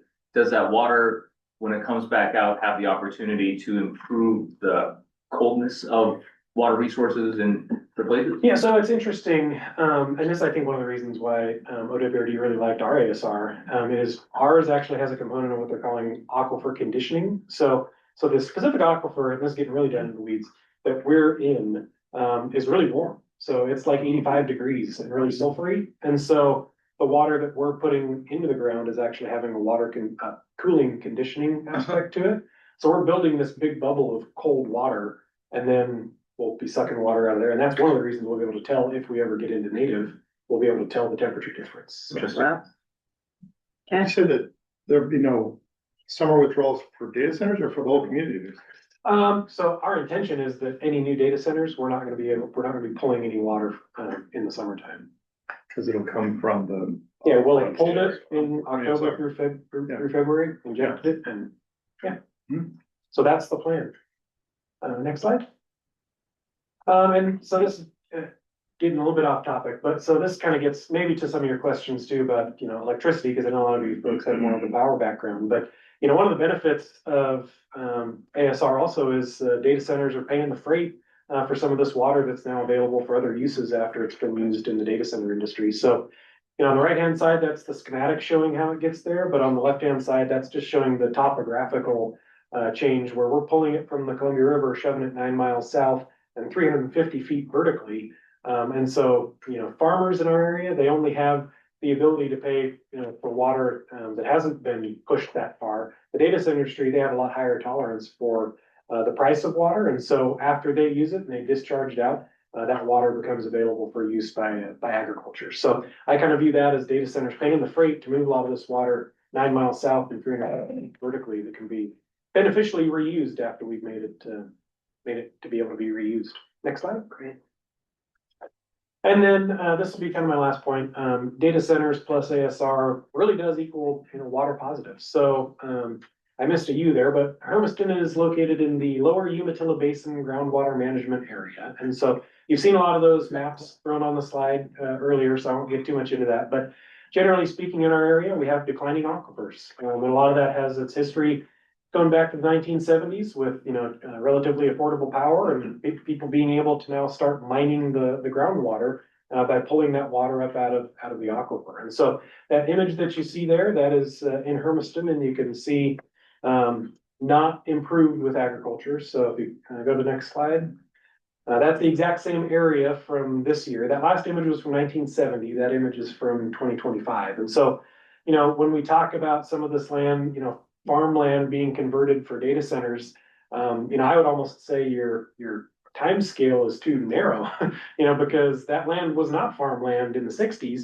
The only thing that made it viable to become farmland was the fact that we were able to now start accessing groundwater and mining the aquifer and pulling that water out. Because before the 1970s, it was, shrub steppe habitat. And so it wasn't farmland prior to this. So Mark, we heard from others though, that after the data center uses it, sometimes the water has higher concentrations of some salts and other things. So does that work for agriculture? So we have a project that we're working on with DEQ right now to accept discharge water from our hyperscalers and put it back into irrigation canals. So we've been working with them for quite a while. It's not ready yet, but we certainly see a path forward to be able to reuse that. That's one of the questions that we're working toward. But I think that's what they'd like to see is we treat it so that it can be beneficially reused. Yeah. Only if I'm understanding this correctly. It was not farmland. Irrigation made it farmland, but then I'm thinking back to that water intensity chart that the water use per acre by a data center is significantly lower than water use per acre by commercial agriculture. So is effectively the net result that the water impact of a data center on, say, that parcel is lower now than it was when it looked like that, and maybe just a little bit higher than the image before. I'm glad you asked, and I have a slide for that. Okay. So, yeah. You can see it So, again. that's right here. That'd be a great question, Yeah. honest with you. So that's actually this slide. So if we were just looking at, say, 100 acres of commercial agriculture, if they're using 815,000 gallons per acre per year, then taking that field, that one in that picture was mining the aquifer. If we take that field, if we took 100 acres off of the aquifer, now you're leaving 82 million gallons a year in the aquifer. Then if we take that same 100 acres and supply it with water from our ASR system, where we're not going to be pulling water for that data center in the summertime, we're just supplying it with water that we've injected into the aquifer all winter long, then we pulled it back out in the summertime, so we're not seeing any extraction from the aquifer for that data center. But on top of that, one of the things we're really proud of working with our data center partners on is that in our water supply agreements, Nikki mentioned, that we have water supply agreements, that as part of the ASR project, they're committed to every year putting 100 million gallons of water into the aquifer, more than what they actually pulled out. So that we're going to be injecting water enough to be able to meet their needs, plus 100 million gallons every single year. So that's their commitment. And so then to that other point about some of that discharge water, if say we only got 10 million gallons per year out of the back end of that, you're looking at about 110 million gallons of water. So the last slide there, just kind of the balance sheet would be, if you were to take that 100 acres on the next slide. So you're looking at the net impact of taking 100 acres of commercial ag, turning it into a data center. The benefit to the aquifer would be in the range of 190 million gallons a year. So this is actual recharge. Yeah, I think, I mean, that's really, it's benefiting. Recharge. On the a, aquifer. on a per acre analysis, it's not, I mean, it's not a Hermiston wide analysis, you're saying on 100 acres.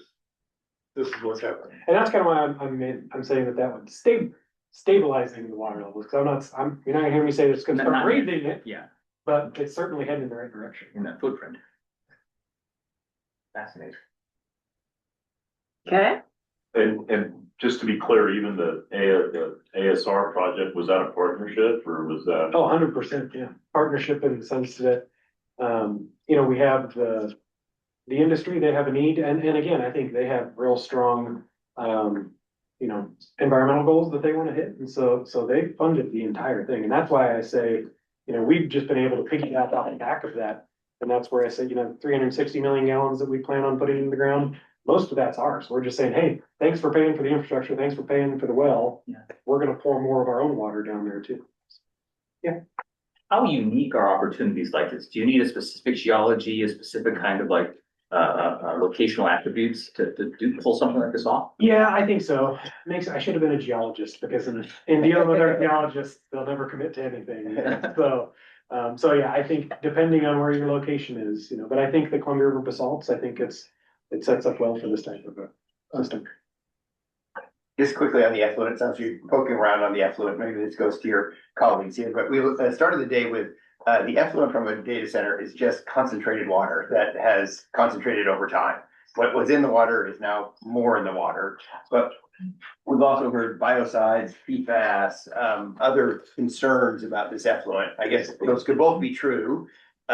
Is that what you're finding, that it's not additives to this effluent, it's just concentration, or is it additives? Well, I think, all the information that I've been able to provide, I've been able to provide it because we, the city of Hermiston, operate our utility system. Currently, the only discharge water that we accept from any hyperscalers is just their municipal toilet flushing. So I don't have any of my own data on that side yet. Okay. So that's why I don't really. You don't accept cooling water that is concentrated? Not currently. Okay.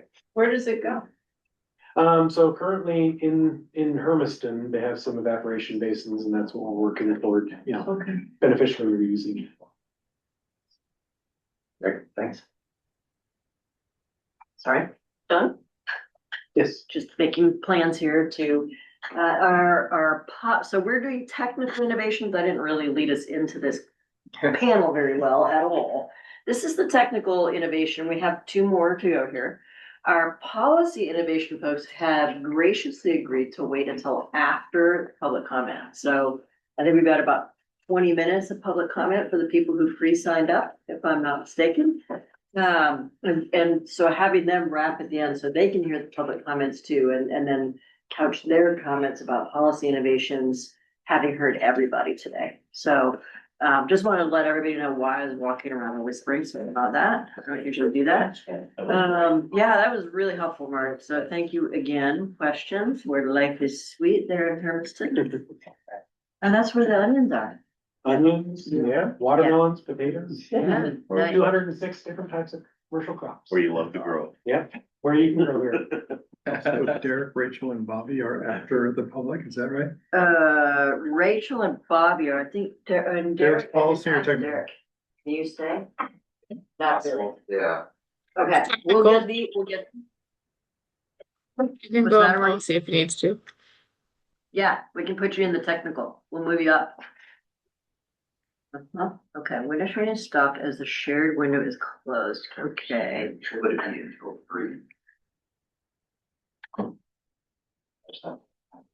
to 2:30 is public. And so comment. now do I need both? Which one of you is next? I can. Right, and those. Sorry, 15 or so minutes, and then it's between the two of us, right? Just want to make sure respectful of time, all right? Yeah, we had 2:00 is when the public comment is due to go. Okay. And folks are really have been pushing me. Or is it between the three of us? I just want to know how fast I need to talk. Okay, all right, great. I'll go fast. Hi, everyone. I'm Bo Shills. I'm with the AWS Water Infrastructure team. Very happy to be here in my home state. I live up in Seattle, but I grew up in Oregon, so it's been, I've been working on water issues in Oregon for about 9 years, with AWS. It's been a lot of fun to be able to come down here and work on this stuff, so. Let's see, go to the next slide. Briefly through the agenda, we're gonna talk a little bit about our water use in Oregon, some of the key metrics that we look at, as we build our facilities.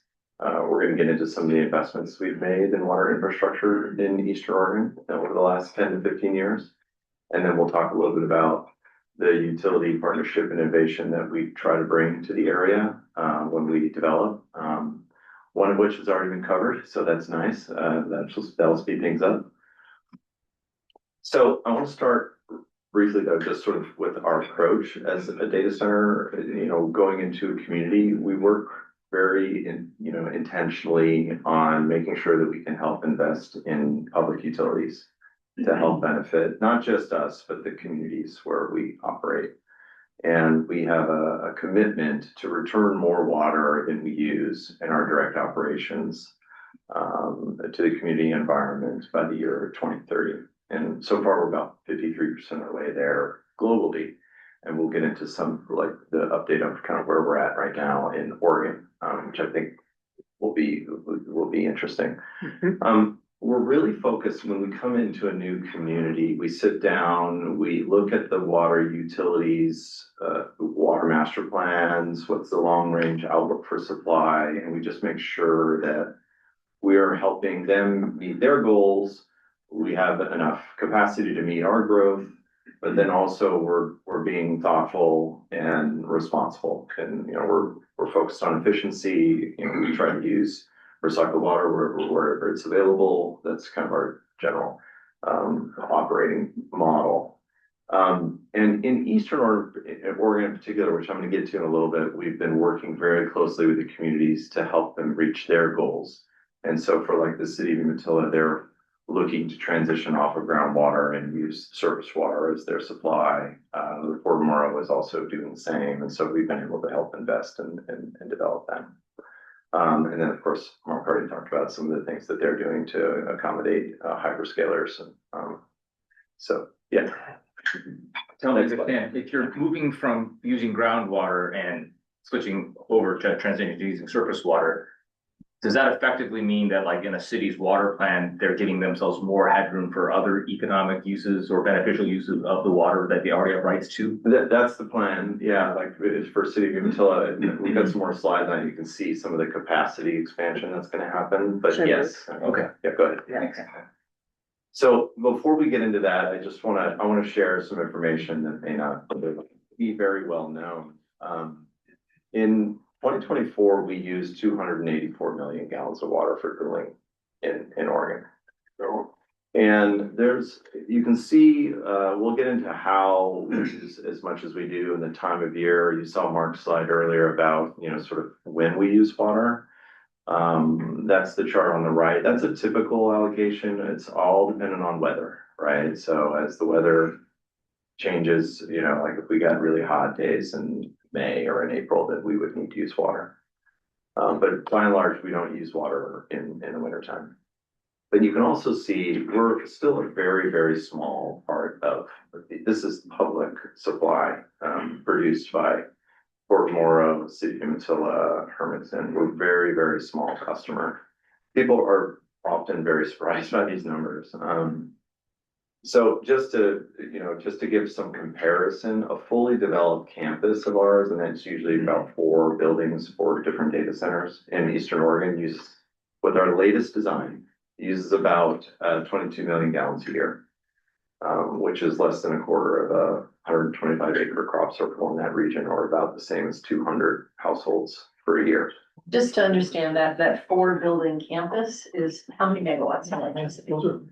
Yeah, so I've seen some reports about there's 100 megawatt facilities that would use 100 million gallons a year.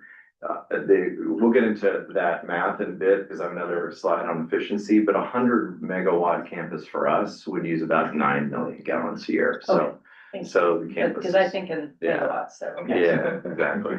Yeah.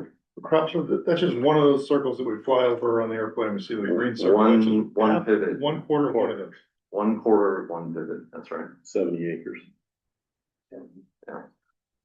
Let's go to the next slide and we'll talk, and people wonder like how in the world they're using so little water. And you know, it's really simple. We have a very elegant design. We use the outside air for most of the year. You know, 7% of the year with our latest design do we need to use water.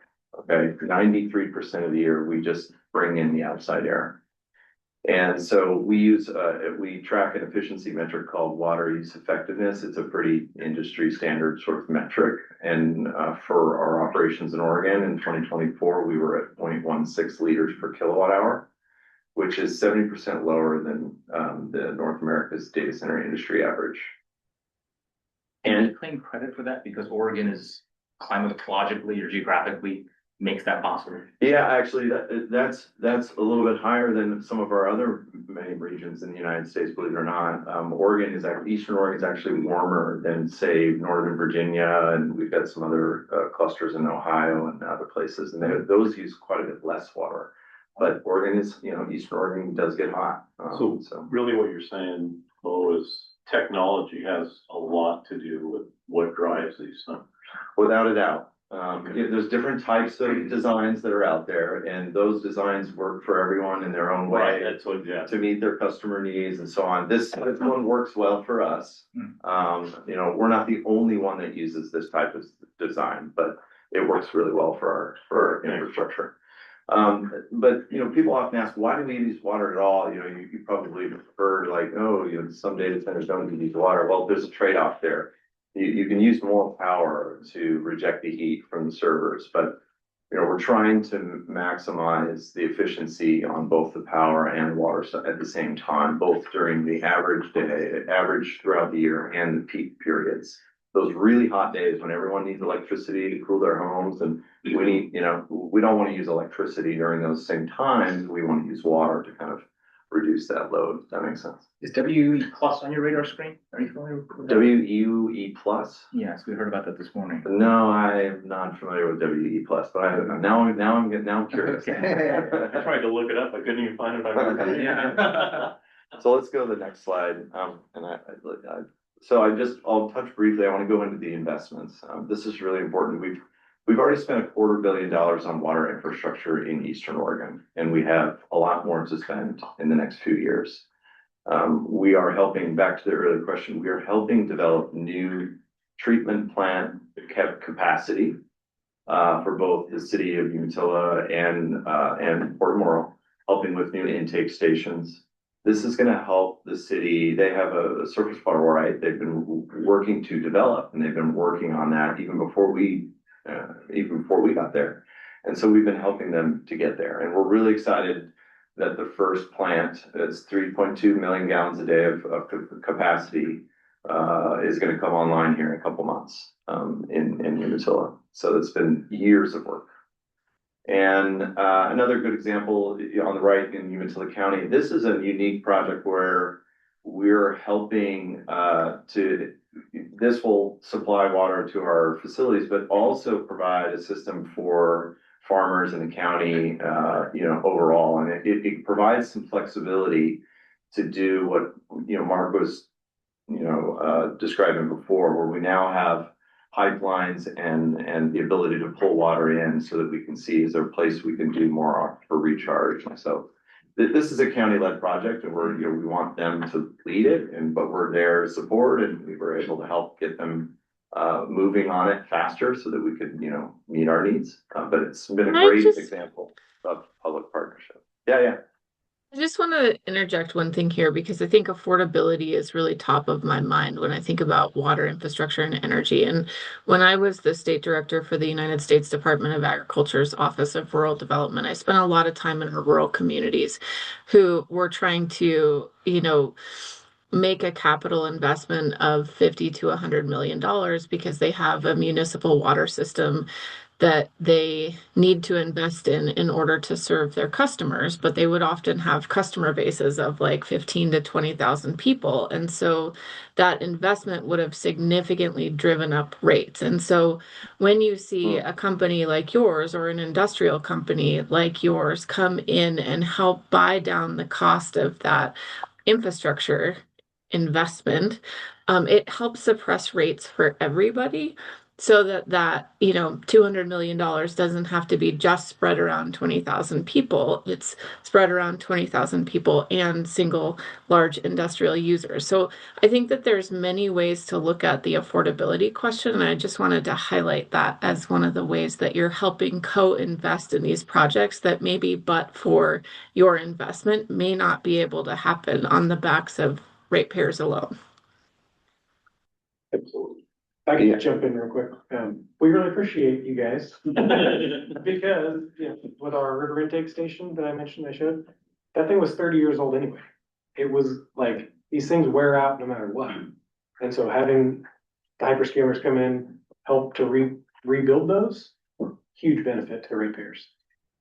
But I probably should recuse myself and not say anything, but on the Umatilla County one, not only is it a brand new, as you see their pump station, that intake is now deeper into Columbia with probably the most modern fish screens on the river. And we're getting ready to do another one, but that is probably the most fish friendly addition to the Columbia River in the last 30 or 40 years. Yeah, I don't know if you wanted me to respond. I'm sorry, I can't. It really, I think it's worth noting that we're not interested in any way of impacting the existing ratepayers of any public water system. Like, that's not a win for anyone. So we're, in the true spirit of how public infrastructure is developed, growth based for growth. And so we are investing in these facilities because we know it meets our needs, but we also do not want it to impact the ratepayers. So just to tie all that together, and I know Margie was using the term co-investment, but Mark was also talking about 100% investment, and I hear you saying you don't want to impact ratepayers. So is the bottom line that AWS is paying 100% of the cost of this new infrastructure? Of all of this, I don't know, but if it's all of it, but there's whatever we need, and then some is the minimum. Yeah, is what I'll say. The way we term it is they're paying forward for us what we can use, whether it be power, water, roads, utilities, distribution. I'm just trying to, understand the flow of funds. So basically, you guys are both saying that you're paying the private party building the data center is paying 100% of the cost of new infrastructure that will cover 100% of their needs, plus deliver extra capacity to the community. Correct. Well, I'd say there's just a little bit of nuance there because there's all different components to a system, and so in like the ASR example that I said, they're paying 100%. They're paying 100% of what they need it for, but then there's certain components there that it's like, wow, we could really make use of this. And so when they don't need it, that's when we're able to pour more of our own water. But you haven't put any money. But we didn't pay any. Gotcha. That's all I was trying to understand. In cases like this, and this goes to power as well, it strikes me that when you're signing up to make a big investment that meets your needs and helps the community a little bit, there may be times when actually the community could add on another $30 million and get $45 million of impact because you're already doing stuff. Are those being explored? Absolutely correct. That's what this new plant in the city of Umatilla is. We've built it so that they can simply add on the ability to treat it to potable standards later at a fraction of the cost of them doing the whole thing themselves. Great. And same thing on the Umatilla County one, that the county and the irrigation district help pay for piping under the freeway so that they can actually feed the irrigation canal. So the partnership goes deep. I will take the chair's prerogative.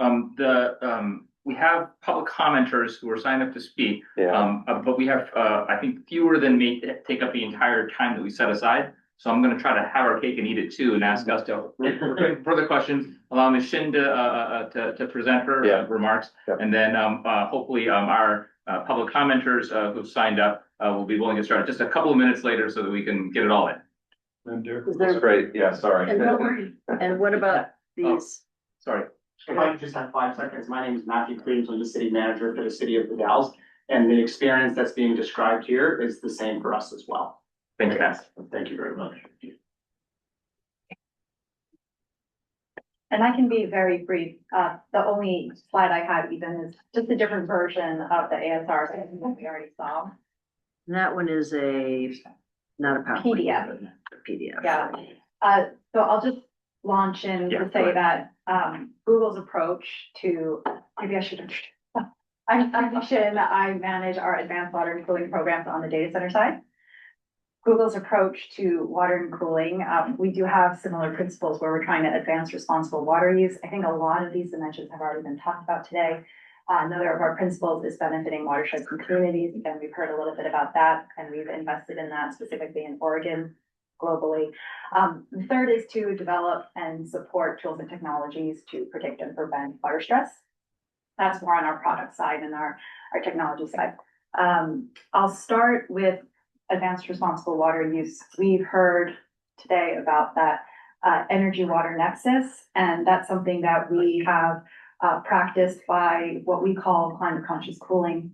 That means that we will assess a watershed, be very specific. You know, I think we saw maps about the Aqueduct Water Risk Atlas, and it's a great starting point, but we realize that there's oftentimes a need to double click into something that's maybe happening at a very local level rather than a larger basin level. It's all interconnected, it's all tied, but we really try to look at the specific water source. We have a methodology to do so. We've done that in the Dalles in Oregon. And it's one of the reasons that we use water for cooling there. You can see, we've talked about power usage effectiveness, and that trade-off really, you can see in our Oregon facilities. We have 2 data centers that have been operational for first one almost 20 years. And the PUE, we call power usage effectiveness, PUE, for that first data center is 1.1, right? It's almost 20 years old. So you can see that that's that 10% overhead. The second facility that we developed, the PUE is 1.06, right? Which means that overhead is 6%. That really is the leading edge of energy efficiency. And we are using that water to enable that. So we do feel that is part of our responsible water use because it has those energy implications and those carbon implications. So another way that we are practicing responsible use is through transparency, which we talked about. We do publish our annual water metrics, not only in the Oregon, not only for our Oregon facilities, but also around the world. Another thing that we've talked a lot about, again, heard from cities today, is investing in water infrastructure. Again, not just for our development and our facilities, but for the community's benefit as well. Our investment in the ASR system that became operational last year, it's over a $28 million investment, not just in ASR, but also for new pipelines, lift stations, pumps. And that's something that we have constructed and transferred to the city, again, for the community's benefit. I will stress also that an important part of that is partnership, multi-year, right? Like we can really speak and attest to the multi-year efforts, right? Like you don't get these licenses overnight or in the space of 2 months. There's the engineering, there's the design, there's the consultations. And I feel like it's really been such a successful way to work together over multiple facilities, again, over almost a 20-year term. And then I guess the last thing I'll say, again, to be brief, happy to take any questions on partnership, is that it does show up not just in our own facilities and with, our utility partners, but also in the broader watershed. So in terms of trying to benefit, or what we call replenish water in the watershed, we've worked specifically with City of the Dalles in terms of helping provide resilience for the municipal watershed in the aftermath of wildfires. We've worked to support the piping of open what had been open canals to actually convert that to pipe, right, to prevent evaporation and losses. We've supported projects like irrigation efficiency, and we've also most recently partnered actually with the tribes of the Umatilla and Trout Unlimited on a dam rehab project that they're doing. So we do see that there's a very local community impact, but there's also a broader watershed that we want to be mindful of and that we do invest in, really leaning on the partners and leaning on those who are really the experts in water resources and management for the broader region. So I know we have very little time, so happy to take any questions, but I feel like a lot of just want to echo a lot of the themes that we've already heard today. Sure. Rather than dive into questions, which I know we all have, I hope we can count on you to make yourselves available, maybe at a future point, so that our committee members can dive into the weeds with you and follow up. Would that be okay? Libby? That'd be great. Yeah, good. Absolutely. Maybe even today, if you can stay along. Even today, if you're able to. And thank you for traveling into town and making yourselves available. With that, we switch over to the public comments. Thank you. Thank you. Okay. Yeah. Yeah. Okay. All right, so we had 7 people who signed up in advance to speak up specifically on water today. And the order I have them in are Carmen Thompson, Caleb Lay, Helen McCormick, Sarah Clark, Lynn Hardlin, Barton Robinson, and Jacob Roloff. Now, Caleb has sent a note to me saying that he's had an emergency and can't make it. So we're straight. So Carmen, then Michaela. And then we also heard that Barton Robinson felt that his comments had already been made. So he was going to take his name off the list as well. So we'll start with Carmen. And Carmen, give me just a second. I need to boost you up here. So we're down to 4. We're down to 5. Carmen. Okay. Did you get her already? Oh.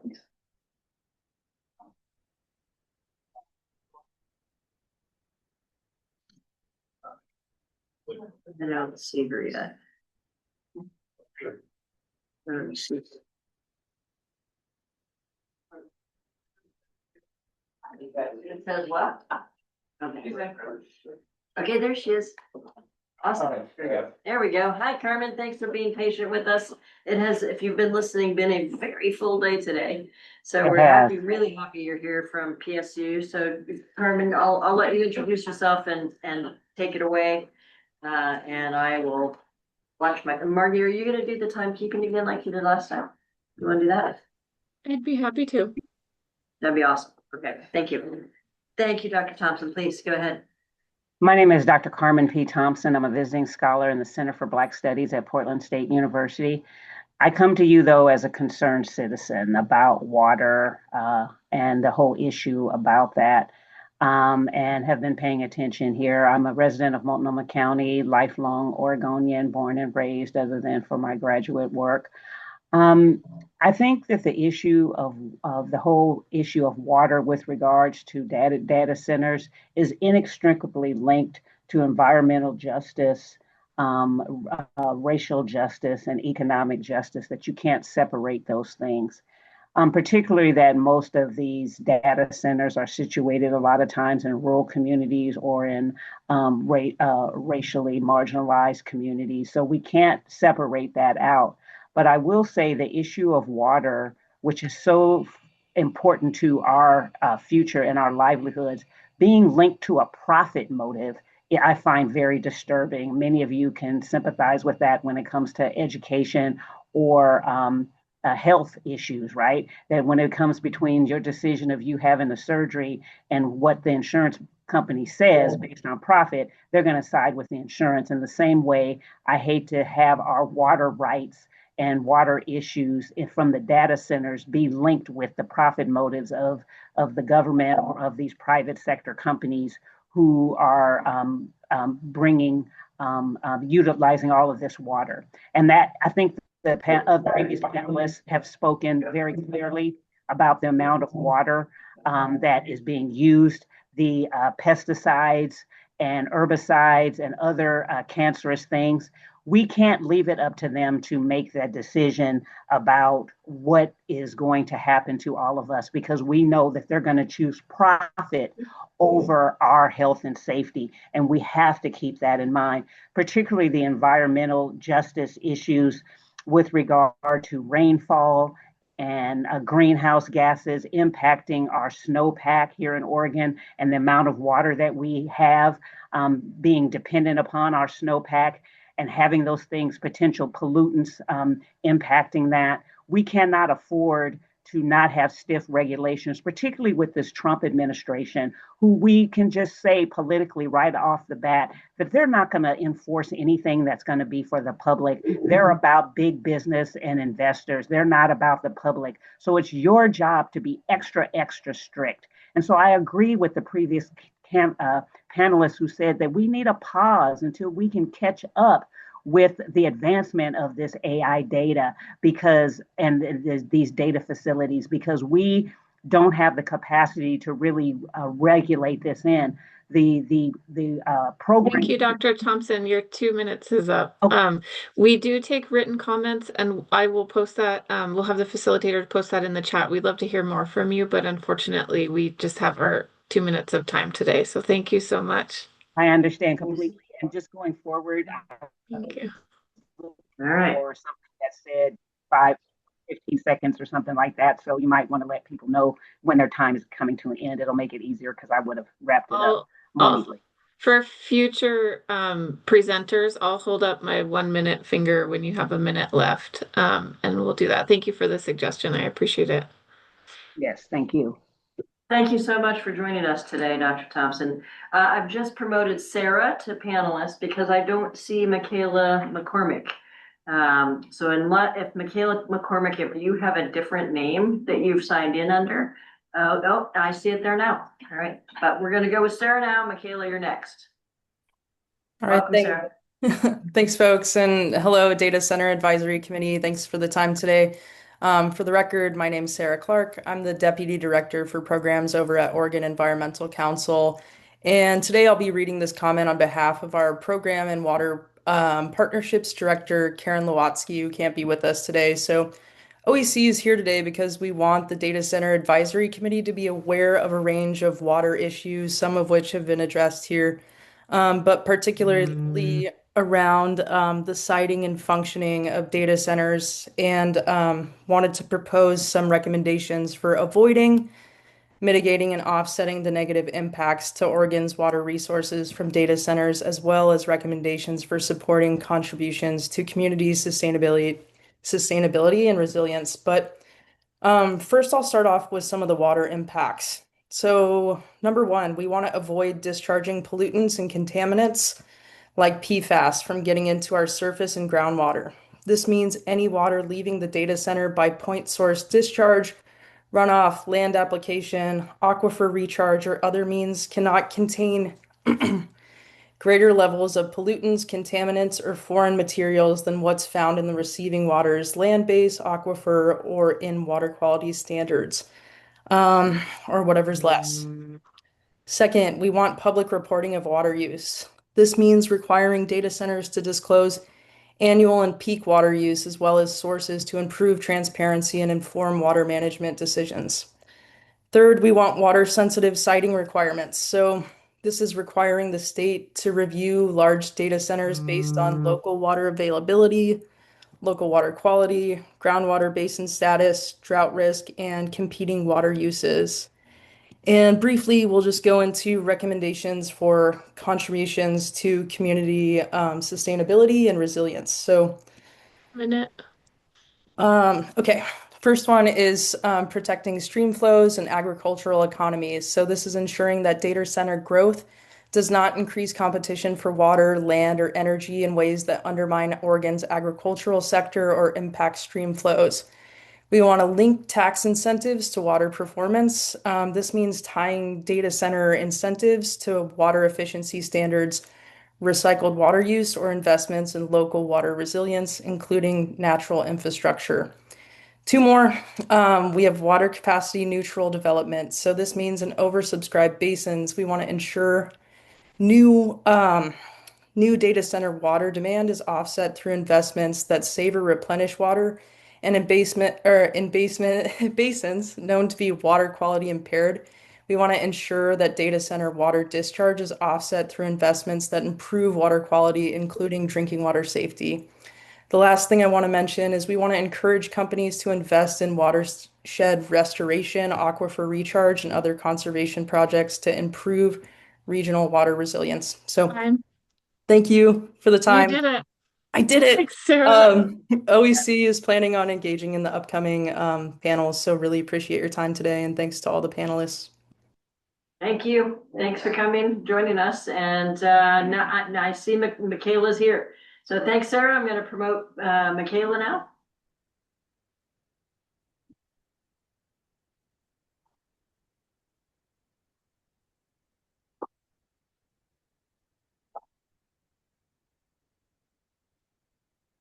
What happened? Where is she? Hello, Michaela. There we go. There's Michaela. Hi. Thank you. Welcome. I'm Michaela McCormick. Thank you. I'm a climate activist with Extinction Rebellion here in Oregon, and I want to share with you some general statistics and trends regarding data centers and water use. Only 3% of the Earth's water is fresh water, and only 5.5% is accessible and safe for human consumption. Most data centers in Oregon are being sited in some of the driest regions of the state, where droughts are frequent and well known. This will only get worse with climate change. In 2021, the nation's 5,426 data centers consumed billions of gallons of water annually. One report estimated that U.S. data centers consume 449 million gallons of water per day and 163.7 billion gallons annually. A 2016 report found that fewer than 1/3 of data center operators track water consumption. In certain areas, data centers consume up to 57% of cooling water from potable sources. A single large-scale data center uses an average of 5 million gallons of water per day for open-loop water cooling systems, roughly the amount of water used by 16,700 households. In such areas, taps are running dry. Approximately 80% of the water, typically fresh water, withdrawn by data centers evaporates, with the remaining water discharged to municipal wastewater facilities. This can overwhelm those facilities, which were not designed to handle such a high volume. One analysis identified 38 active data centers owned by the big three tech firms in parts of the world already facing water scarcity, as well as 24 more under development. As of 1 year ago, data centers owned by Microsoft, Google, and Amazon in areas of water scarcity are slated to increase by a combined 63%. In 2023, the state of Arizona revoked construction permits for new homes due to a scarcity of groundwater in Maricopa County, where Meta has one data center, Microsoft has two, and Google has one with a second in development. Thank you for giving me time to offer my comments. Great. Thank you very much. Yeah, really appreciate it. Okay, and we've got Lynn that I'm going to promote now is next. So Lynn will be next. And then we're going to move to Jacob.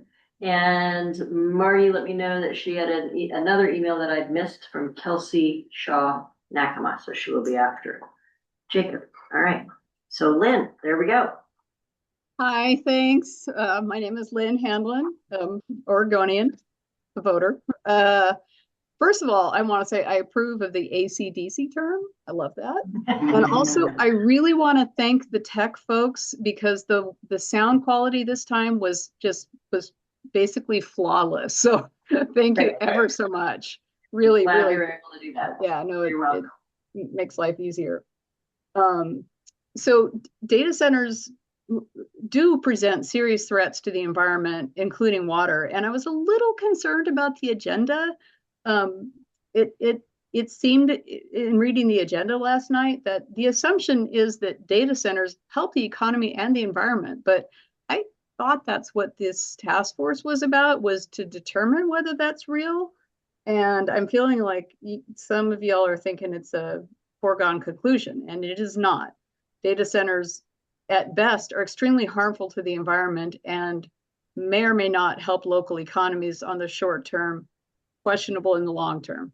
We're not doing that today. So first of all, I want to talk a little bit about the Dalles. There were two people here from the Dalles talking about the wonders of data centers, and I'm not sure why there wasn't somebody from the Mount Hood National Forest Protector people who could talk about why they don't want the water from Mount Hood drained to go to the Dalles data centers. And there's all this talk that, oh no, it's really for the residents, but it's not true. The population increased by 1,700 people in the last 15 years, and yet the water consumption went up massively when Google moved in. And let's see, they used 12% of the water was used by Google in 2012. By 2024, it was a third. And we know that's increasing because they're putting more facilities in. So I'm a little frustrated that the folks from the Dalles were saying that, it's not about Google, that they're amazing and they're, pouring money into the community and stuff, which sure, they're also getting massive tax breaks. Thank you.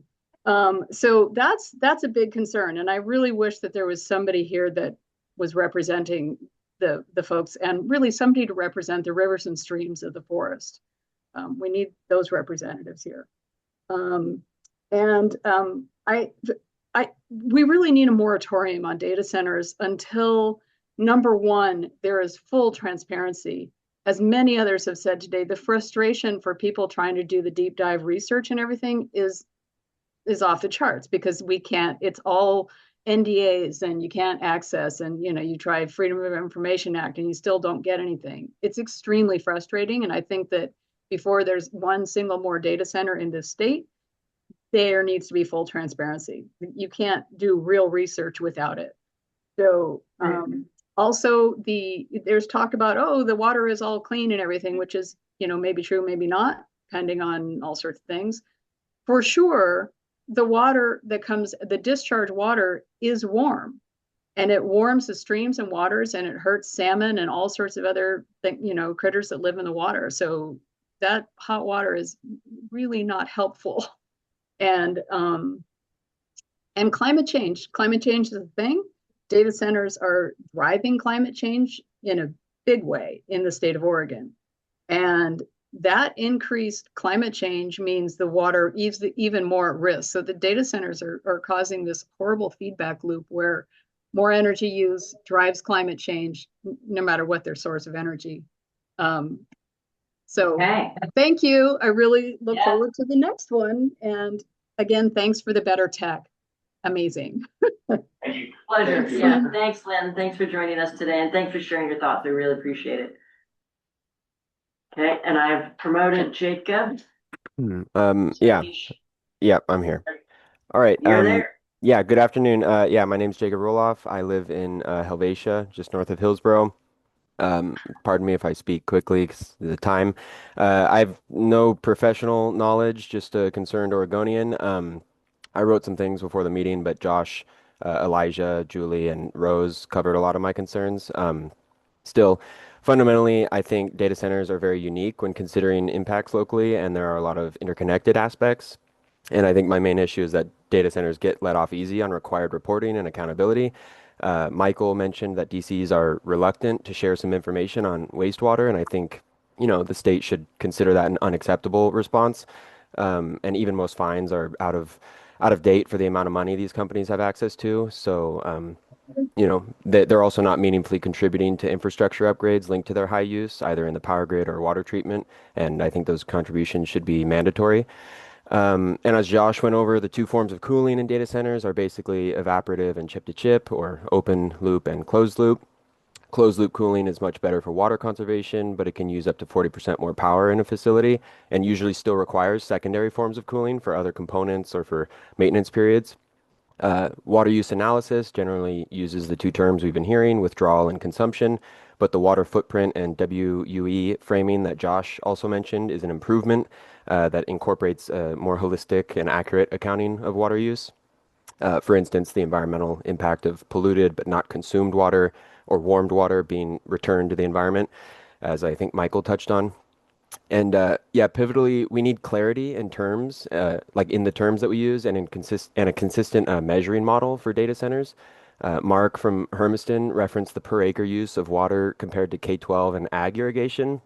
And I think those two things are necessary for survival, but 30 more data centers is surely not comparable in value in terms of water used, notwithstanding any critique of modern ag and, water efficiency. Also, hyperscalers tend to use the closed loop method of cooling, which again reduces water use, but massively increases the power demand and therefore pushes the water problem one step up to the power provider and water treatment centers.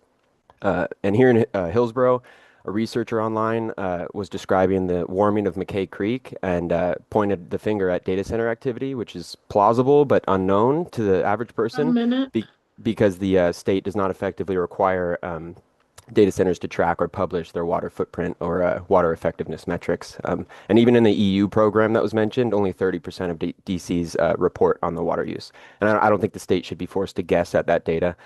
And yeah, so the interlinking of data center water use with environmental and power concerns is kind of unavoidable, and it's got to be confronted as we face the specter of total snowpack loss, longer wildfire seasons, a grid pushed to the limit, and warming streams and rivers. And I think whatever the conclusions of this committee at the end, a moratorium on data centers has got to be put in place until we can figure out how to protect these so-called free gifts of nature that we're squandering.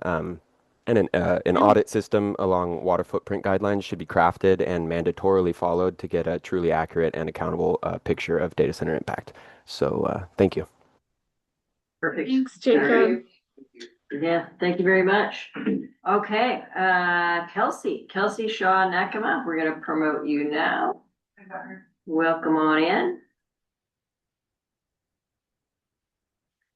There you are. Wonderful. There you go. Okay. Yeah. Hi, my name is Kelsey Shaw Nakama, and I am the Riverkeeper and Policy and Advocacy Director at Tualatin Riverkeepers. The Tualatin watershed is where Hillsborough is located. So in the Tualatin River watershed and in the city of Hillsborough in particular, and I'm talking about the entire city, not necessarily just the water district, because like the Hillsborough folks said, there are several water districts within the city limits, or water providers, I should say. Nearly 30 individual data centers have been constructed since 2010, and there are more in the permitting pipeline for this area. I'm commenting to urge the committee to look beyond just data centers' water consumption and output when considering the impact of this industry to water in our state. The Tualatin watershed's incredible density of data centers not only impacts our water through consumption and power usage, as discussed in great detail by other panelists earlier today, but also by filling wetlands that play an important role in our watershed's water cycle and flood resilience. I recognize these issues may not be the same as the east side of the Cascades, but it's important to us in Western Oregon. These massive structures turn acres of valuable farmland, often class 1, class 2 soils, and wetlands and streams into impervious concrete surfaces that create challenges with groundwater reabsorption, precipitation runoff, erosion along surrounding waterways, and our flood resilience. The new road infrastructure that's needed to support these industrial sites also contributes to increased amounts of 6 ppdq in runoff and ultimately in our tributaries in our river. 6 ppdq is essentially tire dust, and it has been found to be acutely toxic to threatened coho salmon, which run through many of the waterways in the Tualatin watershed, including McKay Creek, which Jacob just mentioned in his comment. There are coho that run up and down that, and that is right in the data center along the edge of what is being called Data Center Alley in Hillsborough. So thank you. Lastly, although permitting agencies like DSL, or the Department of State Lands and others, review each development project for its individual impact on surrounding natural resources like water and wetlands. It is distressing to me and others that no state agency is tasked with analyzing the cumulative impacts of having so many data centers in one relatively small area or watershed. We may look at the impacts to one site, but not the fact that that site is going in next to dozens of neighboring data centers or other industrial sites for that matter, not just data centers. So I ask that that is another consideration that this committee looks at for future policy recommendations.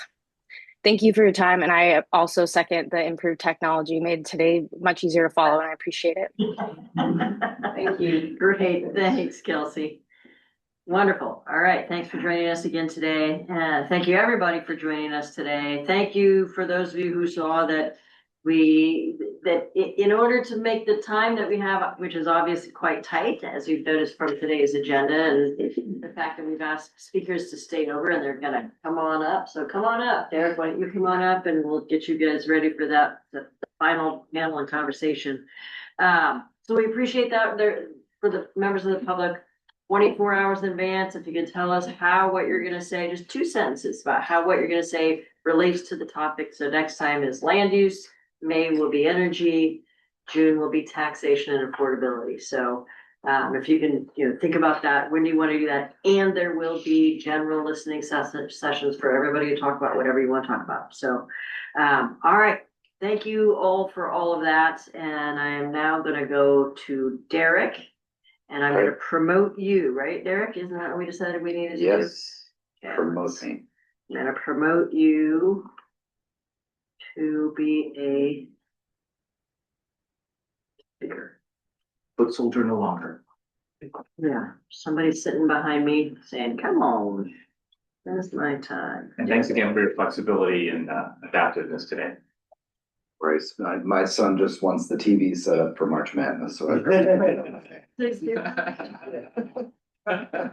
Derek Smith, right? yes. Yeah. Tonight. Okay, I'm gonna share button is. Oh, there it is. Okay, got it. Got it? Yeah. We are good. Okay. Everybody see that? Coming, there it is. Yeah. All right, great. Ready? Fantastic. Ready. All right, well, thank you all. So Derek Smith with an organization called Resource Innovation Institute. We do work nationally, but we are based here in Portland. We develop public-private partnerships to expand controlled environment agriculture to help drive regional food security, job creation, water efficiency, and other public benefits. We just completed a 2-year market accelerator funded by the U.S. Department of Energy in partnership with Lawrence Berkeley National Laboratory. We looked at how and where greenhouse production really scales in the world. And long story short, co-locating with other industrial sectors is a key piece of it to drive down the extra added cost of all this infrastructure that's needed to run the lights and HVAC systems and everything else that's required in indoor agriculture. But really think about large scale high-tech greenhouses when you think about what I'm trying to convey, not indoor boxes. Great, not as much. So, and our board includes a range of stakeholders from Walmart to a former director of the National Institute of Food and Ag to World Wildlife Fund. So we're really thinking about our work in a variety of different ways. And I think we all can think about the climate impacts of field agriculture, and that to really have food systems that are resilient, we need to have some form of indoor production, right? So how do we do that in the most resource efficient way? So with that, all that as context, the opportunity is to leverage this data center growth to expand greenhouse food production. And I'll share with you a few examples of where it's been done. And the opportunity is really to bring more year-round food production, more food per acre of land that's used, and significantly improve water efficiency. But there are also challenges with controlled environment ag in that it's very capital intensive. Energy is a huge part of the cost structure, and heating is needed in colder markets. So siting is really key, meteorological issues, other factors, labor, et cetera. So if we can co-locate with data centers, we can do a lot to expand all of these public benefits. We did a report and a project for the Commonwealth of Virginia last year, the largest data center jurisdiction in the world by far. And they're very interested in also promoting their greenhouse production market. And that was a hypothetical. It wasn't a site-specific evaluation. It was, does this make sense for the state? Is it strategic? Is it feasible? And so again, we researched places where this is happening elsewhere in the world. In fact, I just got back from Europe this week, touring a few of these operations. Long story short, for all these reasons, resource efficiency, job creation, food security, grid stability, it makes sense and we can do it. But it's not a technical issue. It really is a public-private partnership issue. And as we all know, Oregon is a place where collaboration happens between the public and private sectors. So that's really what's needed to make this happen. So we've come up with this concept called a farm park. And if you could think about it as just another type of business park, you know, data centers come in, they develop into a business park, but what if we can surround them with greenhouse infrastructure and have flows of resources between all these sectors? So the data centers kick off all this waste heat, as we've heard about. The greenhouses need the heat. You need to create a tropical environment to grow the plants more productively. The energy systems kick off CO2, as we know, and the greenhouses need that so that the plants can grow, right? So, and then the greenhouses can send back chilled water to the data centers. So we've got a really nice flow of resources that are helping all the parties and helping the capital, to de-risk the CapEx. So what does it take to make these farm parks? It takes 5 ingredients that I'll explain now. And the first is a data center. And the good news for the data center sector is they really don't need to do anything different. They really want to move fast, as we all know, and they can be built first. Ideally, we create greenhouse ready specs for them, which is really just they need to stub off a pipe that can later connect to send the heat through water and to bring back the chilled water. What does CEA stand for? Controlled environment agriculture. Yeah. And importantly, this can operate as a standalone, if through a central resource hub that is managing all the flows of these resources, and it's decoupled from the data center, so which provides the risk security for them. But this is the real key. How do we finance? How do we govern this central resource hub? In the Netherlands, I'll share an example later. The growers of these massive greenhouses have created their own utility, cooperative utility. That's one model that may or may not work here. But we're looking into what are the models to make this make sense in the United States. Next, you bring in the greenhouses, and both of those things are scaled over time as the infrastructure grows, right? So you don't, it's not as linear as it looks. You don't just drop the energy infrastructure and then all that greenhouse infrastructure, you build it out over time. And then you bring in, importantly, because greenhouses use the waste heat variably throughout the year. You imagine the sunlight changes throughout the day, throughout the season. So you want other types of businesses co-locating there, and other types of business will want to co-locate there because they're serving both of these sectors.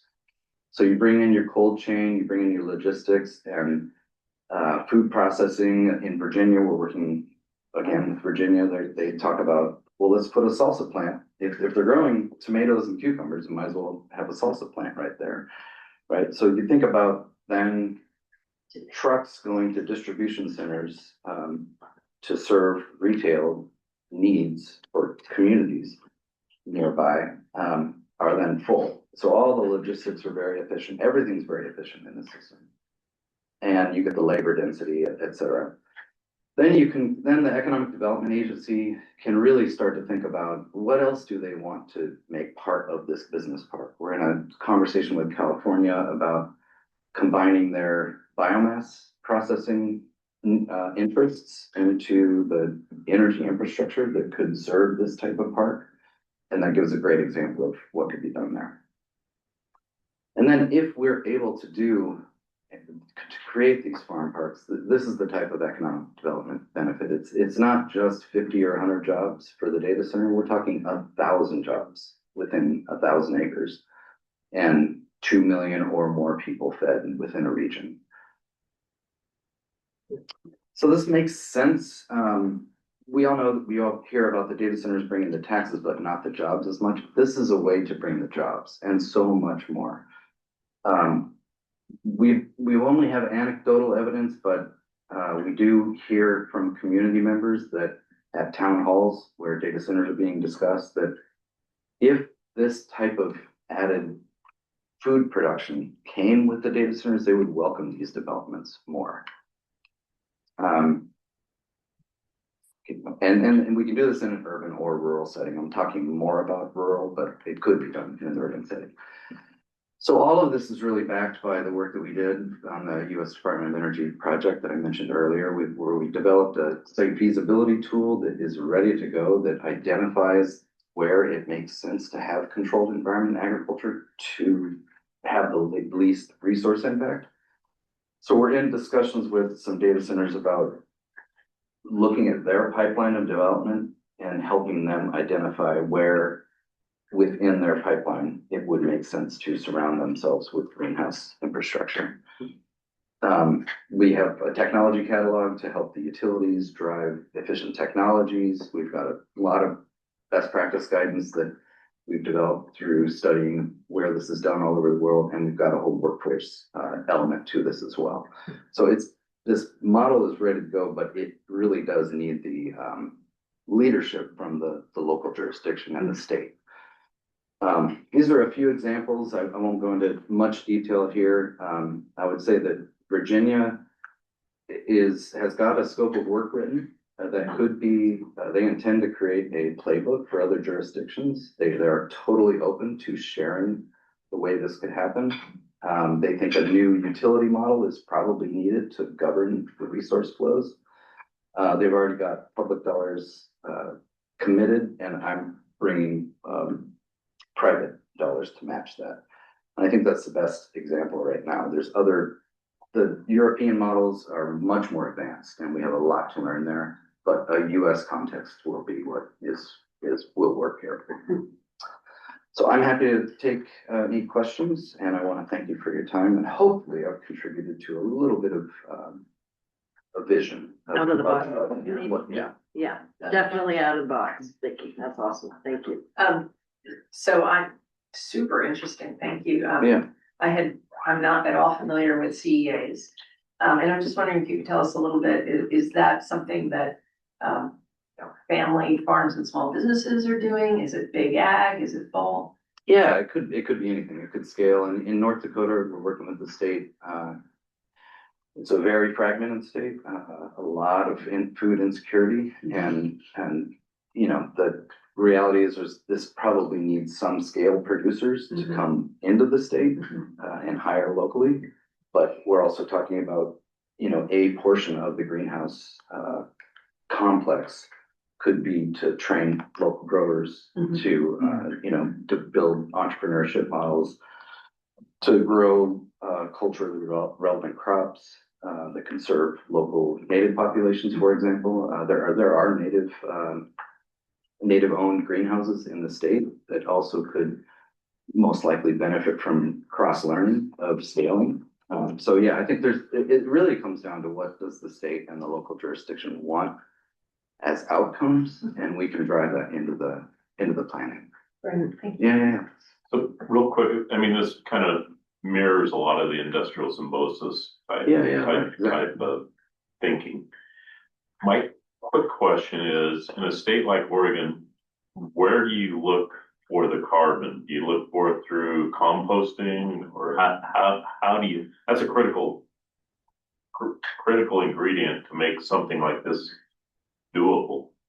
What is where do you find that input? The Do you CO2 truck it in, input or for the for the carbon plants to grow? Yeah.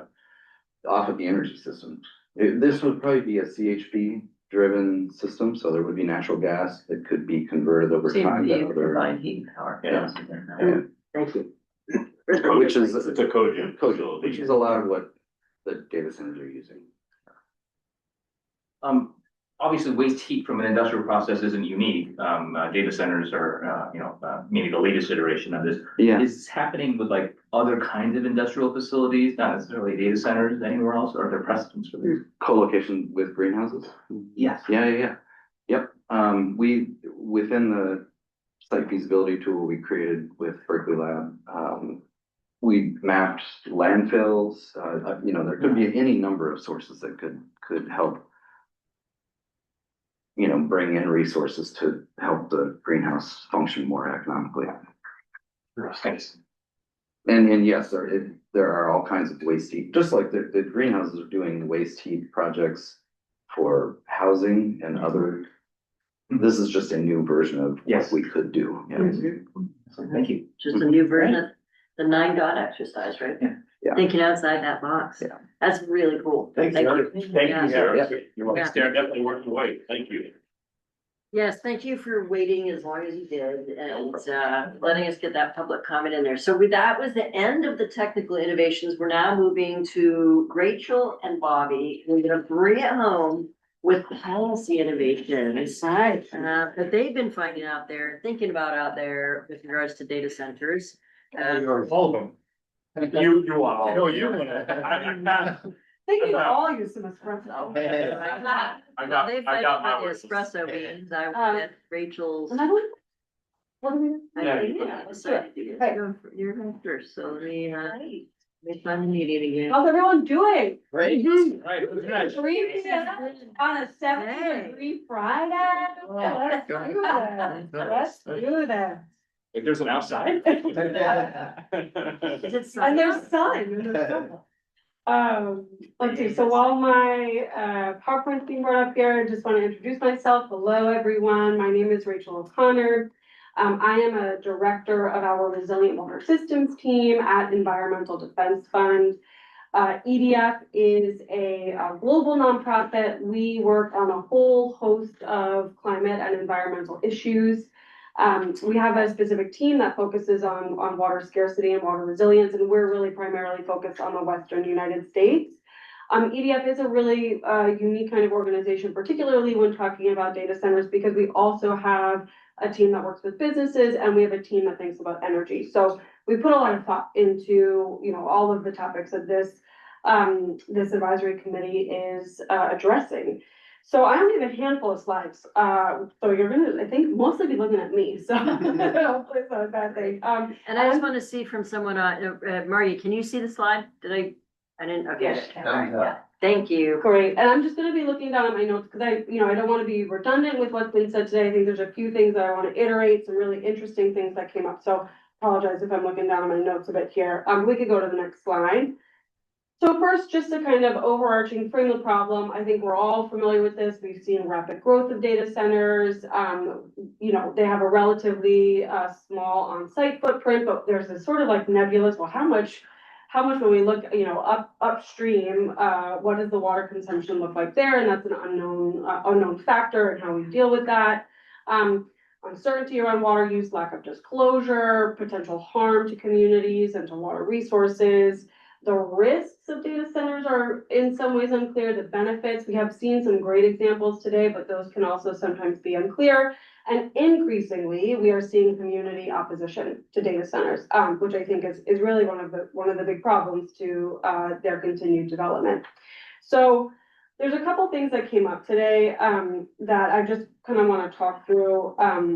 That I think are part of the problems. One of the solutions that's been brought up is around increased efficiency and how that can potentially be a solution to the water scarcity problems that the state is facing.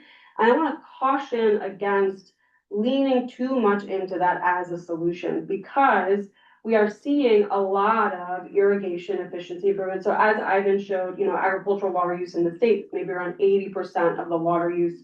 We're seeing a lot of irrigation efficiency improvements, which is fantastic when those improvements are not increasing consumptive use. So consumptive use is the amount of water that actually is like leaving our system through evaporation, plant transpiration.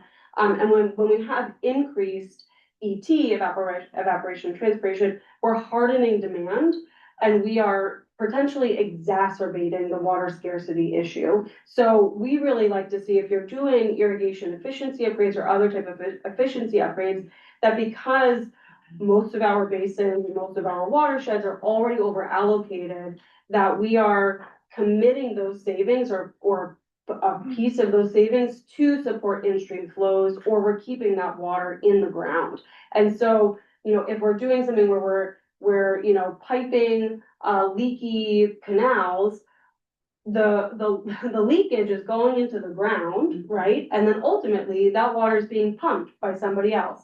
So if we're piping that and then we're taking those water savings and letting a data center or any other water user use that water, we're actually hardening demand and potentially, exacerbating the water scarcity issue. So I think irrigation efficiency or any water efficiency improvements can be valuable, but they really should also be paired with some type of dedication to the aquifer or the rivers to make sure that we're not putting ourselves in even more of a bind.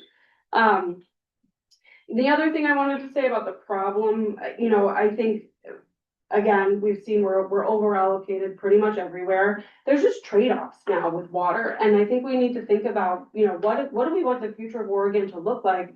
Of course, things are different in different geographies, but there are some geographies where we're over allocated, and we're asking farmers to stop irrigating, to give up their livelihoods in order to bring our basins back into balance. Those are not always the same places where data centers are being sited, but I just think it is a really important consideration, like from a water use and optics of the state, because agricultural heritage, I think, is just such, foundational to Oregon's identity. So just, want us to be thinking about what those trade-offs are when we're thinking about how we're allocating water across the spectrum of the different uses.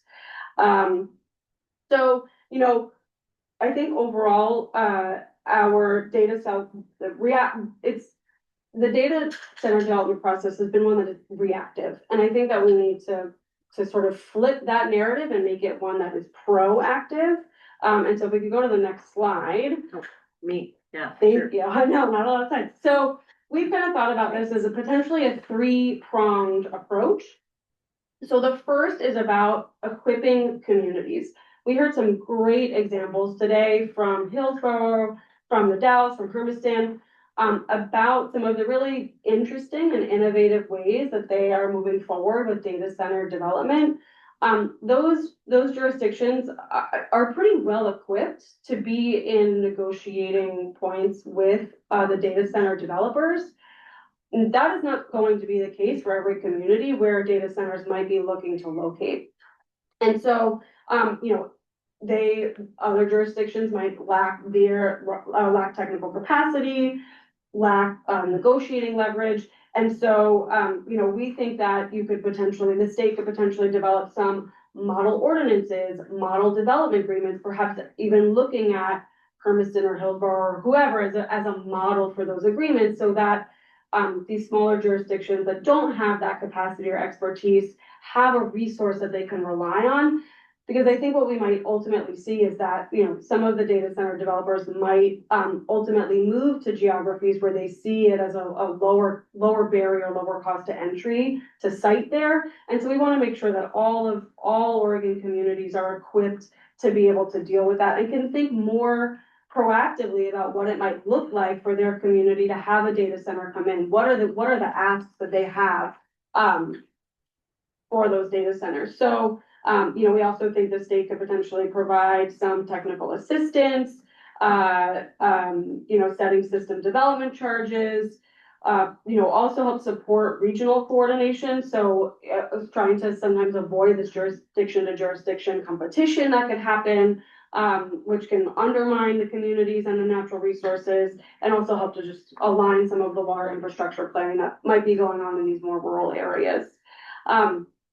So, we think that if the states can help communities be really clear and set clear terms up front, we could potentially get enforceable water protections and then get public buy-in, right? If the community is the one that's setting the terms and at the negotiation table, and they are sort of aware of, and there's transparency initially, then we'll see less opposition. And that's a win-win for the community and for the data center. So the second prong, creating guardrails. I think this is a thing Oregon is starting to be really good at. So, I think that, as was mentioned, water is a public good. It's a public resource, and the state needs to protect that for us and for future generations of Oregonians. So there's a few key guardrails that we think could be really valuable. We've heard one of them today. That was around public reporting of water use. We think annual important, and we also think peak water use is important, because as we've heard, peak water demand for data centers also happens to coincide with peak water demand for fish and for ag.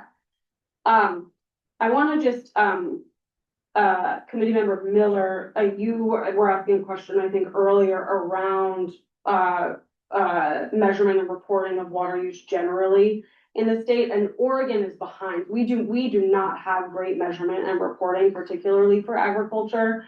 And that's not, we're a little bit behind in terms of other Western states. So getting data center water use doesn't give up. It's not like it's gonna close the picture. But I don't think that is reason alone to not pursue trying to get that information, because it can still help inform what is, potentially going on in a very local way.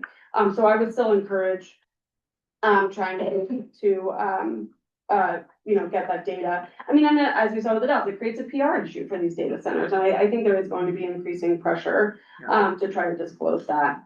So another sort of interesting thing that we've seen come up is in Georgia, they proposed legislation that prohibits NDAs on water use. So that's kind of a potential way to get around the water usage and reporting. Just with the sense that secrecy can seed distrust. We've talked a lot about, water sensitive siting. So there's been some, bills introduced in quite a few states. Sort of going to this equipping communities piece in Virginia, there was a report, they had a committee very similar to this that developed a report and ultimately found that local governments lack the authority or the expertise to actually evaluate the water impacts, and recommended an explicit water impact review when there is data center siting occurring. So that could potentially be something that the state requires communities to do. Another guardrail, potentially around municipal connection and oversight. So we've talked a lot about how data centers are hooking up to municipal systems, not always necessarily, seeking, they're buying out other industrial areas, but not necessarily like seeking new groundwater permits.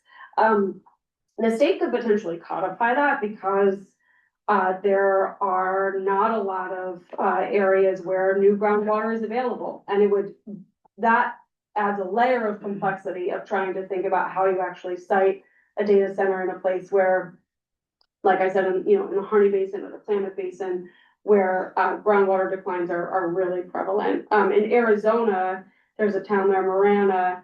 They amended their zoning code to prohibit potable water use for data center cooling. So any data centers, and as we all know, Arizona's quite the hotspot, any new data center has to use reclaimed water. So just to kind of give you a flavor of the policy innovation that is out there. And we think that it's really, we really think that the state does need to think about what are the guardrails that will make sure that they are protecting our public water resources and also protecting the communities. So third prong here is generating public benefit and buy-in. Super great to hear about, the investments that Google and AWS are providing. And I think that's exactly what we want to be seeing, right? These data centers provide a really broad public value. And the communities that are hosting them should see clear benefits. A lot of these companies have water positive pledges, which I think is what is driving their investment, and some of the projects that they are supporting. But right now, those are pledges and they're voluntary. And you know, when the economy takes a turn, often what we see is the sustainability divisions at these private companies are the first to lose their jobs or the first programs to be cut. And so we want to think about, are there ways to potentially codify the types of benefits that we're seeing AWS and Google provide? Another interesting example, in Ohio, they had a 15-year property tax abatement tied to enforceable developer commitments related to stormwater mitigation and some other local properties that were, or local priorities that were determined between the data center and the community. In Arizona, they are proposing establishing a per gallon water usage fee on data centers to fund a dedicated Colorado River Protection Fund. I don't know if you've heard about the Colorado River, things aren't looking so good there. Not so good. And so that fund would help to support conservation and infrastructure in order to, alleviate some of the pressures there. So I thought that fund, and having a fee that the state could then use to, plus up important projects was really interesting. So, sorry, is that going to apply to all industrial users or just data? My understanding is just data centers. So, those are kind of the three ways that we think that the data centers and states could, the state and communities can, try to think more proactively about what it looks like for data centers to come into the state and into communities. Just like, how these all tie together. Equipping communities enables readiness and clear expectations. The guardrails establish transparency and trust. Trust then creates public support. Public support then can help streamline the permitting process. It protects the developer capital, and reduces political risk. And then we see these communities getting durable water benefits. One thing that I really haven't addressed, and it's something that I have not figured out what the solution is here, but just it has come up today talking about the off-site or out of the fence line water use that's tied to the electricity generation. A study was recently published looking at Arizona, and what they found was some of the power that's being generated is coming from a basin in New Mexico, and they're anticipating that and New Mexico is a very arid state, they're anticipating that there will be a 10x increase of water demand in that New Mexico basin in order to generate the power to supply the data centers in Phoenix. I don't have a silver bullet solution or a buckshot solution even for that, but I just think it's something that there's something that I think keep an eye on, right? That we have to think about. Yeah. So next slide, please. Sorry. Oh yeah, go ahead. Do you have any examples on this in communities? We've heard examples or ideas around technical capacity building and assistance to smaller communities to put them on more equal footing with these larger entities with which they're negotiating. Any examples that come out that might be water specific perhaps? Yeah, let me see if I've got any here.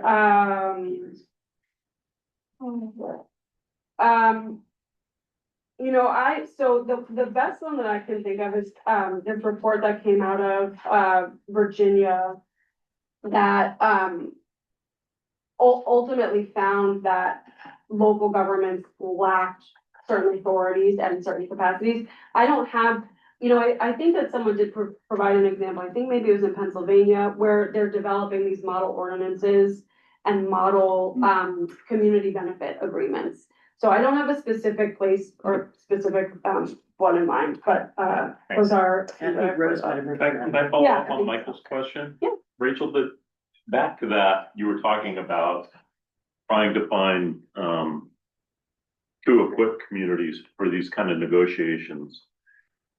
The state hasn't, at least in Oregon, the state hasn't ever participated in those discussions. So what I'm asking is your thought that local communities would go together and create an association and then hire somebody to do that? Or, I mean, the expertise lies locally, not at the state level. Right. So what's your thought there? So I guess my thought is that, you know, if we can look at the way that, agreements have been structured between, Google and the Dalles or Hermiston, and potentially provide examples of agreements that smaller communities who don't have as much staff capacity or resources can use those as a template or a framework. So they're just not going into these negotiations. I see what you're saying. Yeah. Okay. Can I jump in on it? Serious?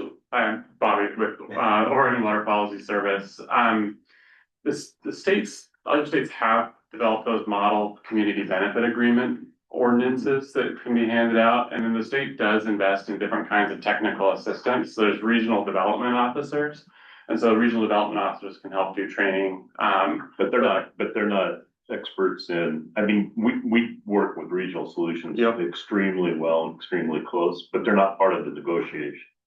That would be the key difference, is they would have skin in the game and have a negotiator there potentially. So you are saying that you think that it should be a state level? I'm not making a recommendation. I'm just saying other folks have figured out how to do that in our district. If I could jump in here. So we do this sometimes, like, done this with other things that come up as a policy. I'm thinking of like model conservation standards or something like that. So those things that are set at the local level are negotiated at the local level, and some jurisdictions are set up to do those negotiations. They have the right expertise and talent within their own infrastructure to have those conversations. For those who don't, it's not like a mandate that the state insert itself in those negotiations. It's just, if you are a rural jurisdiction and you would like support in that conversation to help bridge the gap of expertise that you have around the table, you would be able to use like a template benefits agreement or something like that to even know what to ask for in that negotiation, and or potentially technical assistance from other entities that could come in and help, like Business Oregon or like Regional Solutions. So it's not to say that the state needs to have a role in each of those individual negotiations. It's more to help address a resource gap that exists in a lot of our communities, particularly rural communities that may or may not have the right expertise at the table. Yeah. No, I agree 100%, Margie. And like I said, Business Oregon, Regional Solutions, we talk all the time. I mean, what I say, it's all the time. So what I was thinking more of a model of like Korea, which is on the energy side, that helps negotiate power contracts on renewables. And not everybody participates, but it started as a rural effort, actually, with dedicated funding out of the abatement program. And that's how it was funded. So I was kind of curious on where Rachel was going with that. So. And then you started running with it, didn't you? And I got us off track. There you go. That would be Dan. Thank you. Matt has a hand up in the back. Can I just make a quick comment? Yeah, Matt. Two quick comments. Matthew Cruz, City Manager for the City of the Dalles. I think one thing to highlight here is the distinction, or a very different, big difference between urban and rural too. When you talk about the staff bench that a more urban community has versus a rural, and having the capacity to figure some of these things out.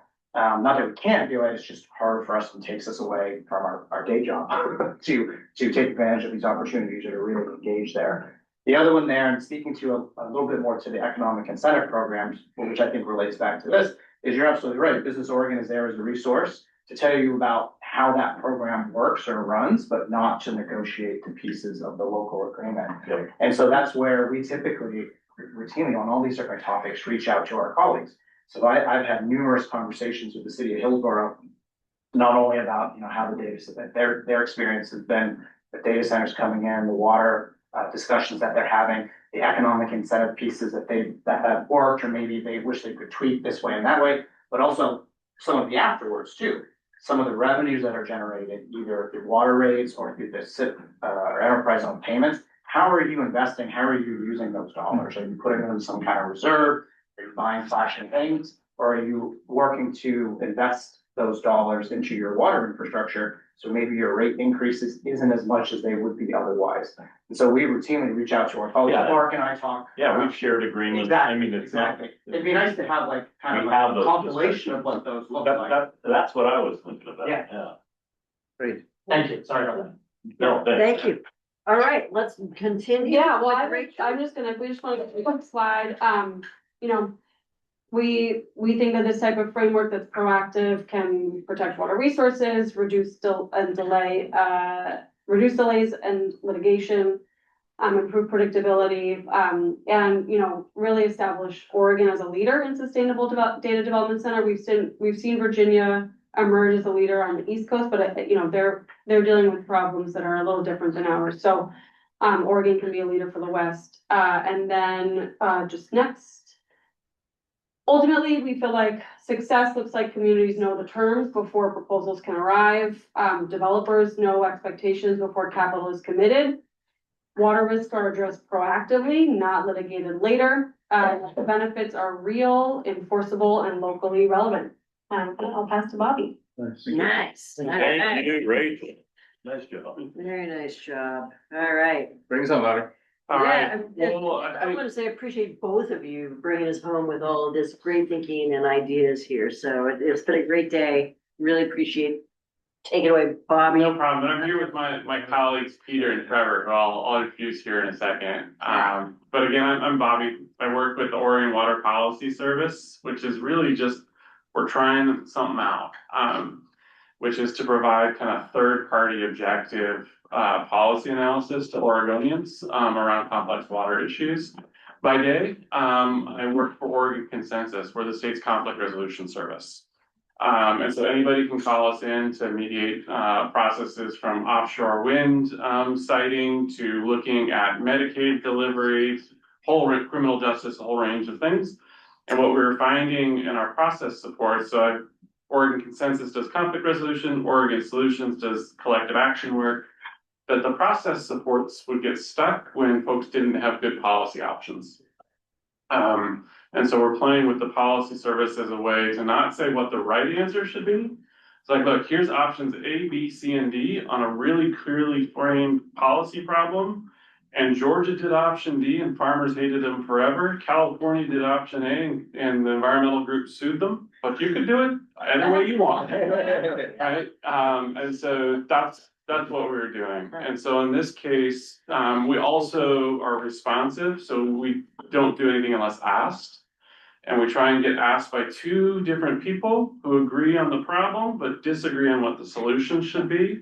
In this case, that's the committee. We think there's enough diversity within the committee that you disagree on what the solutions might be, but you agree there's an issue.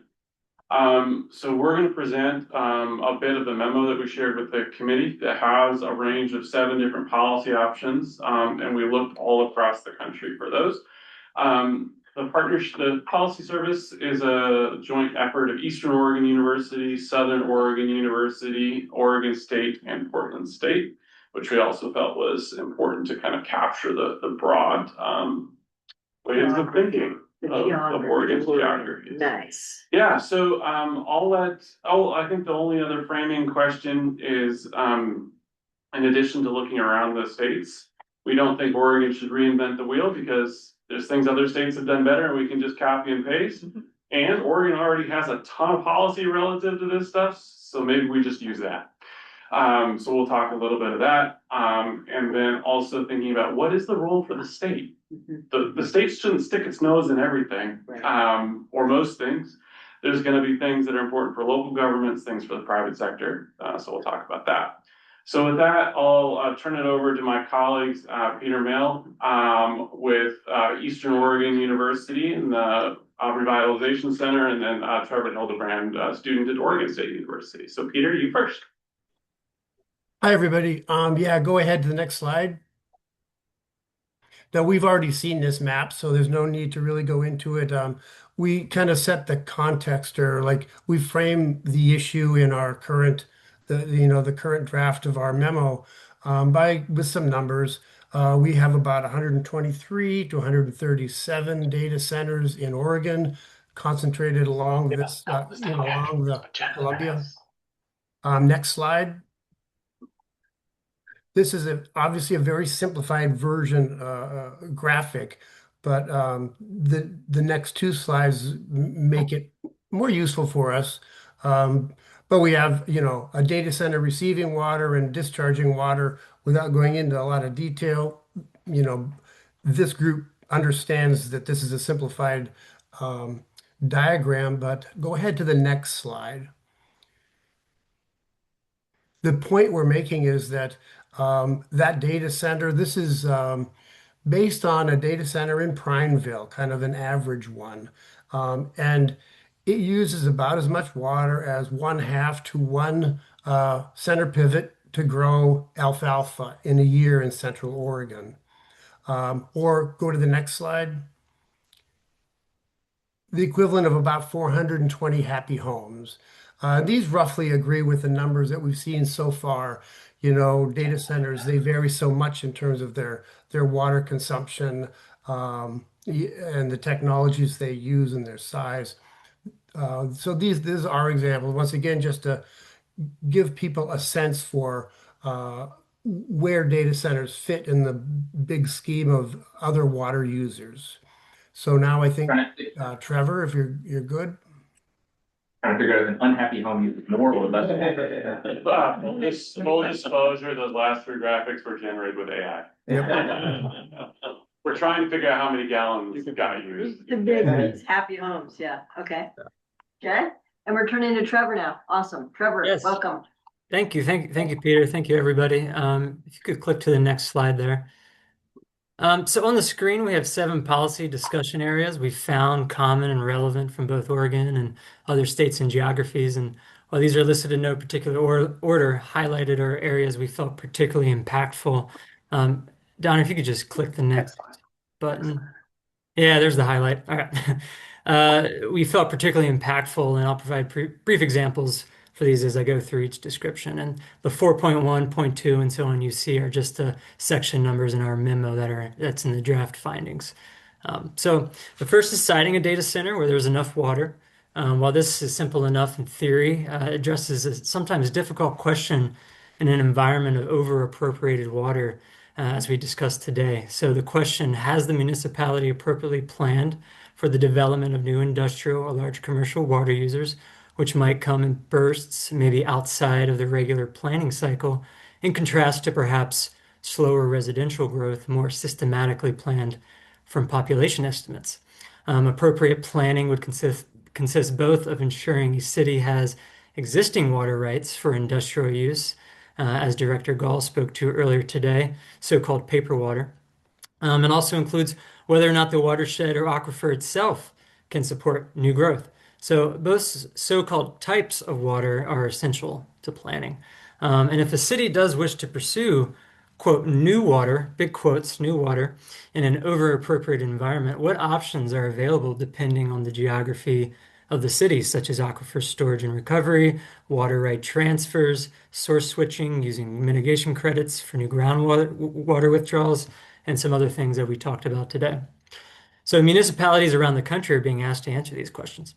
And so to begin to better answer these questions and to understand those options, Minnesota passed House File 16 to consolidate and coordinate data center permitting through Minnesota Business First Stop under their Department of Employment and Economic Development.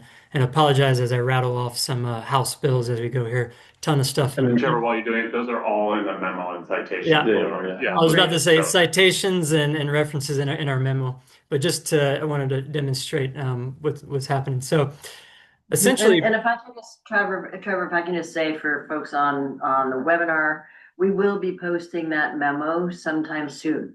So when we get more materials up, we'll be posting that memo for the public to see as well. Yeah, it's not just an insider memo for the committee. Yeah. Sorry, go ahead, Trevor. Yeah, thank you, Donna. So with this Minnesota example, essentially projections and site assessments for power requirements, new zoning, and water demand, among many other things, for large data centers in particular will occur at the pre-application or the pre-permitting phase. And so Minnesota has attempted to put forth a proactive rather than reactive approach, and different planning areas are coordinated at a one-stop shop where prior to this, efforts were more siloed across different agencies. So moving down next, as we've discussed today, better reporting and transparency of water use. We've covered that a lot today. I'll just say for our purposes, there are many states introducing bills to require reporting just with various metrics and various frequencies. Examples are California, Iowa, and Michigan. Next, maximum extent practical technology requirements. So this refers to a small but influential area where bills have been introduced that would require certain types of cooling systems for data centers. We talked a little bit about the ones that use more water versus less. Trade-offs exist for this, of course, perhaps short-term water savings, but long-term could stifle innovation to new cooling technologies, which would bring us to 4.4, incentivizing efficient energy and water use targets rather than the technology itself. We're seeing that out there as well. So 4.5, accurate forecasting and revenue for municipalities to meet growing water demand. If a data center is a large percentage of a city's total water use, it could be both an opportunity or a challenge. The question is whether cities have advanced notice to incorporate large water users into their long-range forecasting and can allocate revenue without additional burden on existing residents and businesses. And so to bridge that gap, this might look like what we've seen in Iowa, where House File 226 was introduced to create a new customer class for water utilities supplying large industrial users. Or even for longer term forecasting and planning, supporting this might also look like requiring decommissioning bonds for data centers, so more of a life cycle analysis here. We've seen this pass with a resolution in Payne County, Oklahoma. So that's out there as well. Next, water positive pledges from data center companies are increasing in popularity. Water positive in general means a promise to support projects like watershed restoration or replenishment to offset direct water use. This is an area many data center developers themselves are signing up for, perhaps as they compete with each other in their sustainability pledges to the public at large. The nuance here is similar to the reporting issue in regard to how much is used at what time, how much is replenished, how is that measured, and whether or not those projects are within the same watershed as direct use going towards their data center. Next we have, or finally, we have ensuring community water benefits, what we kind of just got off of discussing. So data centers have a relatively high service to revenue ratio. For example, in Loudoun County, Virginia, for every $1 in public services provided to data centers, the county receives approximately $26 in tax revenue. Traditionally, municipalities have incorporated new water users into their water, sewer, and stormwater services by using tools like system development charges and protecting current users. Examples for community benefits exist here in Oregon, such as data center companies investing in communities like Prineville's, Aquifer Storage and Recovery. We've heard about that before. And even supporting STEM programs for Crook County School District at large. But of course, a good benefit is predicated on empowering the community and having good information as we were just talking about. So that's all I have for right now. Thank you, co-chairs and committee, and I'll pass it back to, I guess, Bobby, who's in the room. Great, thanks, Trevor. If I could, Trevor, Bobby, on that scale comment about, again, the pivot agriculture with the irrigation system, where do those systems get their water? I'm guessing they don't get them from municipal water, is that right? Everywhere. They get it from groundwater, from the salt water, from reused water. Yeah. The stream, from wastewater, and from the Columbia. So it's at a state And the level, at a state level or a county level that might be relevant, but you're not gonna see one of those center pivots right next to 32nd Street in a community. So No. it's not, it may be not a relevant comparison if the data center is gonna draw municipal water. Is that a fair question or concern? I think it's for you all to decide. The reason we used, and it was actually really interesting, Bo with AWS used the exact same metrics. I promise we didn't talk to them before. It makes it seem, it puts it in scale really well, it makes it seem pretty small. But then if they're drawing from a lake and this is coming from municipal, it's a whole different deal.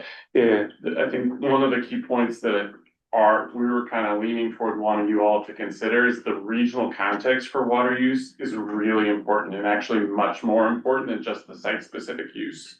So you mentioned kind of the indirect use on the energy footprint, the broader use of water and water risk in the entire watershed or base. I think, Bobby, that's what we need to, when we say regionally, that's different than regional power or Thank when you. we talk a watershed, there's or even there's You're gonna probably have to define 11, that. I think 11, I could be wrong. I think it's 11 different water basins in Oregon identified, and they are identified by boundaries.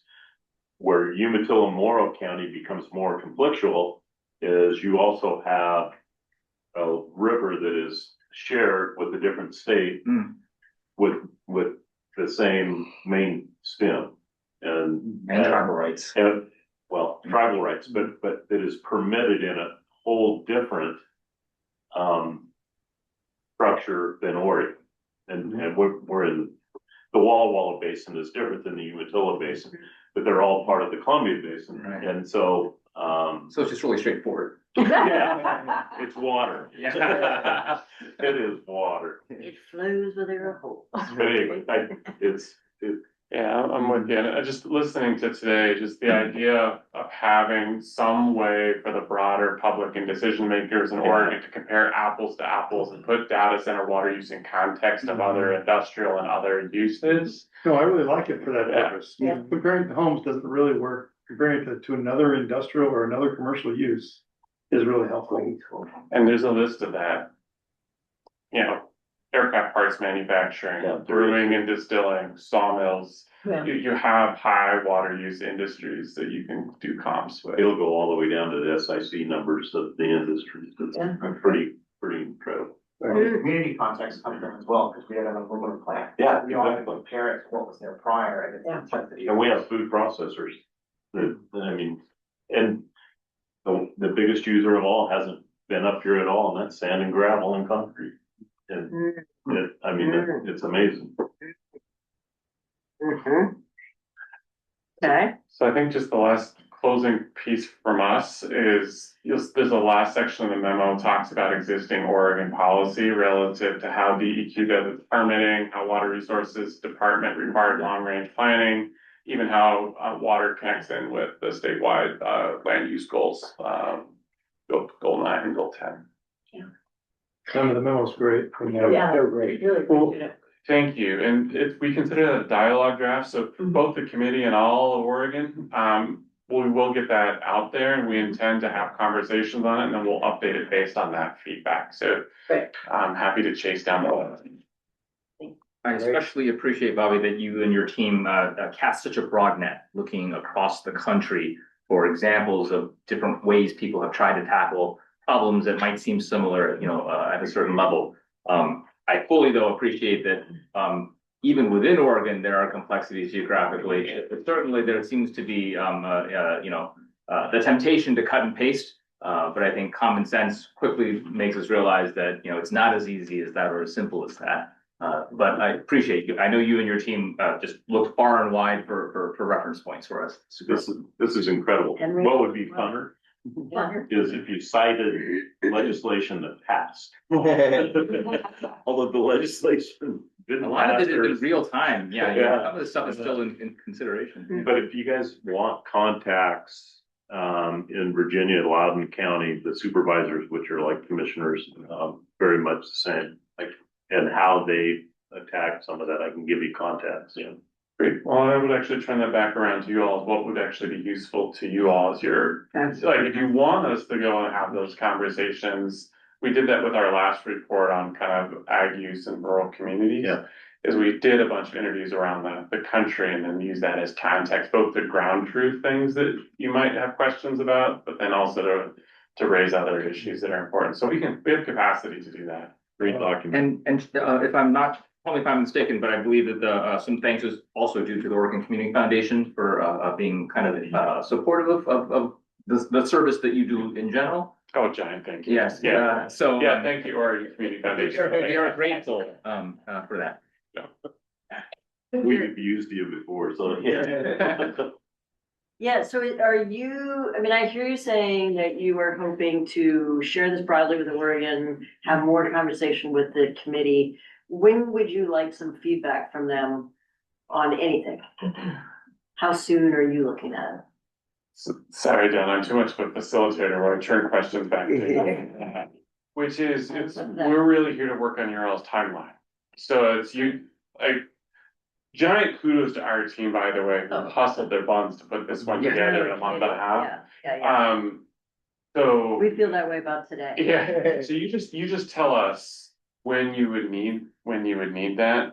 And then I would say, like, if you want to give it to us in a week, our heads are in the game, then we can actually do something real helpful. That's a great goal. You know, if you need 3 weeks, no problem, but we start getting distracted, like life happens and stuff. But Rachel, you worked with us on the last memo where we were looking at kind of communities facing water shortages. What would we need from these guys to do more? Oh, interesting. I mean, I feel like if you, I think looking at the other states and like I think this memo does a really great job at that, but if there's other topics that came up today where you think it would be helpful to see how that's happening in other places, that might be useful. And then, I don't know, I think we have talked about like the community benefit agreements, and maybe it's even talking more specifically to folks in Hermiston and the Dalles and Hillsborough to see how that process has gone for them, and if, you know, what their lessons learned, and maybe that becomes part of the dialogue draft.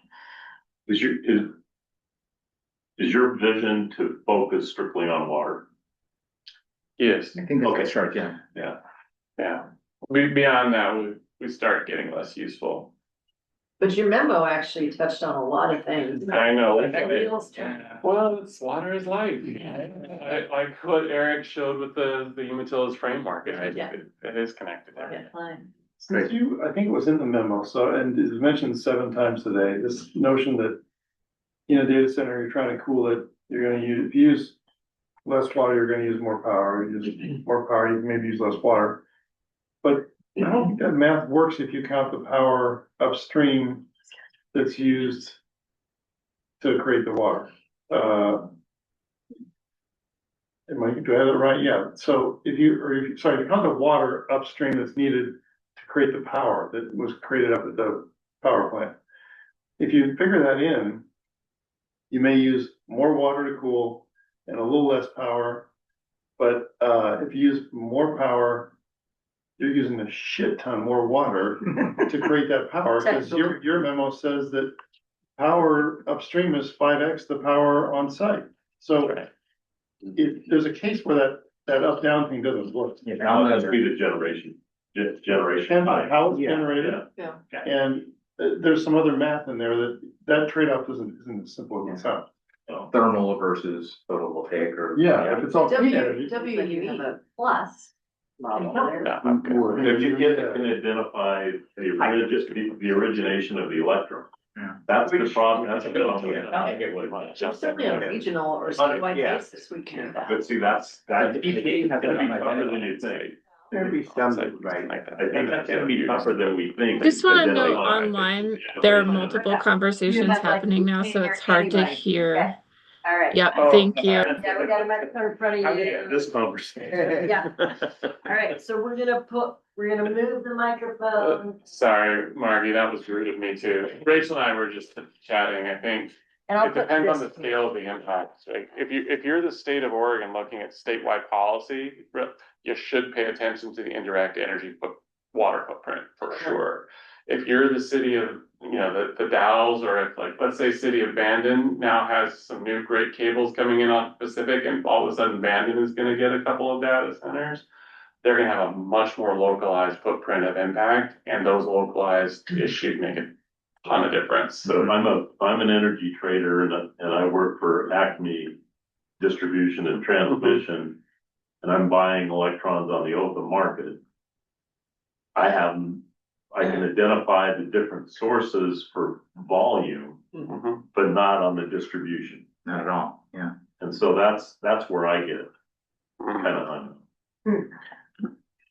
One thing we haven't heard from you or really others is that technology is going to save our bacon here. That direct to chip cooling will find ways to use less water and less energy at the same time through new technologies. And I don't know, your memo didn't really say that. What would you say about those that are kind of, I don't know, casting a hope with this new technology? And if I may even reframe or zero in on, are there policy tools that we should consider that would help drive technology innovation in directions that reduce both water and power? I think you can link tax incentives to those efficiencies. And so potentially, I don't have a clear example of this, but I think you could link benefits for the data developers to those efficiency gains. That would be one potential way to do that. I mean, I think that with the pace of change from data centers, technology is changing so rapidly, that it wouldn't surprise me if we do, get increasing efficiency gains. But I think in the meantime, one way to help move the industry along is to try to pay them. Pay them to do that, or provide a tax break for them to do that. Our section 4.4 gives examples of where that incentivizing is happening across the country. But Trevor, you're our engineer on the team. Trevor used to build treatment plants. How useful is it for this group to think about, how would they go about thinking, how much water could technology save, right? Because already you're hearing the new data centers use way less water. Is that gonna get us out of the hole or not? Yeah, I think like with anything we've been talking about today, it really does matter on the geography, whether or not we're in Northern Virginia or in Oregon. I guess that kind of comes to a head, at least in our memo, of what we found is the difference between mandating a specific technology. Like I think Kansas and South Carolina are mandating you need to stay away from evaporative cooling versus mandating a specific energy or water efficiency target. So the state's saying you have to meet this, however you get there is up to you. And so there's some wiggle room there. So I think it kind of comes down to at what scale they're going to be mandating the technology. If anyone is interested in a fun field trip, we did receive an invitation from a company that's building ocean-based buoy nodes that house data centers. They generate the power from wave energy, power data centers that they use low Earth satellites to like network and turn into a data center that has ocean cooling. So innovation is taking a foot. Space. Yeah, that too. I want to go to the Terrafab. The space tour, I think, is a little further out. How do you arrange that? I was texting with Marty, who has been helping with timing, just to ask how much longer should we continue? She said, let's continue the conversation just for maybe another 5-10 minutes. And then maybe way longer than we had anticipated. We will lengthen our agendas in the future because y'all are curious. Getting really good people to show up and talk to you. Yeah. And you could have been talking for about a week. It's been less. Let's just do a few minutes of committee. Those discussion. brief lessons Yeah, learned from yeah. today, yeah. But I want to make sure that you have a conversation with Rachel and Bobby and his crew while they're here, if you want to have any more of that. I feel like we could deep dive in. I mean, we're all policy nerds more or less, so I feel like we could do that all day long, but I want to respect your time. Thank you. Many of you have been there all day, so thank you so much. In a week. Well, Lovely. real hot on your head. We'll be ready. Yeah, that's. Yeah. Thank you all online. Thanks so much, you guys. Thank you, Trevor. Thank you, Peter. Appreciate Yeah, it. Thanks for a lot, having us. guys. Yeah, Thanks. great to see you again. Okay, so, do you wanna wind us down? Why don't you wrap us up? I don't remember any of my favorite graduate school seminars lasting 6.5 or 7 hours. They were fun, but none of them were that long. I would like to, kind of bring it to a close, and just note, this is our second time doing this as a public meeting. I think, we're continuing to refine things. We're getting some things better each time, but we're learning new lessons with each and every one of these. So I will commit to everyone who's joined us online that we will continue to figure out how to do better each time. And your input, your feedback is enormously helpful toward that end. So thank you so much. That would not have been improved had we not heard from you online. So Yeah, do we have a method for people to just give us feedback on how this process is working for them? they can send you. They send There's like a- and do send you information through the data center website. It's just through the website, okay. Yeah, and then Michael is providing. I got that, You can yeah. find that. Yeah. And we are also asking just in the conversations that we have for Yeah, safer for sure. stuff too. And after if we're gonna, are we gonna shut down and Marty, can you stay on for a little bit so that the committee can talk just for a few minutes? Yeah, we'll do executive session. Yeah, good, okay. Okay, well, we need to close this one. Yes. Yeah, that is what you're asking. Thank you guys. Yes. Right, so yeah, let me, before we just We gotta shut do it like how down. to do people out. Hold up. We should. Let's let the mic zero in on Donna. Hey, you guys, I will. Dan, gotta close out. Haven't adjourned quite yet, but we're almost there. Sorry. Way to get me in trouble. Right, so thank you to everybody who's been in the room all day long. Thank you for sticking with us. For everybody who's been online. I actually don't know how many people are still in. Oh, we're down to 36 diehards. Congratulations. Yeah, you guys are rocking. The next meeting will be April 24th. It will be on land use issues. We are planning to extend the time of that agenda, and I think given today's experience, you'll probably see a little bit fewer people in terms of the speakers, just so that everybody, we kind of gave everyone either 10, we gave some people 20 minutes at the very beginning, at 40, and then for the 10 minutes, those went 20. So we need to just be mindful of that and be realistic about what, we want to hear everything, but we can't. So, just want to let you folks there online know about that. Appreciate you being here. And I think with that, yes, you may add one more thing, and I'll see if Margie wants to add something too. Before our next meeting on the 24th, Margie and I are planning, and all committee members are welcome to join. We are planning to do a public listening session, kind of an all-day marathon, just to make sure that everyone who wants to have a say has that opportunity. I understand that was not part of the original agreement when you all signed up, so we're not going to ask you or require you to participate. You're certainly welcome. We haven't committed to a date yet, but we are going to try to do that as soon as we can, get that on the calendar. So I expect that we'll be doing that before our next meeting. Yeah, great. Marty? I think I'm good. I just want to say thank you so much to everybody who came to present today and everybody who supported making this a successful meeting and all of the feedback that we got online and will continue to get. We don't do this work alone. We do it in community. And so I just really deeply appreciate everybody's willingness to show up. And stay long. Not just show up, but stay long, right? And Donna, special thanks to you. I know that circumstances were challenging. We do have one more hand, and we are so far over time. Mike, is this something we can address directly, or do you want to comment on the public forum? Oh, we might need to make him be we might have to let him talk. Yeah, give us a second, Mike.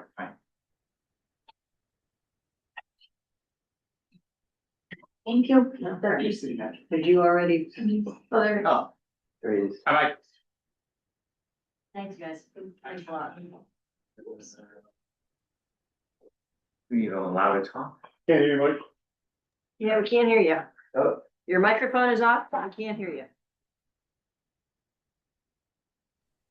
Maybe you could type it into the chat or join by phone. I think Eric had success with that earlier. Their phone. And while you're getting set up there, Mike, we'll just let you know that some of us heard you on Think Out Loud yesterday. Oh, yeah, just to decompress after the long day. But if you have a specific question, we can tackle that in this chat if you'd like.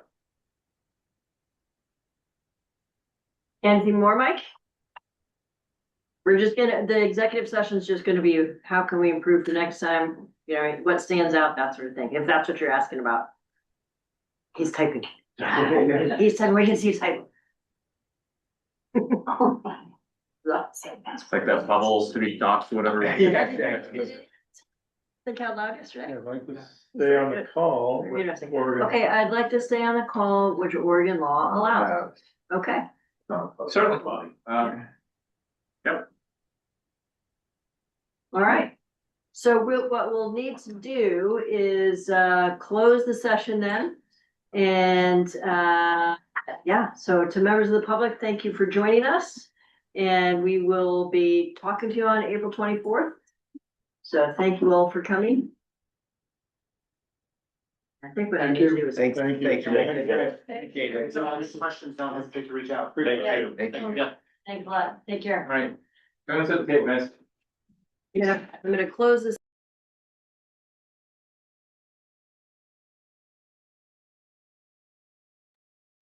You can hear me, Donna, but I lost you.